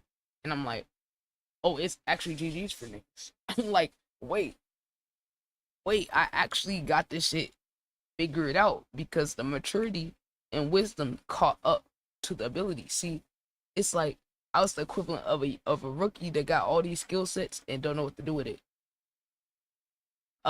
Crazy range, bad shot selection, bad discipline on the court, but then a lot of potential. Like, so it's like I had to really get coached by myself and life to be able to put it together. So now, year 7, I'm able to put it together, good shot selection, being able to self-regulate, being able to have the experience of being in the field of all these different crazy circumstances to where I can be more calm and thrive in a situation where other niggas scared. When that volatility hit the market, nigga, that's the best time for me, but that's the scariest time for other people. But like, mentally, I'm just made up to be able to handle it, but the experience and maturity had to catch up to be able to actually manage and navigate that well. So it's like I'm over here doing the options in the daytime, still trading the futures at night, and be like, nah, I'm trying to work on this specifically. I'm trying to work on like little psychological things, or my breathing, or like fucking meditating on like the reality I'm shifting into, and getting my body and my nervous system in sync with that. Other people's looking at the chart, nigga, internally, I am like fucking alchemizing energy and fucking reprogramming myself. Like, because getting that, like, getting close to what you want, I don't know how many people have experienced that, but it's actually hard getting what you want when you're not aligned with the version of yourself that can handle what you want. See, now niggas don't be talking about that part because our society encourages the degeneracy of getting what you want and then doing whatever the fuck. But what about if you actually trying to balance it the right way? You know, like, it's all these different things that go into it where it's like, I gotta work on this shit to actually reach my potential as a person and with my skill set. Otherwise, I'm gonna just be like, potential. And I'm like, nah, mud, that can't be me. Nah. We that cycle ends with me. The cycle is gonna be broken with me and everybody else around me. So it's gonna be uncomfortable. But we can do this shit. We can do this shit.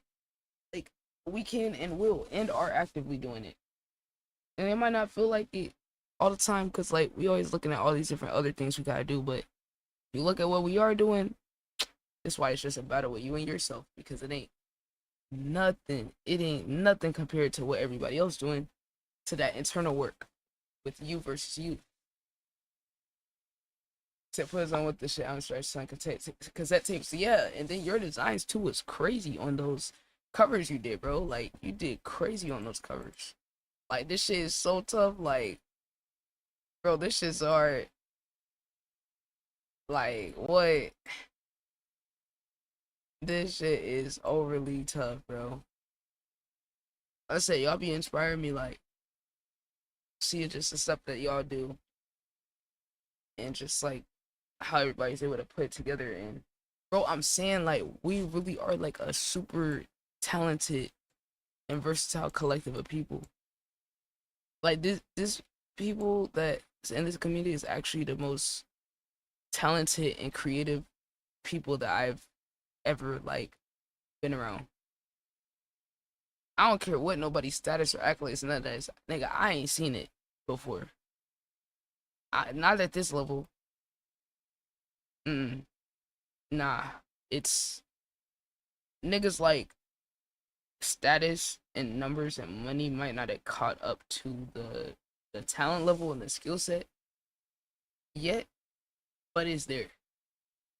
But it's just like we gotta bring that out, which means I gotta be more like hard on myself and on other people and make other people uncomfortable, because I'm making myself uncomfortable all the time, like all the time. I resonate in the making myself uncomfortable, but I gotta transfer that energy to people around me, because me doing that to myself is why I operate the level I do, because I'm always pushing myself and reframing shit to myself to look back at what I'm doing and like, I'm not doing everything I could be doing.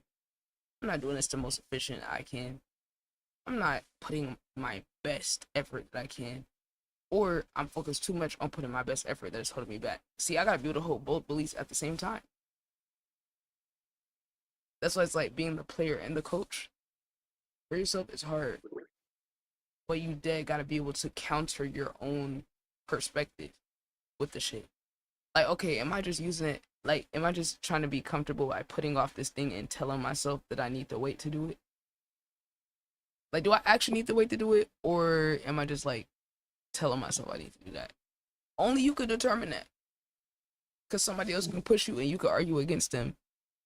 And you think you're arguing against them, but you're just arguing against yourself. So it's like, how do you know that? Sometimes we gotta do that for each other. Which means I gotta do it more for people around me. Like, because sometimes I be seeing shit that other niggas don't even see themselves. Or they see it a little bit, but they don't want to acknowledge it. So I gotta just like call attention to it and be like, well, you might not be able to do this, but you could do this. Maybe it's not exactly what you want, but it's still worth it. It's still worth trying. It's still worth executing. Because like our inner self, we be wanting to be this one picture, this one certain way, and idealistic, and then it's like, because we be so like creative and visionary and all of that, that sometimes it's a double-edged sword. Like, it's funny how it works, but like it's a double-edged sword. And like, as a person that's been conquering that, like, it's tough to call it, but you got to develop that skill to like analyze yourself and balance your vision with like action, because nobody else can really tell you what to do. Nobody can tell you how to do it, execute, but you just got to keep progressing. And as long as you're uncomfortable, you're probably in the right direction. You know, like me, been trying to push myself, push my baseline output. Like, I've been able to get my baseline amount of clips out a day to like at least 3. It was 1 at first, and I got to at least 3. So now I already showed myself I could do that. So now what's the next challenge? Well, I think at a certain point, I don't think my challenge is to keep overly focusing on that.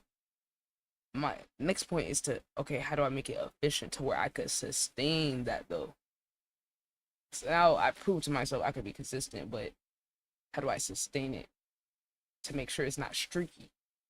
Now that's more important to me than the number, because I know long term, me just consistently push myself to hit that number, if I'm not doing it efficiently, it's not gonna matter. So it's like, okay, how do I take the pressure off of myself and still push myself at the same time? See, these are questions that if other niggas ain't doing it, how the fuck would they be able to give you advice on it? like I gotta check myself on this. It ain't really that many people that could speak to the problems that I'm gonna run into because they're not there yet. Or I got other parts of my workflow, my system that's affecting. It's so many things to consider that like I'm the only one that can analyze it and break it down to that extent because other people that can speak on it can speak on one aspect of it, but not balancing all of it. So it's a smaller and smaller group of people that will actually understand it. But it all go back to yourself because some people might be able to relate and understand, but it's like you still the one that got put together and figure that shit out. But that's the fun part. It's a give and a take of wearing all the hats. Yeah, especially if you building something that no one has. There's not a blueprint for. No one's done before. It's not. It's nothing that looks like it. Yeah. Yep. Yep. Yep. That's literally it. That's the 'Cause whole thing. I don't believe in reinventing the wheel. If there's most of the time there's a great for something that you're doing. You're not gonna copy them, but the blueprint, if it ain't broke, don't fix it. Certain things got framework to it. Mm-hmm. But Yep. what the fuck do you do when there isn't? When you the first artist that's like, I'm not just gonna be an artist. I'm gonna create my own framework. Yep. Right. I'm not gonna I'm not gonna sign to a label. I'm not gonna do this. I'm gonna, you know what I'm saying? I'm gonna create this whole different type of, so you gotta create the framework. You gotta figure out, you know what I'm saying, what is gonna be, what your intentionality is behind it, what type of community you're gonna create. Or like I say, deciding that you're gonna be more community based. Mm-hmm. There ain't nothing for you to look at for an Yeah. example, right? Yeah. Not at all. There's a reason why it doesn't exist currently because it doesn't make quote unquote sense logically and business wise. But see, love doesn't make sense. Love is irrational. Passion is irrational and illogical. So when that's the base and the foundation of what you're doing, it changed the whole fucking equation. And that's what I feel like makes it different. Where you're prioritizing that as like the foundation of what you're doing versus like total expansion. Because if it's all about expansion and growth, well, we kind of got more frameworks to build off of that. But then when you trying to achieve another agenda on top of it, yeah, niggas ain't doing that. But then that's what Yeah. we have to go towards though. That's what we're trying to move towards though. So yeah, it's like it's daunting, it's scary, but then also exciting. You know, And like I think I think it's not necessarily that it's not best business wise. It's just that, just like we know the vulture and the fucking blood sucking leech business wise, it's not conducive for that because it's more individualized and more small pockets. So you're gonna have more independent. That's not dependent on the big power structures that's been set. Just like Hollywood, you could take it completely from music and go to another industry. It's the true. same with fucking Hollywood now. You don't need to get these big ass film companies. Mm-hmm. Hollywood ain't shit no more. You don't hear niggas talking about Hollywood like that. It's not gonna fucking exist in the way Right. that it used to. Oh, I gotta fly to Cali to audition.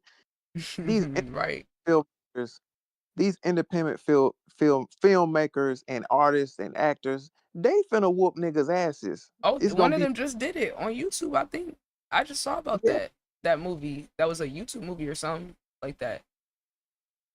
yeah. So it's more, everything is gonna be more, like I say, small community based or individual based. Mm-hmm. Like these big power structures are what's gonna crumble, and it's gonna be, they'll, instead of it being 5 record labels that control the narrative, like Def Jam, Rock Nation, Empire, all those big names, it ain't gonna be like that no more. There'll be 10,000 independent labels. Right. Right. And that's why the labels and the big companies are having to go smaller to smaller and smaller people to try to Mm-hmm. capture their influence because they're losing it. And that's why I'm very critical of people who are so quick to let them in because they not realizing on a bigger level what they're doing by extending their power to these people. Like, cause they still thinking the power lies in them and their systems, and it's like, nah, it's really in us. Yeah, they can't see it. Don't be letting them trick you out of knowing that you're the source. Like, in a way, it kills me because niggas know, like, on some ego shit, right? They know that they them, they him, her, whatever. But then, kind of like Kanye, I think Kanye's such a good example of this. Remember when you don't got the answer, Sway, right? When he was trying to tell him, nigga, you are the culture, you are Yeah. and He then he was think like, oh, I am, yeah, da da da da. Sway, you don't know what you're talking about. I gotta work with these niggas to looking back. I, What Kanye I say? gotta Sway was go. right. Yeah, I gotta go to France Yeah. and go do this and go to Fashion Week and do this. Mm-hmm. Should have Like, listened to Sway, man. right now he say Sway was right. Yeah. When they pulled the rug under you and you buddied up to them and shared your power and your energy. Oh, and funny enough, Kim Kardashian. Oh, I wish I never had kids with her. A white woman control what's happening with my kids. Well, this is kind of the same thing as the business thing where niggas was telling you, you're giving your power away, you're giving your sauce, your essence, all of that to whoever these people that aren't vested in you, and then now they using that power against you. When you gave them the sauce, you turned them up, you got them lit, but in your ego, you know that you that, but you're not moving as that, and still letting them be a part of. So it's like it's in balance where I feel like that's where we're supposed to like evolve that shit and stand Yeah. on it, like, and not fold and not let them into, like, because they're gonna infiltrate. They're gonna infiltrate it. Yeah. And what we basically seeing now is like just like Mac's situation, all we seeing is the death rattles of the old paradigm. That's all it is. They gonna get they gonna get some niggas. But that's the death rattles of it. It ain't gonna be too many more niggas because just like we looking at Max's situation from an introspective lens, there are others like nigga, I ain't doing that shit. Mm-hmm. Then people are now recognizing how niggas is getting weird. Mm-hmm. Like, damn, how the fuck, you know what I'm saying? Some people, it's genuinely them. They could be on some print shit or Mm-hmm. whatever, but it's like, why the fuck do certain people do? Is it a a common theme of niggas getting into the industry and they just do a complete 180? It ain't Mm-hmm. like you was wearing dresses in the street before, but why is it common for black men? Yep. With Cheap some, energy it's gonna farm. be it's gonna be one half where they like, people feel niggas get fame, money, freedom, they feel more comfortable to be who they are, which there's a small fraction that's the truth for. But another half, these niggas get influenced. Mm-hmm. Y'all niggas are getting feminized. Not saying that's a bad thing, but when it's to further an agenda Right. It's not that's authentic. That's the whole yeah, crux of it. yeah. But if it's to further an agenda that's detrimental to the community, then we have an issue, which we see that. Like it's a nigga. I wanted to talk about this because while you was popping your hot fire, you know what I'm saying? I saw a nigga that I know on Instagram on some non-vicious shit. Wait, you talk about the wigs and shit? He didn't have a wig and his edges laid, but the nigga had nails on and shit. Oh wait, so he did. Wait, he did. He did a white tips or like the extendo nail shit. Yes, nigga got French tips. Oh my god. Wait, is he Now, actually gay or he not gay? no, not as far as I know, but it was confusing to me because I never He thought he would. farming. Oh wait, I he don't know. wasn't like that before. No, I like I say, he wasn't. He wasn't doing no zesty shit. But he posted a picture today Like it started with the piercings and shit. Oh no, I gotta You pull know, this up. Who is this? I gotta see this. I gotta see this. Who is it? I'm about to send you. I'm about to send you a picture. No, I gotta see this shit. So wait, he getting desperate. He getting desperate. I don't know. Desperate Like times, possibly. I don't. I really don't know. I'm like, he could be having an identity crisis. He could be, but I mean, it could be authentic. He just say fuck it and just. But it, like I say, Convenient timing. I noticed his progression. Like he started getting a bunch of face piercings and shit. Mm. And then, like I say, he just posted a picture today, and this nigga got free. I'm like, bro, what the hell? What happened? And then he got the see through shirt. Oh, he I'm just like, going all the way. Okay. I don't know if niggas is Period. getting influenced, but bro was not like this. So I'm just, like I said, I'm not judging him or nothing. I'm just confused. just a little curious. Yeah, and is it like, okay, so now are you niggas that's different like that? Are y'all just more comfortable now, or are y'all getting influenced by these zesty ass niggas? Here's my problem. I feel like the problem is that there's a connection to this emasculating yourself for content or energy farm and Yeah, emasculating yourself to the system. That's my problem. Because they're synced together, right? When they're doing that, it's to get further in the system, but then they're bending the knee to the system too. So you're not even doing it to liberate yourself. You're doing it to bend the knee and then be a bootlegger to the system and say fuck you to the people and the collective. You can't be doing all those things at the same time. You know what I'm saying? Because you're doing it to get further ingrained into their system and accepted by them. It's not even for authentic expression. It's to advance your career and to create like cheap shock value when if you stood on something artistically or was really in your bag marketing or business wise, you could generate the same amount of attention. It's just cheap attention farming to me. That's why I don't like it. Because it's like it's not just you for real. It's connected to what you're trying to gain from it. And you're not doing it for no radical reason. Like Prince, that was really just him. He wasn't doing that shit for like shock value. Like that was just some yeah. different swag, you know? Like I can respect Famous, that. famous or not, he would have still been dressing like that.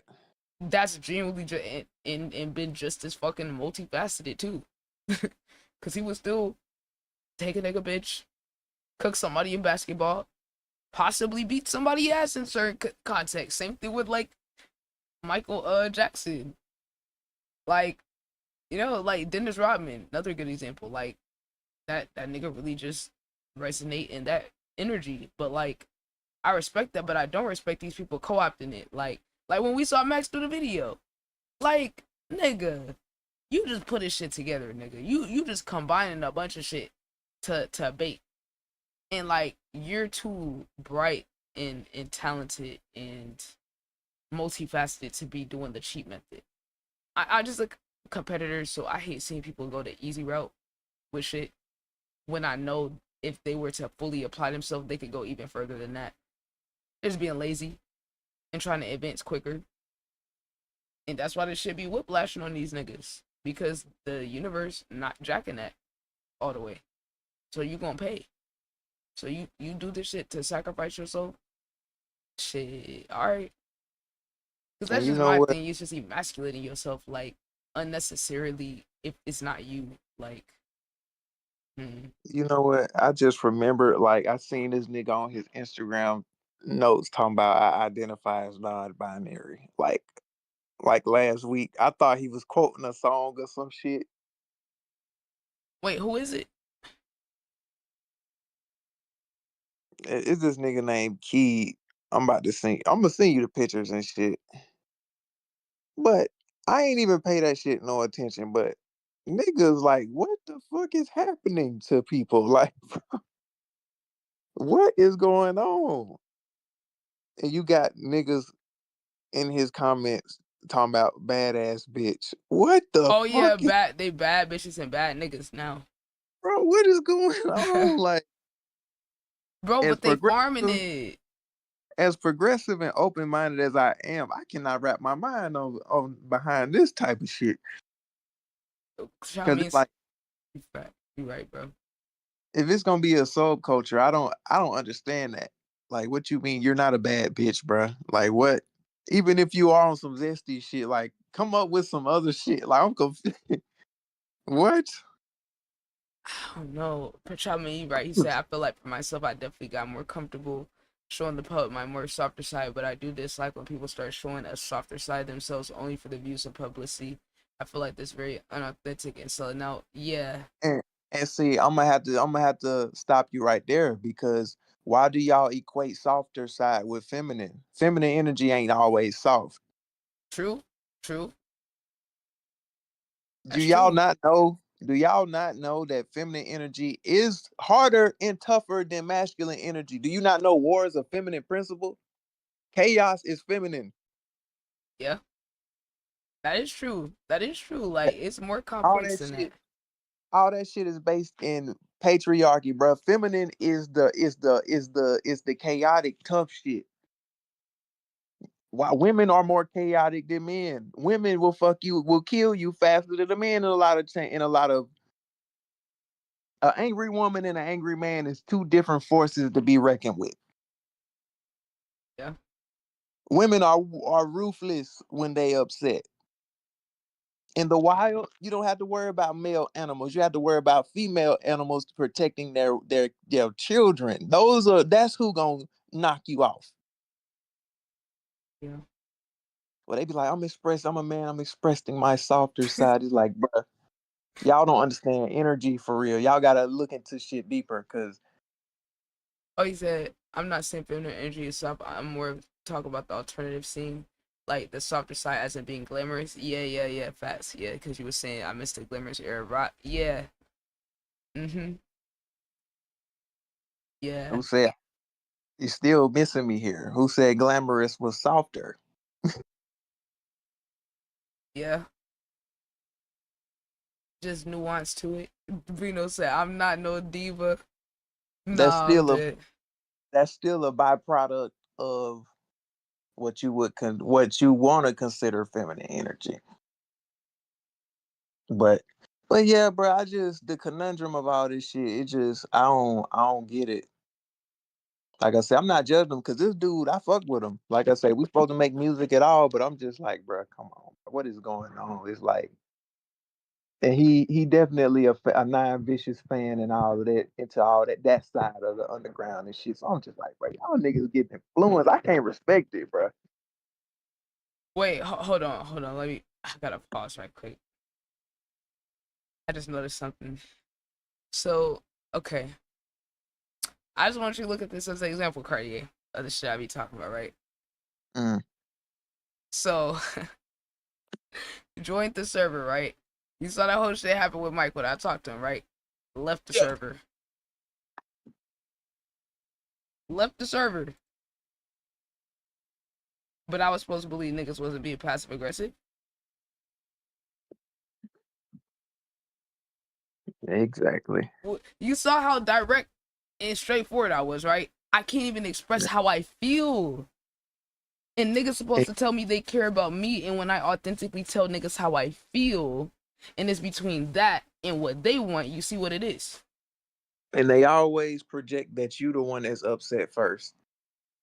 Like, bro. Like literally, the past couple encounters that I was here for that you told me about, they all be saying the same shit. Why are you getting upset, nigga? No, you're the one that's upset. Like, bro, I can't even tell niggas, please just let me exist in my own energy. And I'm going to get to niggas won't even give me a chance to get to them. Cause they want to control when I do it and how I do it and all that. Like, did you ever give a fuck about me? But you were trying to tell me you give a fuck about me though. You handled that shit great because like I was ready to dismiss the fuck out, bro. Cause what you imposing too much. Oh, I just felt like this, bro. So I hit you up personally as if that you ain't have to fucking even respond to the nigga. Like, what do you like? Niggas be tripping. Like, oh, so you ain't gonna reply? He's saying all this shit like, bruh, she didn't even have to respond to you at all. She don't owe you not a fucking thing at all. She could act like you didn't exist. So, Crazy. You can't but even. he want to get in Niggas your are yes, feelings. my. Yeah, but then try to tell me that I'm feeling away. Like, okay, bro. Then you want to fucking leave. It's like, bruh, can't make it up. You can't be straightforward, niggas though. But they would swear Can't they cool as a cucumber and shit.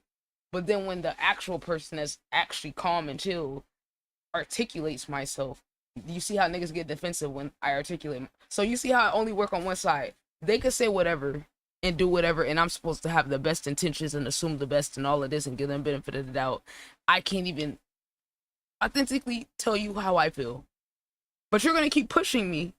You're gonna keep pushing me until I do exactly what you want me to do. And I draw a line, but because you know me or because you supported me for a while, you can impose on me. And what I said, I don't like how you made me feel. And you see, I was right. You see, I was right. Though. Because if that make you react that way, it says a lot. If me just asking to exist in my own energy and have a moment with the person I'm talking to, who I can trust to not throw me off, which clearly, if you read between the lines, I was basically telling the nigga, I can't trust you to not take me on my energy. Niggas ain't pick up on that because they ain't give a fuck. Right? Clearly, I trust you to be aligned with what the fuck I'm doing. That alone just showed the nigga would have just took me out of what I want to do. In the headspace I want to be in. And only be here for what he wanted. So I'm supposed to just bend the knee to niggas. Because they say they got my best interest at heart. And you see how I checked it, I said, you don't know. I literally just said, sir, you can't tell me when I'm at my limits. Because you will extract and take away from me as long as I allow you to. And you don't give one fuck about if I can actually handle it or not. You see how you just gave me sarcastic, sassy energy? Is that the type of energy that I needed right now? Did you even give a fuck if that's the type of energy I need after all the shit I deal with people who don't support me or are already trying to use me? Oh, I don't want nothing from you. Yes, you do. You want me to do shit on your terms. You want your perception of me to be prioritized over what's best for me. And then you're going to try to manipulate that against me. And then you're going to try to manipulate that to try to control what I do based off of you supporting me for this longer, me knowing you were, oh, but I know you. I'm in here all the time. That don't mean you want what's in my best interest. Clearly. Clearly. He said, I do feel like ever since I've been interacting with you, your community, so many people come here and just hate for no reason whatsoever. Yeah, energy taker. That's what I'm saying. You trying to energy farm me. You couldn't even wait for me to finish my convo with Cartier to get back to you. Didn't I tell that nigga that? I told him, yo, do you not think that I'm gonna get back to you? Because that's the insecurity on your end. Because if you're saying, oh, I know how you are. Oh, no, I know it's not like that. Okay, if that's the case, then why are you rushing me? You don't trust it.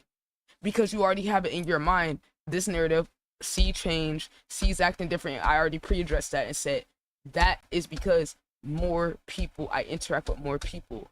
I have to be more strict with my energy. For reasons like that. Because everybody don't got the same intention. When I go to his stream, I never went to his stream and just saw him in his voice chat and said, oh, let me come in there. Oh, I'm sitting here in the waiting room. Oh, let me in. Never. I respect all the people in my community. When I go to their shit, it's about them. I wouldn't even ask or put pressure on no one if we didn't already plan something. Or if I didn't have that type of relationship with them. You know what I'm saying? Like, and I'm like, you can't do that for me? If you think you could do enough supporting of me to where you could violate my boundaries and what I want, you're not somebody that's meant to be around in the first place. Because all I'm asking you to do is treat me how I would treat you. That's it. If you can't hold yourself to the standard that I hold myself to with you, then maybe you just don't deserve to be around. Maybe you're not as real as you think you are. Maybe you don't care about me as much as you think you do. And chat, this is why you gotta know yourself and not allow yourself to get manipulated by people. He said it's gonna get there where it gets there. Just be patient. People are so like on their time when they're asking people for things, when it's like you're asking someone, so now you're on their time. I feel like people forget that they're on other people's time or schedule when they're coming to you. Yes, bro. Literally, bro. They forget that I'm a whole individual person. Like, and it's like, that's the double-edged sword of being like so community and people oriented, is like they will, if you allow them to, they will keep railroading you and what you want and just taking your energy. Cause it's like niggas was itching so bad to get in here to join the conversation, but it's cause it was about you. You wasn't gonna be on the same shit that we was on and what we was talking about. That's why you was itching to be in there. Why you can't just be in the chat like everybody else? Cause you been here for a minute. You didn't get what you want. You threw a temper tantrum as a grown ass man, and tried to gaslight on your way out. And I sent you them pictures too to your phone. But like, we gotta learn how to coexist better, chat. We gotta coexist better. Cause it's like, gang, like, and it's so crazy because people will say, "Oh, well, if you just explain it to people like this, then they'll understand." No. If niggas don't give a fuck about you and they there for selfish reasons, it ain't no way you could say it that's gonna make it click for a nigga if they not trying to hear it. You could say it the most eloquent way. They still gonna flip it on you. And this why you gotta be okay with being perceived. However, right? I already pre-called it. Niggas gonna say, "Oh, C switched up. People C changed." No, I didn't. You just aren't allowed to violate my boundaries and be put before myself anymore. So yeah, that if that's me changing, I change for the better. So sure, you're not gonna be able to just energy farm me anymore. No, you passively supporting me doesn't mean anything if you can't respect my standards for how I want to interact with people. There's not enough supporting you could possibly do to be able to counteract you violating. Like, what? You can't buy your way into this with no time, energy, money, nothing. What's not clicking? And that's what I'm saying. Like, bro, people be thinking sometimes, like, I be trying to be like mean to people, but it's like sometimes you just gotta be firm, because they will really like sit here, play your face, and try you. Just like when he tried to like, it's not that he was being like negative per se, but like when I was playing my song, he was like, "Yeah, this cool, but like I want to hear you some no auto shit." And I just have to like draw the line and be like, "Bro, like, I respect that, but at the same time, like, I'm not making art to be an expression of what you want to hear. Why don't you make your own music? Maybe melodies just come to me more naturally, but you're not going like other the music that I make because you want to hear me express myself this way. Did you go listen to my other music while I am doing the rap shit? Oh, nah, I'm not on SoundCloud. Okay, well, you clearly wasn't that invested to want to hear the other, like, you could go listen to it. Oh, nah, I'm only on YouTube. Okay, so that means you're choosing to stay on YouTube. So it's not that deep. You just want me to be a fucking circus act and do whatever the fuck you want me to do. And it's like, this ain't that, nigga. Go be your own, like, version of what you want to be. I'm not here to, like, check off a box so you can validate me and my art and my expression in a way that you want, even though I respect what you're saying. But like, at the same time, like, I'm not trying to, like, I don't know, say I don't approve. What don't you approve? Not that I give a fuck, but I don't know what you're talking about. Said, if people don't care, they genuinely don't care. Said no fighting. Who's fighting? Stop being a bitch. You're soft. Get that snowflake ass shit out of here. Talk about no fighting. I'll fight for what the fuck I believe in. Keep that. You get stepped on. No thanks. Next. The fuck? Talk about no fighting. Better learn how to stand on business, nigga. You're gonna get ran over by life. We ain't doing that soft ass shit. I believe in people standing on what they believe in over here, and I'll stand by my people standing on their business too. Proudly. Hell nah. And it's like, how is that fighting? That's what I'm saying. You soft as fuck. Where's the fighting? Can I get the N-word pass? Yeah. Yeah, for real. Go crazy, gang. Man, I already knew he was on bullshit. I was just waiting for niggas to say the right thing. You see what I'm saying though? See, child, man, I gotta make you a mod, Lil Twine. I just gotta make you a mod, but you see how niggas be on bullshit? I don't approve, no fight. Man, shut the fuck up, gang. Niggas just be bots, for real. It's like shoe fly. Said that's wicked. That's why I just off the rip just told niggas what the fuck it is. Keep that soft ass shit away from me. You get stepped on, bitch. If you want to be a doormat, you got the right to do that. And I'ma step on your ass too. Goodbye. Goodbye. The fuck? Yeah, child, man, you got the ban pass, gang. If you see somebody on some bullshit, you can just be like, you know what? See, don't even engage. I'ma just ban. Just ban them. It's okay. You could cut me off from interacting with somebody. I trust your judgment. You see the bullshit niggas be on. They say one wrong word. It's okay. You can ban them. If you don't like the vibes that they giving off, you just ban them. Yeah, that's what I'm saying. Talk about, can I get the N-word pass? Like, stop fucking playing on me, gang. Right. Just be trying it on this little online shit, chat. If you try this, it's kind of funny, yo. This shit is there just a simulation. This shit's a fucking simulation, gang. Oh my god, I can't believe this shit. Like, chat, you just gotta roll with the punches, but we was just talking about people coming here to troll. That's what I'm saying. Bro, I'm telling you, this shit's a simulation, gang. Like, at a certain point, I feel like the government be sending out AI out to people that's on a certain purpose to try to like throw them off. I ain't gonna lie. I feel like they be sending out these attacks via these certain accounts. Look, chat, maybe I'm in a conspiracy rabbit hole, but I don't know, but I don't know. Oh wait, this is shit you did last night? Hold on. Oh, this crazy beat you made. I fell asleep to him making this.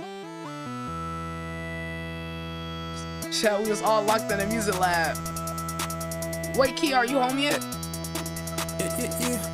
How that's a hoe when she not even settled. Taking that bitch and we went to the battle. Too many hits seem to give me a medal. Too many songs, I don't know when to stop. You said you hot, but you not at the top. Taking your thought while I'm just walking cracks. Taking your hoe with a gin of them up. Trapping ain't easy, go back to the block. Trapping ain't easy, I go to the bricks. Hell ain't easy, I go to your bitch. I know that you mad, I'm thugging a bitch. Doing SSC runs on a regular bench. You went hot in the summer, but never again. If I'm catching your homie, I'm slapping your friend. Gotta repeat again, put a track on the beats. I go in the night and I'll scratch it again. Hella hoes in this whip, I don't know who they is, but I'm finna fucking, you know how I get. And I know that's a sin, but I do it again and I do it again and I do it again. I'm a rock star, big, got a roof with a 10. I'm a ninja, little baby, disappear in the wind. Said I'm overly going, I left with your friend. Yeah, I know that's a sin, but I do it again. Tryna get big, I mix the water with Trent. Tryna get rich, I mix the shoe like Walk on a New York, become like Jen. Y'all niggas be dirty, talk shit like rain. I ain't about love with my hoe, she a 10 out of 10. I'm high in the store, just hit me a pen. In love with two bitches, but them bitches saying that I ain't not love, but I fuck her again. How that's a hoe when she not even settled. Taking that bitch and we went to the battle. Too many hits seem to give me a medal. Too many songs, I don't know when to stop. You said you hot, but you not at the top. Taking your thought while I'm just walking cracks. Taking your hoe with a gin of them up. Trapping ain't easy, go back to the block. Trapping ain't easy, I go to the bricks. Hell when ain't easy, I go to your bitch. I know that you mad, I'm thugging a bitch. Doing SSC runs on a regular bench. You went hot in the summer, but never again. If I'm catching your homie, I'm slapping your friend. Gotta repeat again, put a track on the beans. I go in the night and I'll scratch it again. Yeah. Okay. I ain't gonna lie, that shit hard. That shit hard. Keep it on the heater, bro. Yo, you and Mercury been on the heater, man. I'm trying to get like y'all. I'm trying to get that flow state. Cause I ain't gonna lie, I got a lot to say. Man, it been so much shit that happened the past time since I made a song. Like, bro, it's like, that's why I need a bunch of beats. I need a bunch of beats. Like, I ain't gonna lie, I need like every type of beat right now. I need some rock shit. I need that vamp shit. I need some R&B. Which I do low-key got a beat that Lavender made that I ain't gonna lie, I've been meaning to get back to it. Where is that shit? Where? Oh, I forgot all my beats got deleted. Oh yeah, you got that rock shit too, Chow Mein. Yeah. Wait.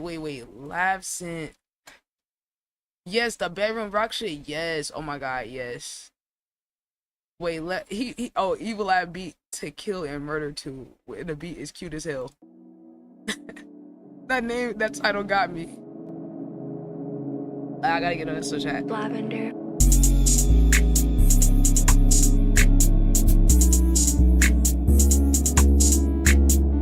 It's so cute. I meant to get on this a while ago.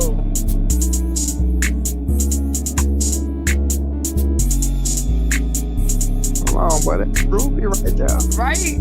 Yo, Lavender's so tough, bro. Yeah, me and Lavender gotta make some songs too. He was like moving into his new house, so like he ain't been overly active, but oh yeah, me and Lavender about to lock in too, cause he about to help me with the production. Cause he the one that put me onto that little app where we could get on FL together, like on the multiplayer shit. Like we could control each other mouse and shit. So I'm like, hey, look, this shit gonna be crazy. That's what I'm saying, bro. Like the comm is not even at peak operational power right now. Niggas ain't even collab like that for real. Like Pride still gotta collab with each other. Artists still gotta collab. Artists, Pride's gotta collab. Like, bro, we ain't even seen this shit all the way. I don't think niggas understand what the fuck we about to be cooking. Nigga, we really about to be a super community. Well, we already are, but I'm saying like we gaining our powers and getting our XP up and shit. That's why I'm just like, bro, like I'm not even like beating up on myself too much for not getting songs done because I'm just absorbing all the inspo from everybody. Like, cause it's just like charging me up where I'm like, oh my god, dude, when you see the shit actually start to materialize, it hit different. It hit different when you're like, oh my god, dude, all we gotta do is put the pieces together the right way and make the shit easier on ourselves and each other. That's actually more the challenge right there. Is everybody learning other people's strengths and weaknesses and then leaning into each other so that we can be efficient and not burn ourselves.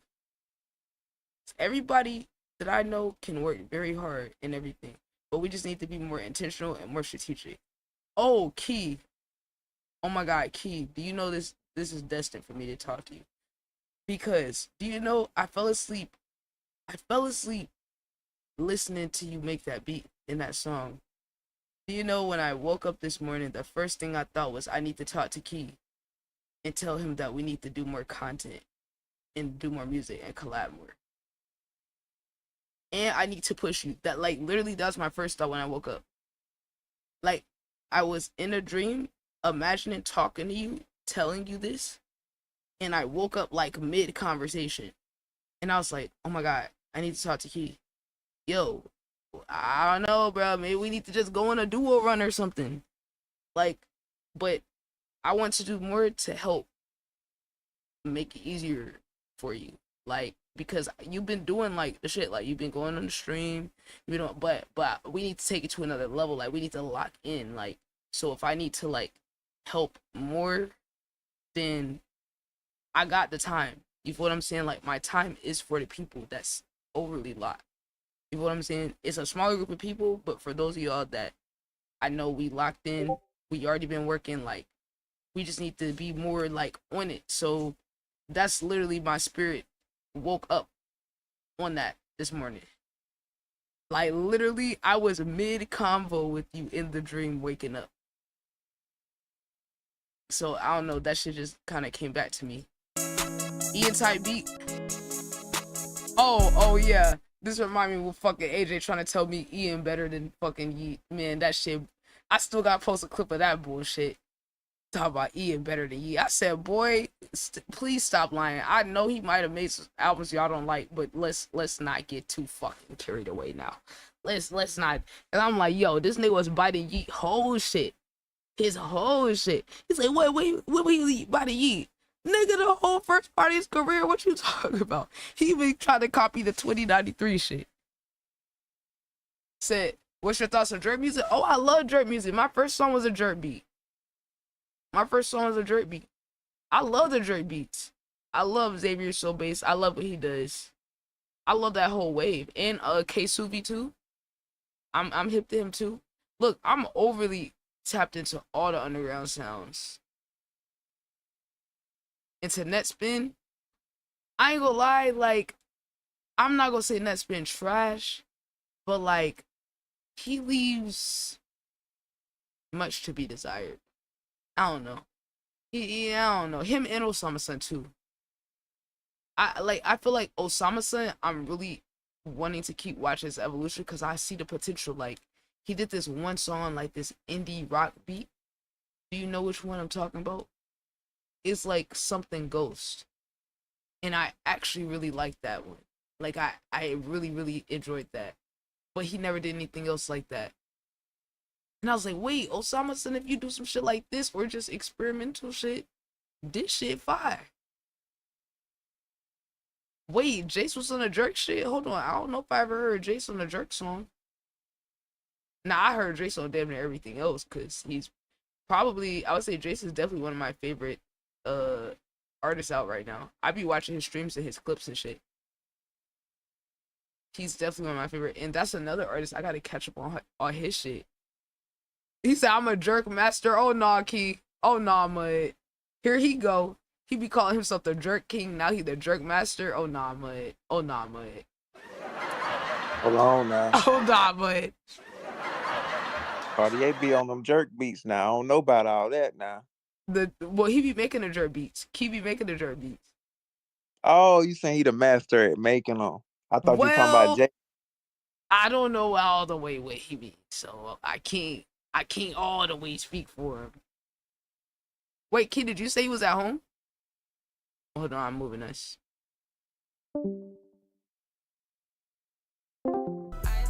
Where you at? Where you at? Cause I was trying to delete that song as a mod too. Yeah, his side be trolling talking about I'm the jerk king. I'm the jerk master now. Like, okay, Mud. He said making food? Okay. Okay, he sent this beat right here. Let's see.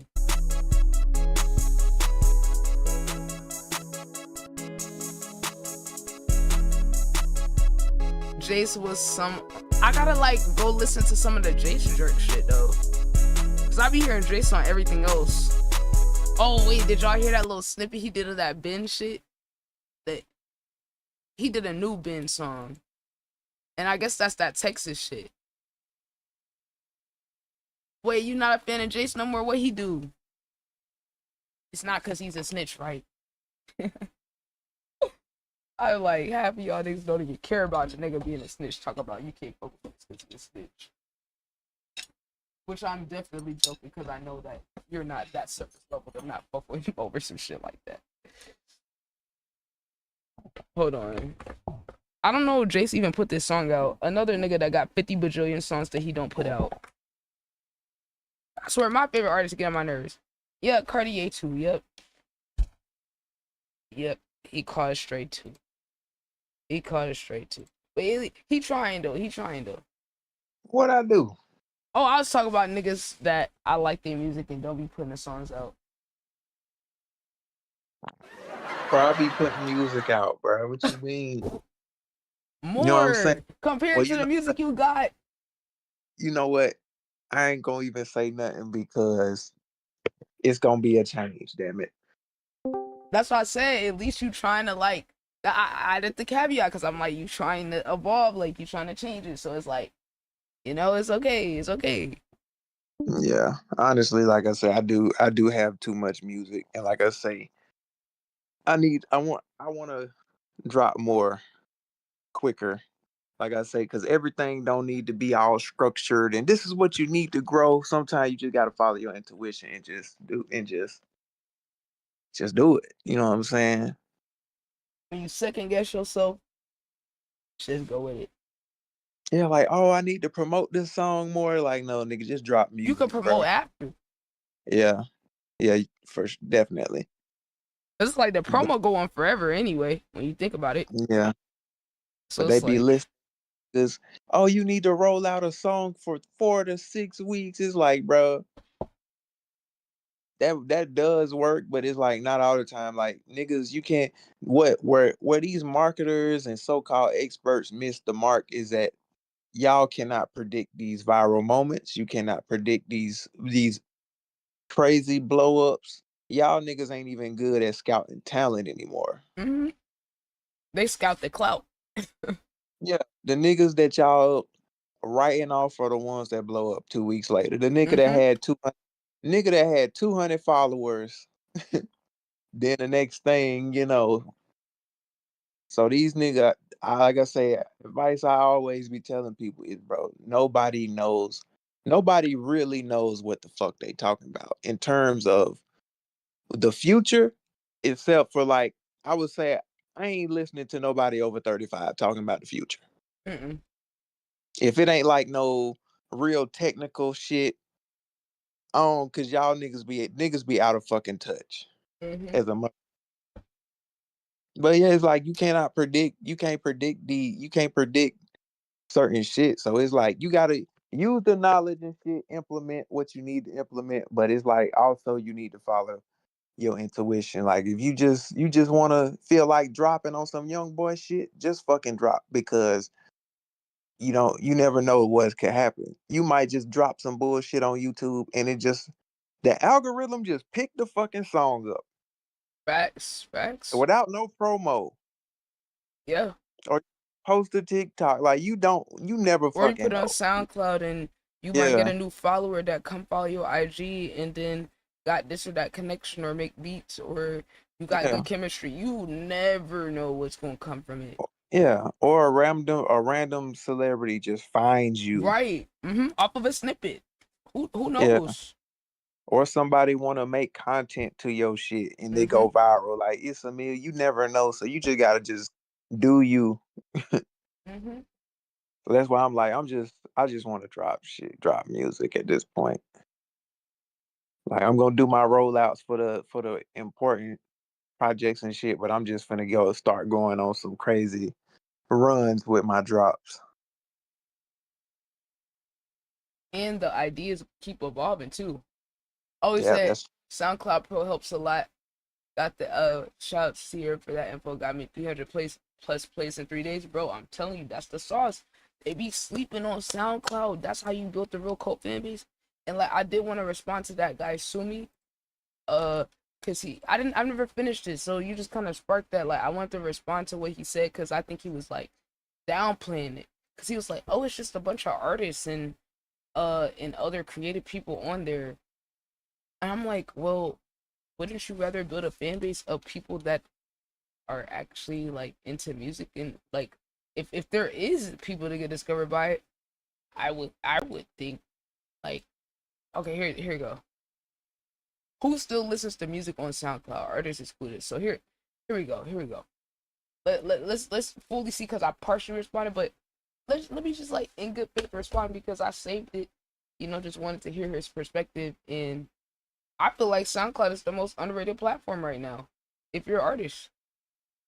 And the only one that's actually like really looking for an audience for you that matches with your shit. Like whatever they got going on with the algorithm is good. Especially because like I'll play a playlist of music and the people that are random that rotate after, it'll be some songs that I fuck with. Like still one of my ideas is for us to go on SoundCloud, right? And then like go on everybody's radio station, right? So I got a radio for niggas or on your page, and then after your songs rotate, listen to all the artists that SoundCloud recommend based off of your music, and then see who we can find and fuck with, and then reach out to them and then invite them to the stream. mm-hmm. Like using their algorithms to find people. Said people all over the world still use SoundCloud. 10 to 15% of my plays are from European and Asian countries. Yup, facts. Exactly. I still got the idea. Like I want to do, and I think I can get tapped in with SoundCloud if we pull this off right. I want to do like a SoundCloud songwords where we find artists from the SoundCloud algorithm exclusively. Cause chat, I'm already in the SoundCloud creator Discord, so that already mean like we're one of the SoundCloud pages that got some of the most activity in here. That's why they invited us. But I think if we add that idea on top of it and we run it multiple times, a SoundCloud exclusive songware, see chat, you gotta think we gotta get aligned with the brands that are actually supporting artists. They are actually trying to do more to get tapped in with the creators and artists. That's why they made this Discord for creators, like a creator community. So it's like if we see a company that's doing the right things to support the movement, then yeah, we can like dick ride it a little bit to get the attention, because we already over there. We already fuck with it. And I'm just saying dick ride it to just be funny about it. But on some real shit, like, yeah, I don't mind going out my way and doing a segment to get a brand's attention so that we can get connected with people. If we already kind of got a foot in, imagine I could go in here and promote the niggas in this SoundCloud, be like, yo, who wants to join us somewhere? Boom, already got access to a bunch of niggas, the most active people on SoundCloud in here.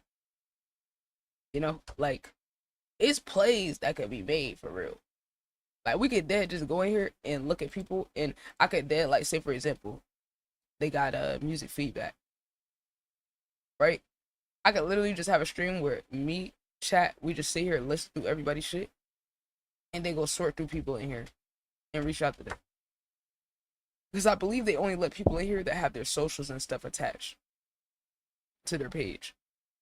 So, you know what I'm saying? Like, man, I got plays in my back pocket I be forgetting about, Lil Twan. Because I already be thinking about this shit instantly.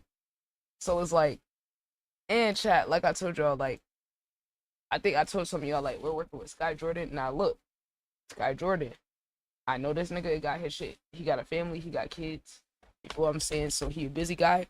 I'm telling you, Sky, you better lock in, bro, because I done already gave all the sauce right here. Where that shit at? Nigga gave me an empty page. I filled this page up with everything. Off the top. This is just off of remembering shit. It was blank. It said ideas. So all of this shit is my shit. Just off of my memory. Not even me just sitting here and coming up with new shit. Just me remembering shit. Algorithm trend updates. I'm giving niggas updates. Like, and this is just off of like one day of just like picking my brain, not even getting my bag. Just like audience engagement. And mind y'all, chat, this isn't everything because this is kind of catered to like where he's at. He already has done a lot of shit. He already got a queer community. He got millions of views. He got the connections. He got, you know what I'm saying? So it's different scaling up for someone like that and then helping them hone in on getting their community and then pulling their community in and like cultivating it is different than someone who has to get themselves out there to even start to get the community. You feel what I'm saying? So like, but I got this and I have a whole different version that is the chat. Y'all think I'm about to give everything to niggas? No, nigga. This is my version. So it's certain shit on there, but then there's certain extra shit that's on mine. That's only gonna be on mine, which I am going to give access to this to people that's in a community. So this got a couple extra points that I be having in different shit that I be peeping, like new IG updates, like niggas gotta be tapped in with how the algorithm changing. This is like pretty important. And that's what I'm saying, like, man, I can hop into whatever type of content I want. Because like the development page, I'm about to start doing updates for niggas on all of this shit. Be like, hey y'all, here's the latest updates on XYZ app. I'm already tapped into that shit. That's nothing for me to like share that. But it's like, I'm probably gonna fall onto being on this channel a lot more than I just started. I've been collecting content, like y'all can't even see. I got mad unlisted shit. I'm just dropping a couple here and there. I even got it recorded of me doing a 2K build and doing all those edits and shit yesterday. Like, and then the dude who I'm working with, Lore, I'm basically about to help him get his shit right too, because I found him going viral off of like explaining this crazy like musical shit. And I love what he's doing. And like, that's the type of person that I'm gonna work with, where it's like, we already on the same wavelength with what we doing, and he could add value to me and what I'm naturally interested in by helping me elevate my shit. And in return, I can help him elevate his shit by taking his business model and helping add structure to it. So when we talked the other day, I kind of did a consultation session in the middle of us talking and gave him all the sauce on what you need to do. Like, hey, you need to get a Google form, but your Google form that you got ain't all the way optimized. You need to set up a checkout on that bitch. You need to start live streaming cut up your segments into live streams, then reformat it into clips. Make your shit more efficient. You know what I'm saying? So I'm gonna provide that structure, and then we're gonna consistently collab like once a week and build up this series. Cause like us just talking, 100 clips off of just that combo. So now, even though we rescheduled our segment, in a way, we're gonna be able to build up to it better, because now we got all this content of just us getting to know each other, talking about the state of music, art, the commodification of art, how capitalism affects art, and then these specific hot topics where we're ruffling feathers of different fan bases, but then also kind of nerding out about shit. So it's like we really covered mad bases, right? And the people that's around, like, we gotta get better at our comms so that when I'm doing these certain moves, y'all are tapped in enough to be a part of it, right? When I'm working with Sky Jordan and shit, like, I'm gonna be reaching out to certain people like, hey, pull up to the stream, pull up da. Like, niggas gotta be on it, because it's those little things where you gonna get a chance to introduce yourself to a nigga. Or, you know what I'm saying, you could spark it up, have a combo, possibly find common ground, so that now you're just not just somebody, right? He know about the shit we doing over here, but he don't know y'all individually yet. So I'm gonna need y'all to be like willing to drop whatever you got going on and be like, oh shit, hold on, it's time to collectively come together and show our strength, our versatility, our creativity, all that. Because we already stand out people over here. If we could bring that to people like Sky, who's trying to transition to like some of the stuff we're doing and evolve, we're gonna be able to help him out. And he already fuck with niggas and want to help people. Feel me? He got bum ass MOB on his channel to do a song for a sync placement. You know what I'm saying? Like, off the rip, already fuck with niggas. That was the wrong nigga, but you know, still it just showed that niggas genuinely fuck with like what we're doing. So that's why I tell people, you gotta be of service to other people and not worried about, oh, what can I get? What can I, you know? Because a lawyer asked me, he said, yo, this is so valuable. How can I pay you back? And I'm like, by executing what I'm telling you. Following through. Yo. Maximizing that shit. Yo. What's good? What's good? What's good? SoundCloud Demons. Where that project at? I thought you was done. I am. Where is that? I don't see no Bandcamp link. Bandcamp? Bandcamp?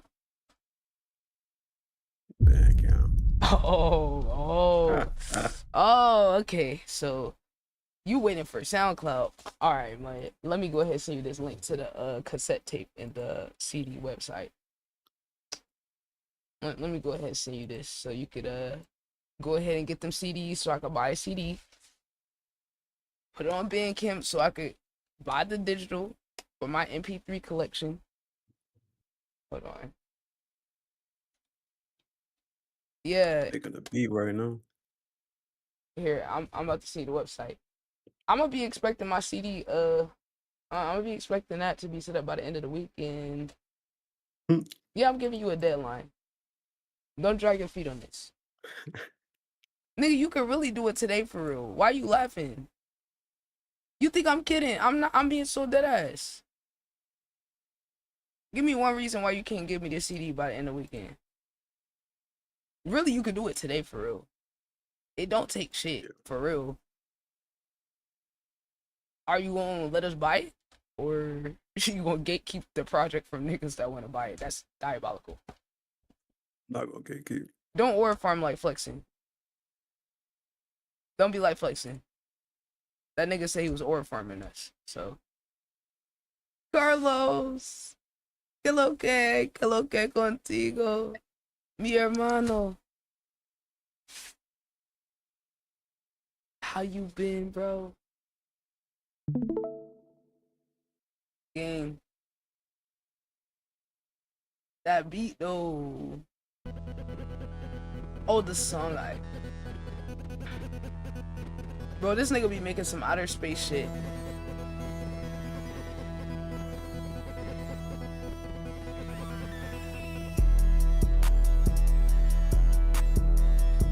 Wait, why you not streaming? I just got announced. Okay, I'll be waiting. Are we waiting to do the collab? Bet, Carlos. Hold on. Ooh. Oh, that's crazy. Oh, that's crazy. Oh, them drums active. What that nigga say about key drums? He been turning up on niggas ever since that one nigga trying to say something about his drums. You know what's funny? That nigga left the Discord, then he tried to come back around to the stream. I like I ain't know him. Alright, nah, nigga, I ain't forget what you said. You said this some outer space shit, Rick and Morty out in space. I see it. Oh, that part hard. But I'm telling you, all his beats be sound like some alien shit.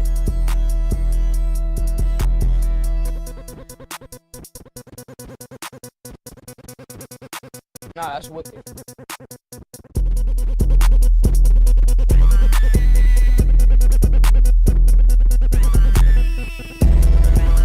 Damn.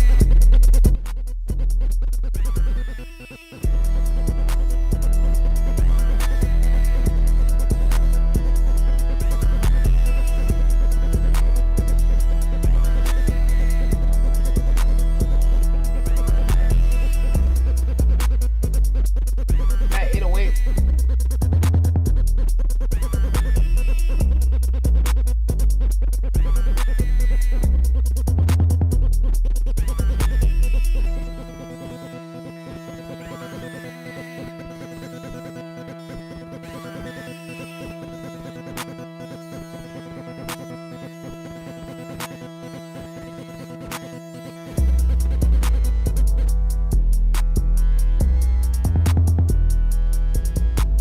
Wait.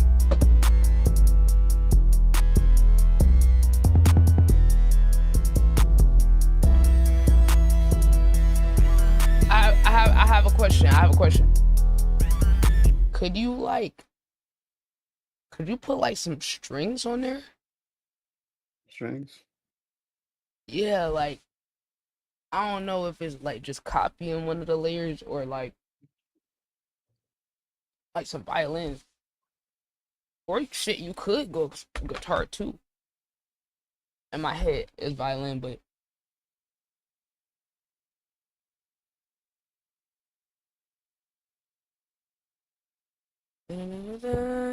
like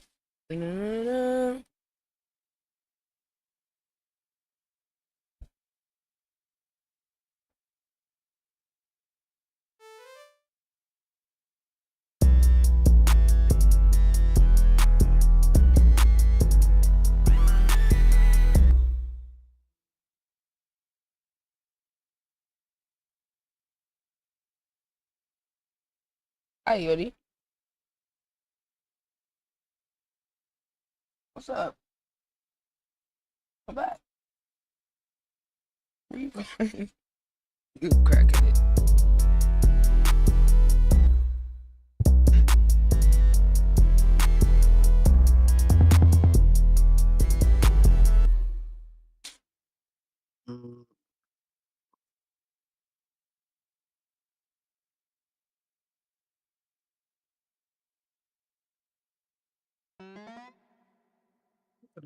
Wait, you ain't got Xenology?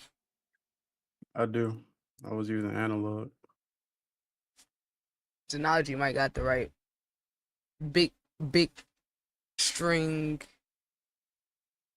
Hit that shit. Oh no, his shit might That's crash. See, that's what I'll be talking about. His shit might crash. I was talking. Never mind, chat. This might be set up. Oh, there you go. Ooh, hold on. Wait a minute. That's what I was saying. It could be guitar or violin.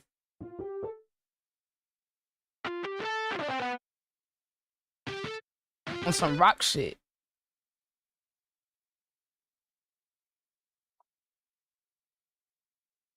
Chat, I need to set up my keyboard stand.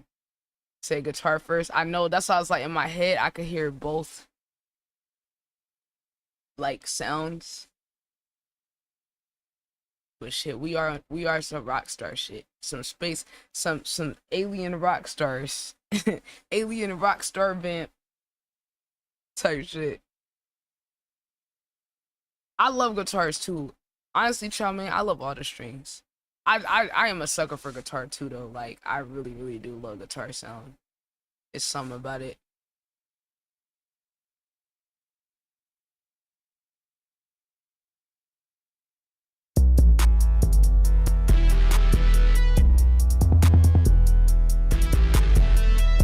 Ooh. Okay, what you think? What you think? Yeah. That shit hurt. Mm.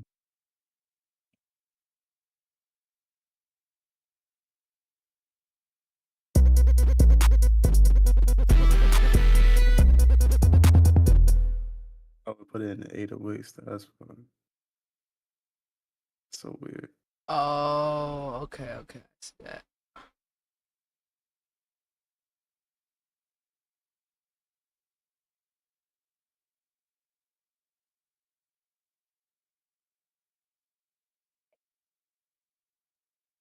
See, Chad, that's the workflow. That's the workflow. You move it quick as fuck.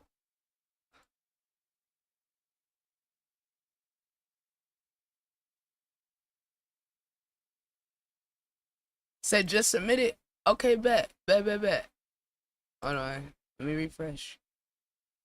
How you doing, man? I just have to. But you said just submit it. Okay, I don't see it in my queue. I don't see it actually. I don't see it again.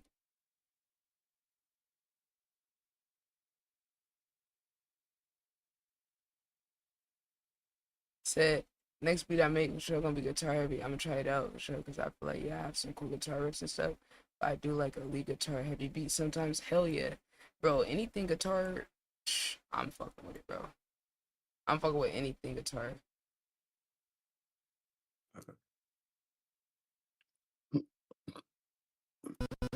Okay, Turnt said submit it. I ain't see no submission game.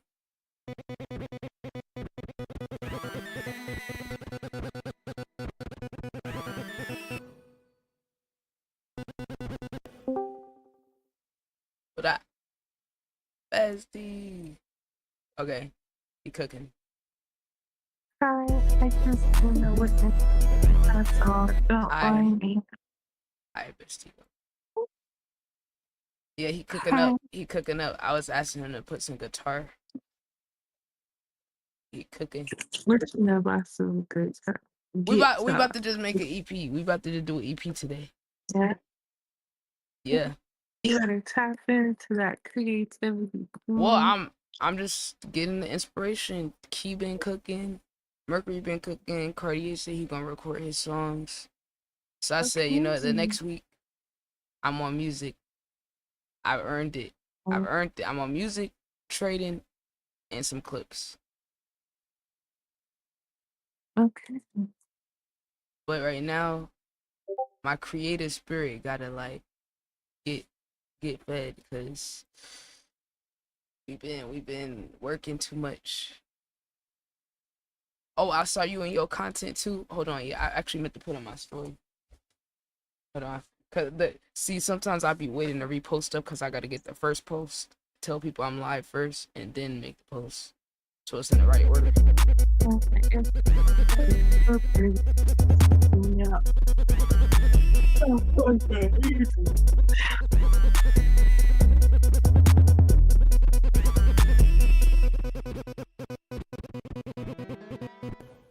That is not guitar. Oh no, I'm said never knows how one of your tasks is ADHD. Oh yeah, gang. Come on, ADHD gang.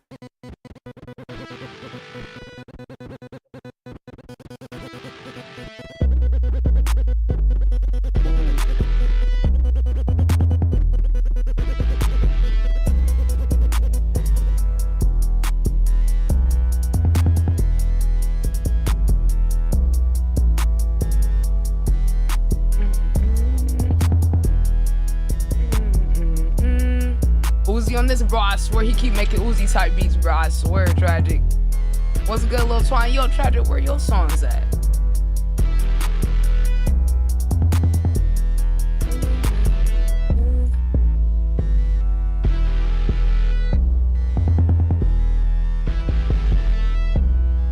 Can you make it more like legato? Like this, have it longer sustain on the guitar. So, can you make it have like a longer sustain on the guitar where it doesn't cut? Hi. Yeah, we do all genres, bro.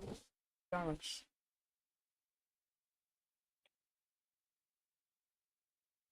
Only got paid submission while we working on music because we doing that EP today. But once I finish everything later tonight, maybe free submissions, but can't guarantee that because doing my shit today. Paid submissions only. Let them work. Thank you. Paid submissions only. I'm fucking dead. My mind on y'all ass. You say bro, mod, right. I say see co-creative, whatever. Yeah, co-founder. Yeah. Pay reviews only. Y'all still cooking up food. Yeah, they don't care about our cook up. They need to. So unless you got $5 to $10 to give, keep it. I'm fucking crying. And who is this in the chat? I gave up. I'm not good. Yeah, you should give up. I'm dead. No. We don't want him. We don't want Tragic to give up. He a youngin. He just started. Well, tell him to, youngin, you need to develop some better self-esteem. Don't bring that low vibrational shit over here, bro. Facts though. You can keep doing it. You just gotta keep going. Don't give up. Yeah. No, I just want to give up. Yeah, I mean, shit. Fine. Yeah, I mean, look, if you want to give up, but you could definitely do that. You start off at a good spot. Yo, T Royal in the Chizat. That's good. Yeah. Chow Mein. Chow Mein. I got yours. Yeah, we was already gonna check that out because you submitted earlier. You earned a free submission, yo. Yeah. Okay, Chow Mein. Let's watch it.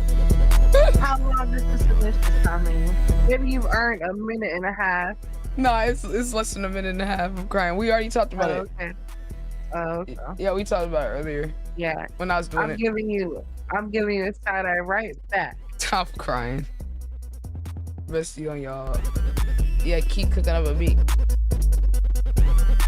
Keep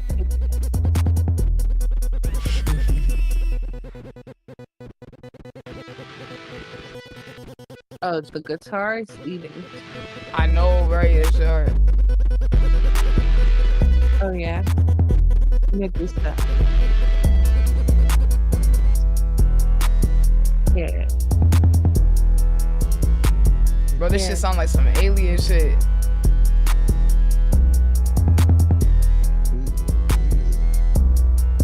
Damn.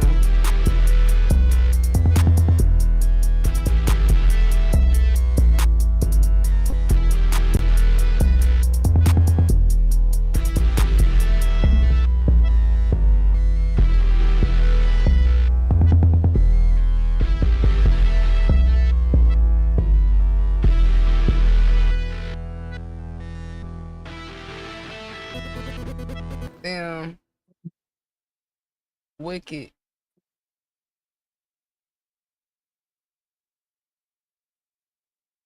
Hard.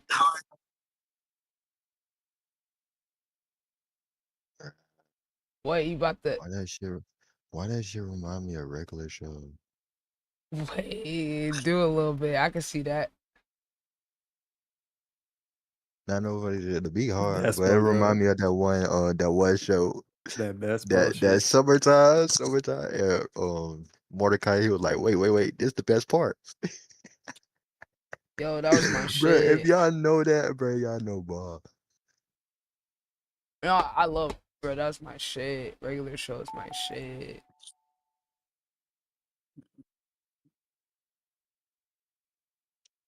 Okay, you gonna I go fuck with the back. beat You though. gonna go back to Beat back. hard. Back to back. Going back to back with the beats, or you gonna get on there? Back to back with the beats. Fuck it. Okay, that's one. That's one. What's the next vibe? Uh-oh. One down. One down. Yo, I want to do some like. Okay, you know what? Okay, you do that, and then I'm gonna like just make. I'm gonna throw some sounds together, and I'm gonna send it to you, and then you could like actually turn it into something. That'd be fire. Hold on, let me see. I'm gonna see. Chat. Let's see if we can get some sounds to send him on the production. I'm gonna just try to find some sounds as analogy that I fuck with.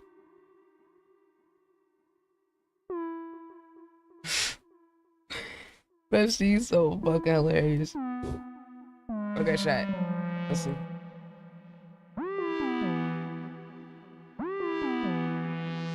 You know what? Let me make this first. Hold on, let me record this. Yo, me and Bino, aka Forever Key, about to make an EP on stream. So pull up. Yeah. If y'all wanna do song reviews, we doing paid song reviews today. I will do some free ones after we finish everything, which I don't know when that's gonna be. So don't be rushing me. But pull up. And I might do some YouTube reacts too. He's cooking up right now. I'm gonna see y'all in the chat. Oh, we do have some ITB projects coming up too. Afro beats, space, vamp shit, rock shit, and we got Silk Prod song worse in the way. So y'all make sure y'all stay tuned, stay tapped in. I'ma tag Key. Y'all go follow him too. All right, that's a clip. That's a clip. Chat, I be forgetting I can just do shit like that and just post on IG like that. Oh, on chat.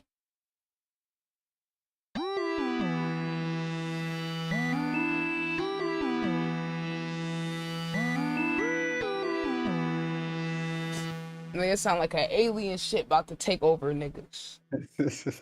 Bro, what? This nigga from space or something, chat. Bring it down. So.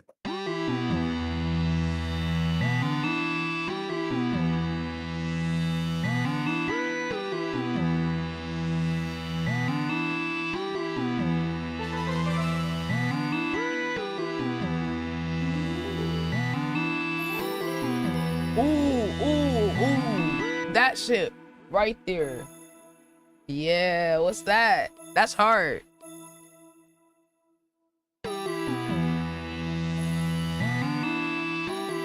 Oh, that's hard.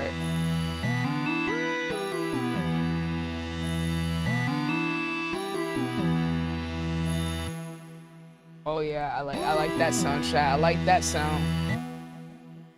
Hold on, not chat. Hold on, not chat. Hold on. Let him cook. Let him cook.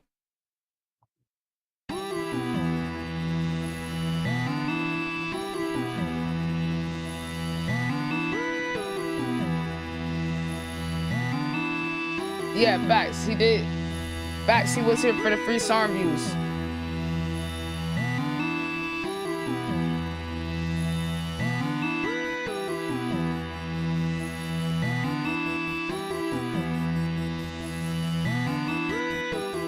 Build up crazy.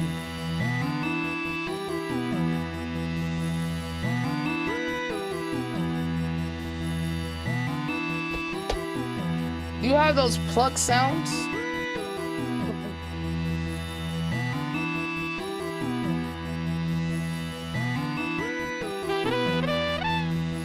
Oh shit. Oh, I thought you didn't like leads. That's why I used the last one. I'm getting used to it. The Lee's B5 is the right one.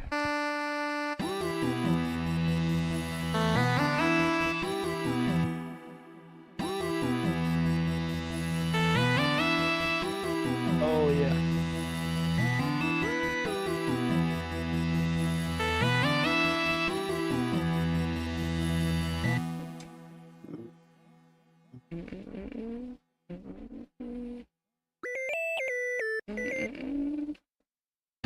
I love cream soda.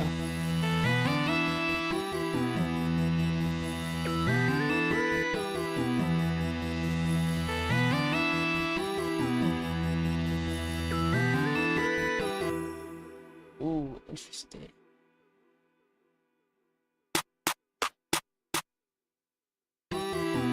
Hold on, Shy. Give me 1 sec. I need some water. Be right back.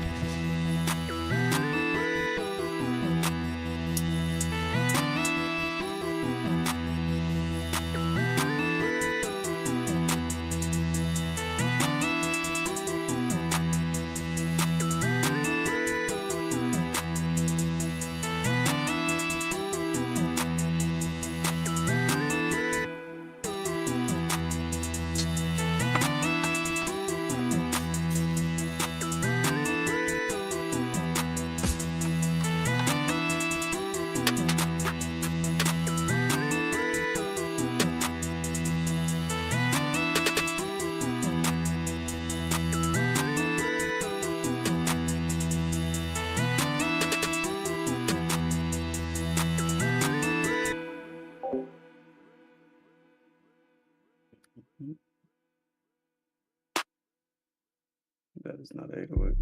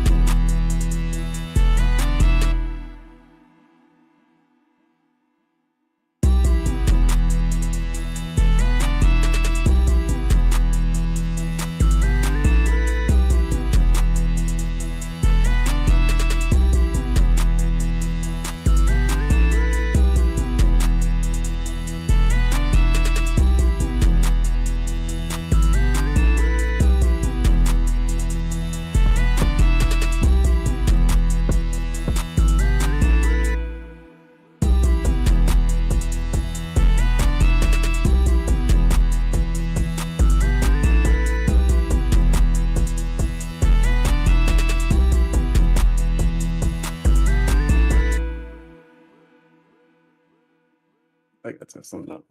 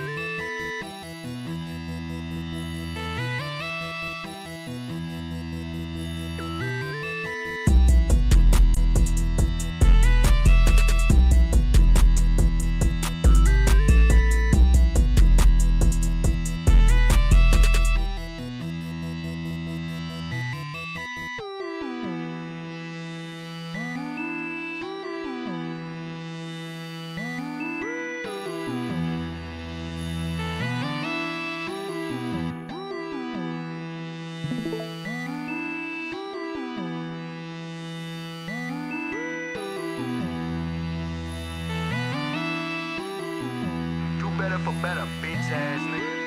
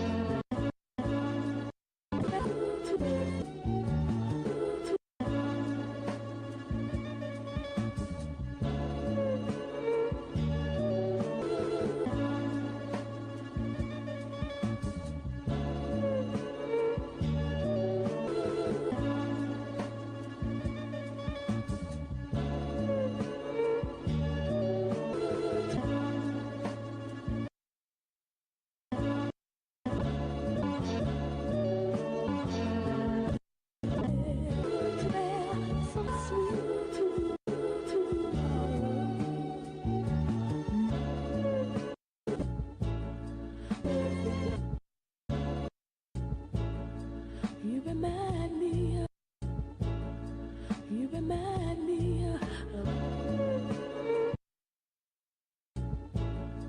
you remind me you remind me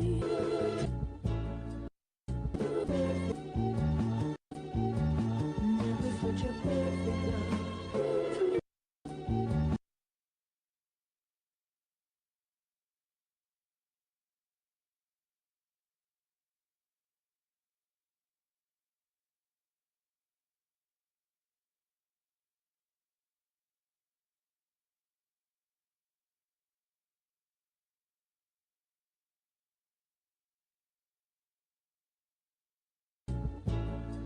You remind me of what love used to be.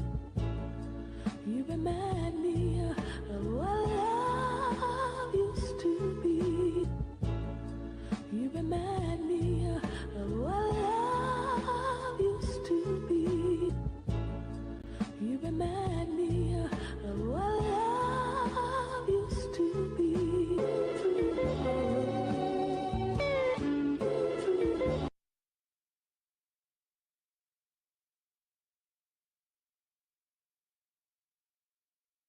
Love used to. Love used to.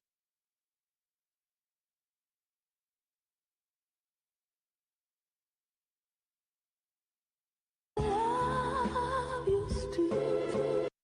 Love used to. Love used to. Love used to. Love used to. Love used to. You remind me of what.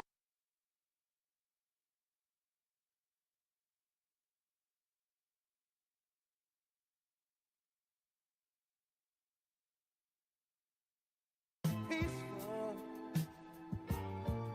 So much to enjoy when things peaceful. So much to enjoy when things peaceful. So much to enjoy when things peaceful. So much to enjoy when things. What you all about?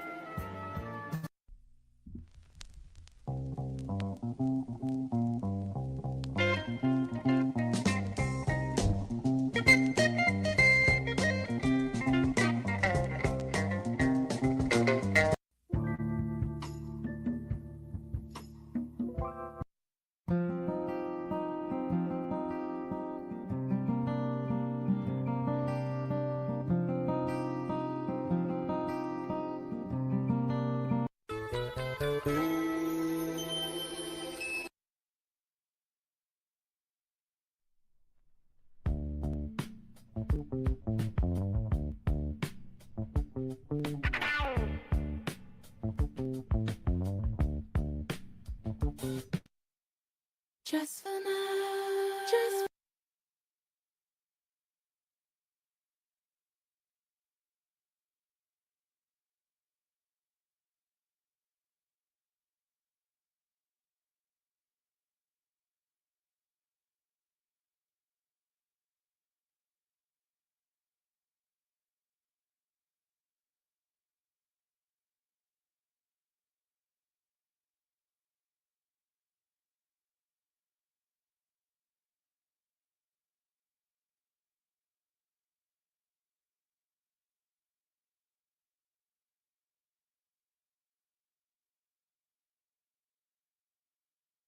Just for now. Just for now. That time.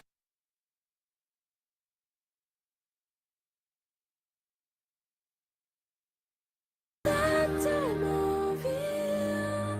Leave all our hopelessnesses aside.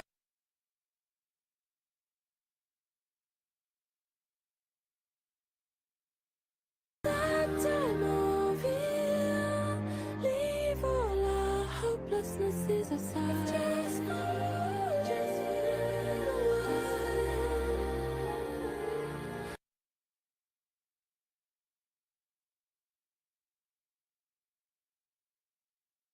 that time of year.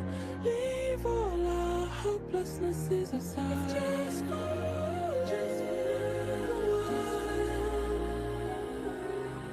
that time of year. Leave all our hopelessnesses aside.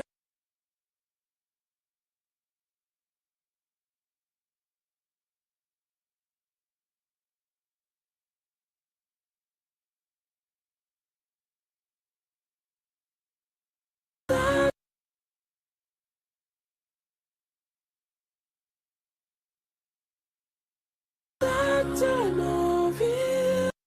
That time of year. Leave all our hopelessnesses aside. Just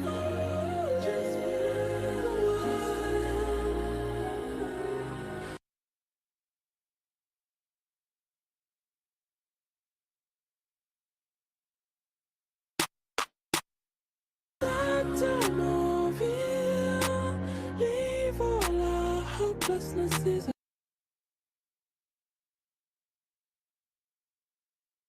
That time of year. Leave all our hopelessnesses aside. Just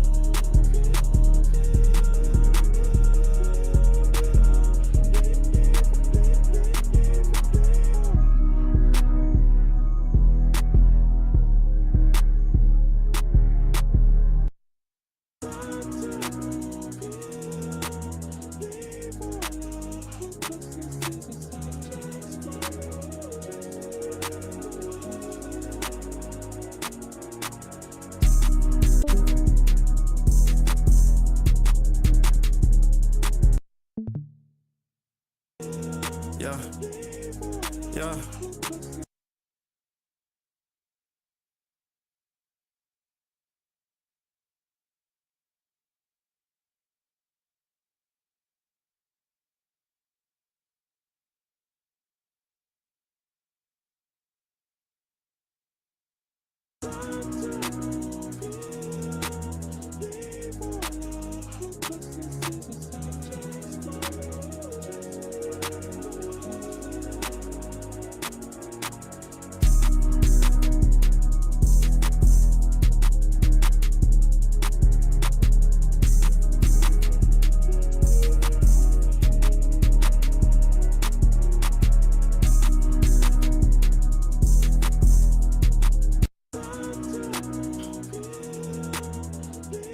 Tell me what you on, but best believe I double back.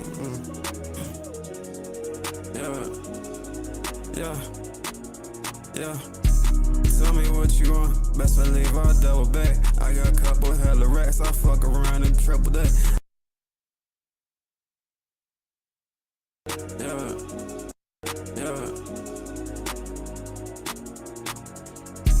Tell me what you on, best believe I double back.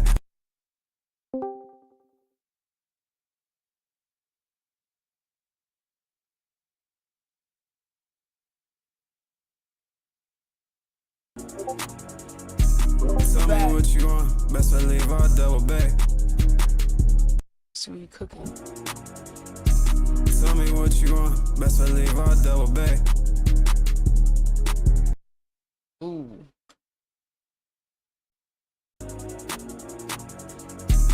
Tell me what you on, best believe I double back. Sitting behind like 200 racks. Ooh, I like that beat. If I double back, sitting behind like 200 racks. Wait, where that beat If I at? double back, sitting behind like 200 racks. Tell me what you on, best believe I double back. Sitting behind like 200 racks. Can't be no bitch, I double that.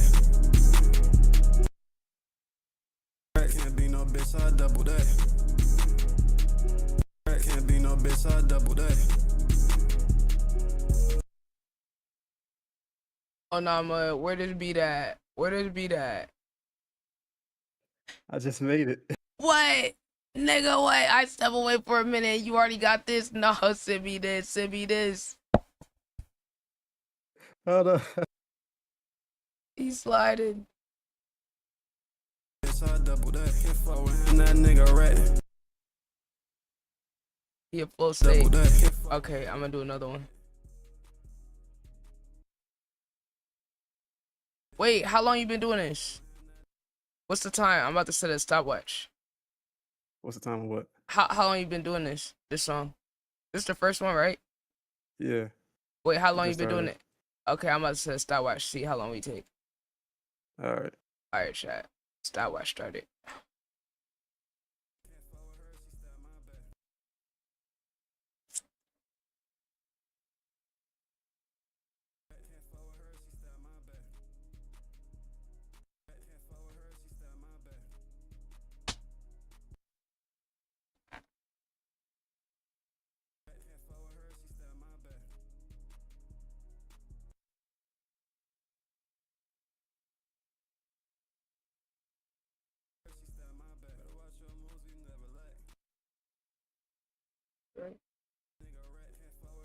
Carlos.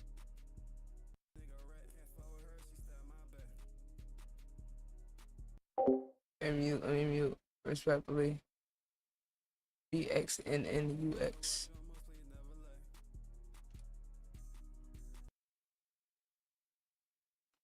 Chat. You have to make an EP. Chat, I'm about to restart the stream. I'm restarting on Twitch. Who we rating to?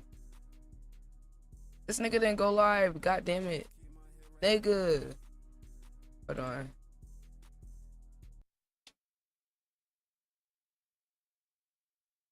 Hold on, chat. Song reviews, chat. We're about to do an EP. He's working on that.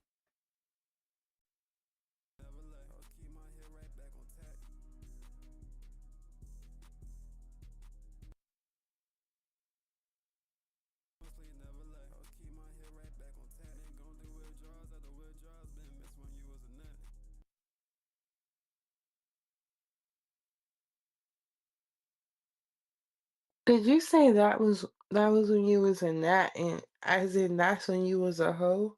I'm dead. This nigga. Did he say that? Gnat, That sound the like gnats, the little that sound bugs like that he be was saying. like annoying you. Oh, I'm fucking Oh, dead. Oh, okay. Wait, no, y'all talking with Nat used to mean like hoe? No? Yeah. Draws at the withdrawals, been missed when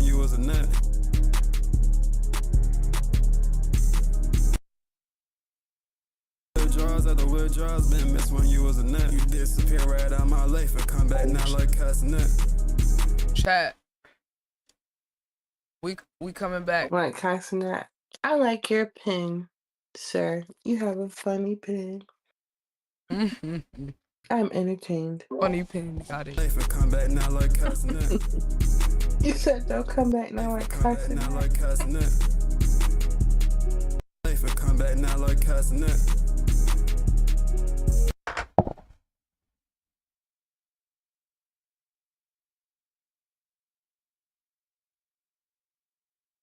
I'm high as hell, I'm off my track.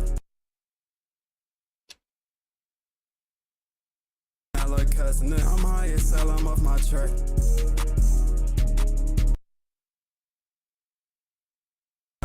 Oh yeah, this shit hard. Like cussing it. I'm high as hell, I'm off my track. I'm drunk and shit, can't face the facts. Damn.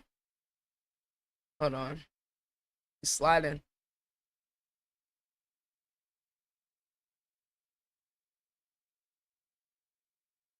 My track. I'm drunk and shit, can't face the facts. Chat. We're gonna end the YouTube video. I'm drunk and shit, can't face the facts.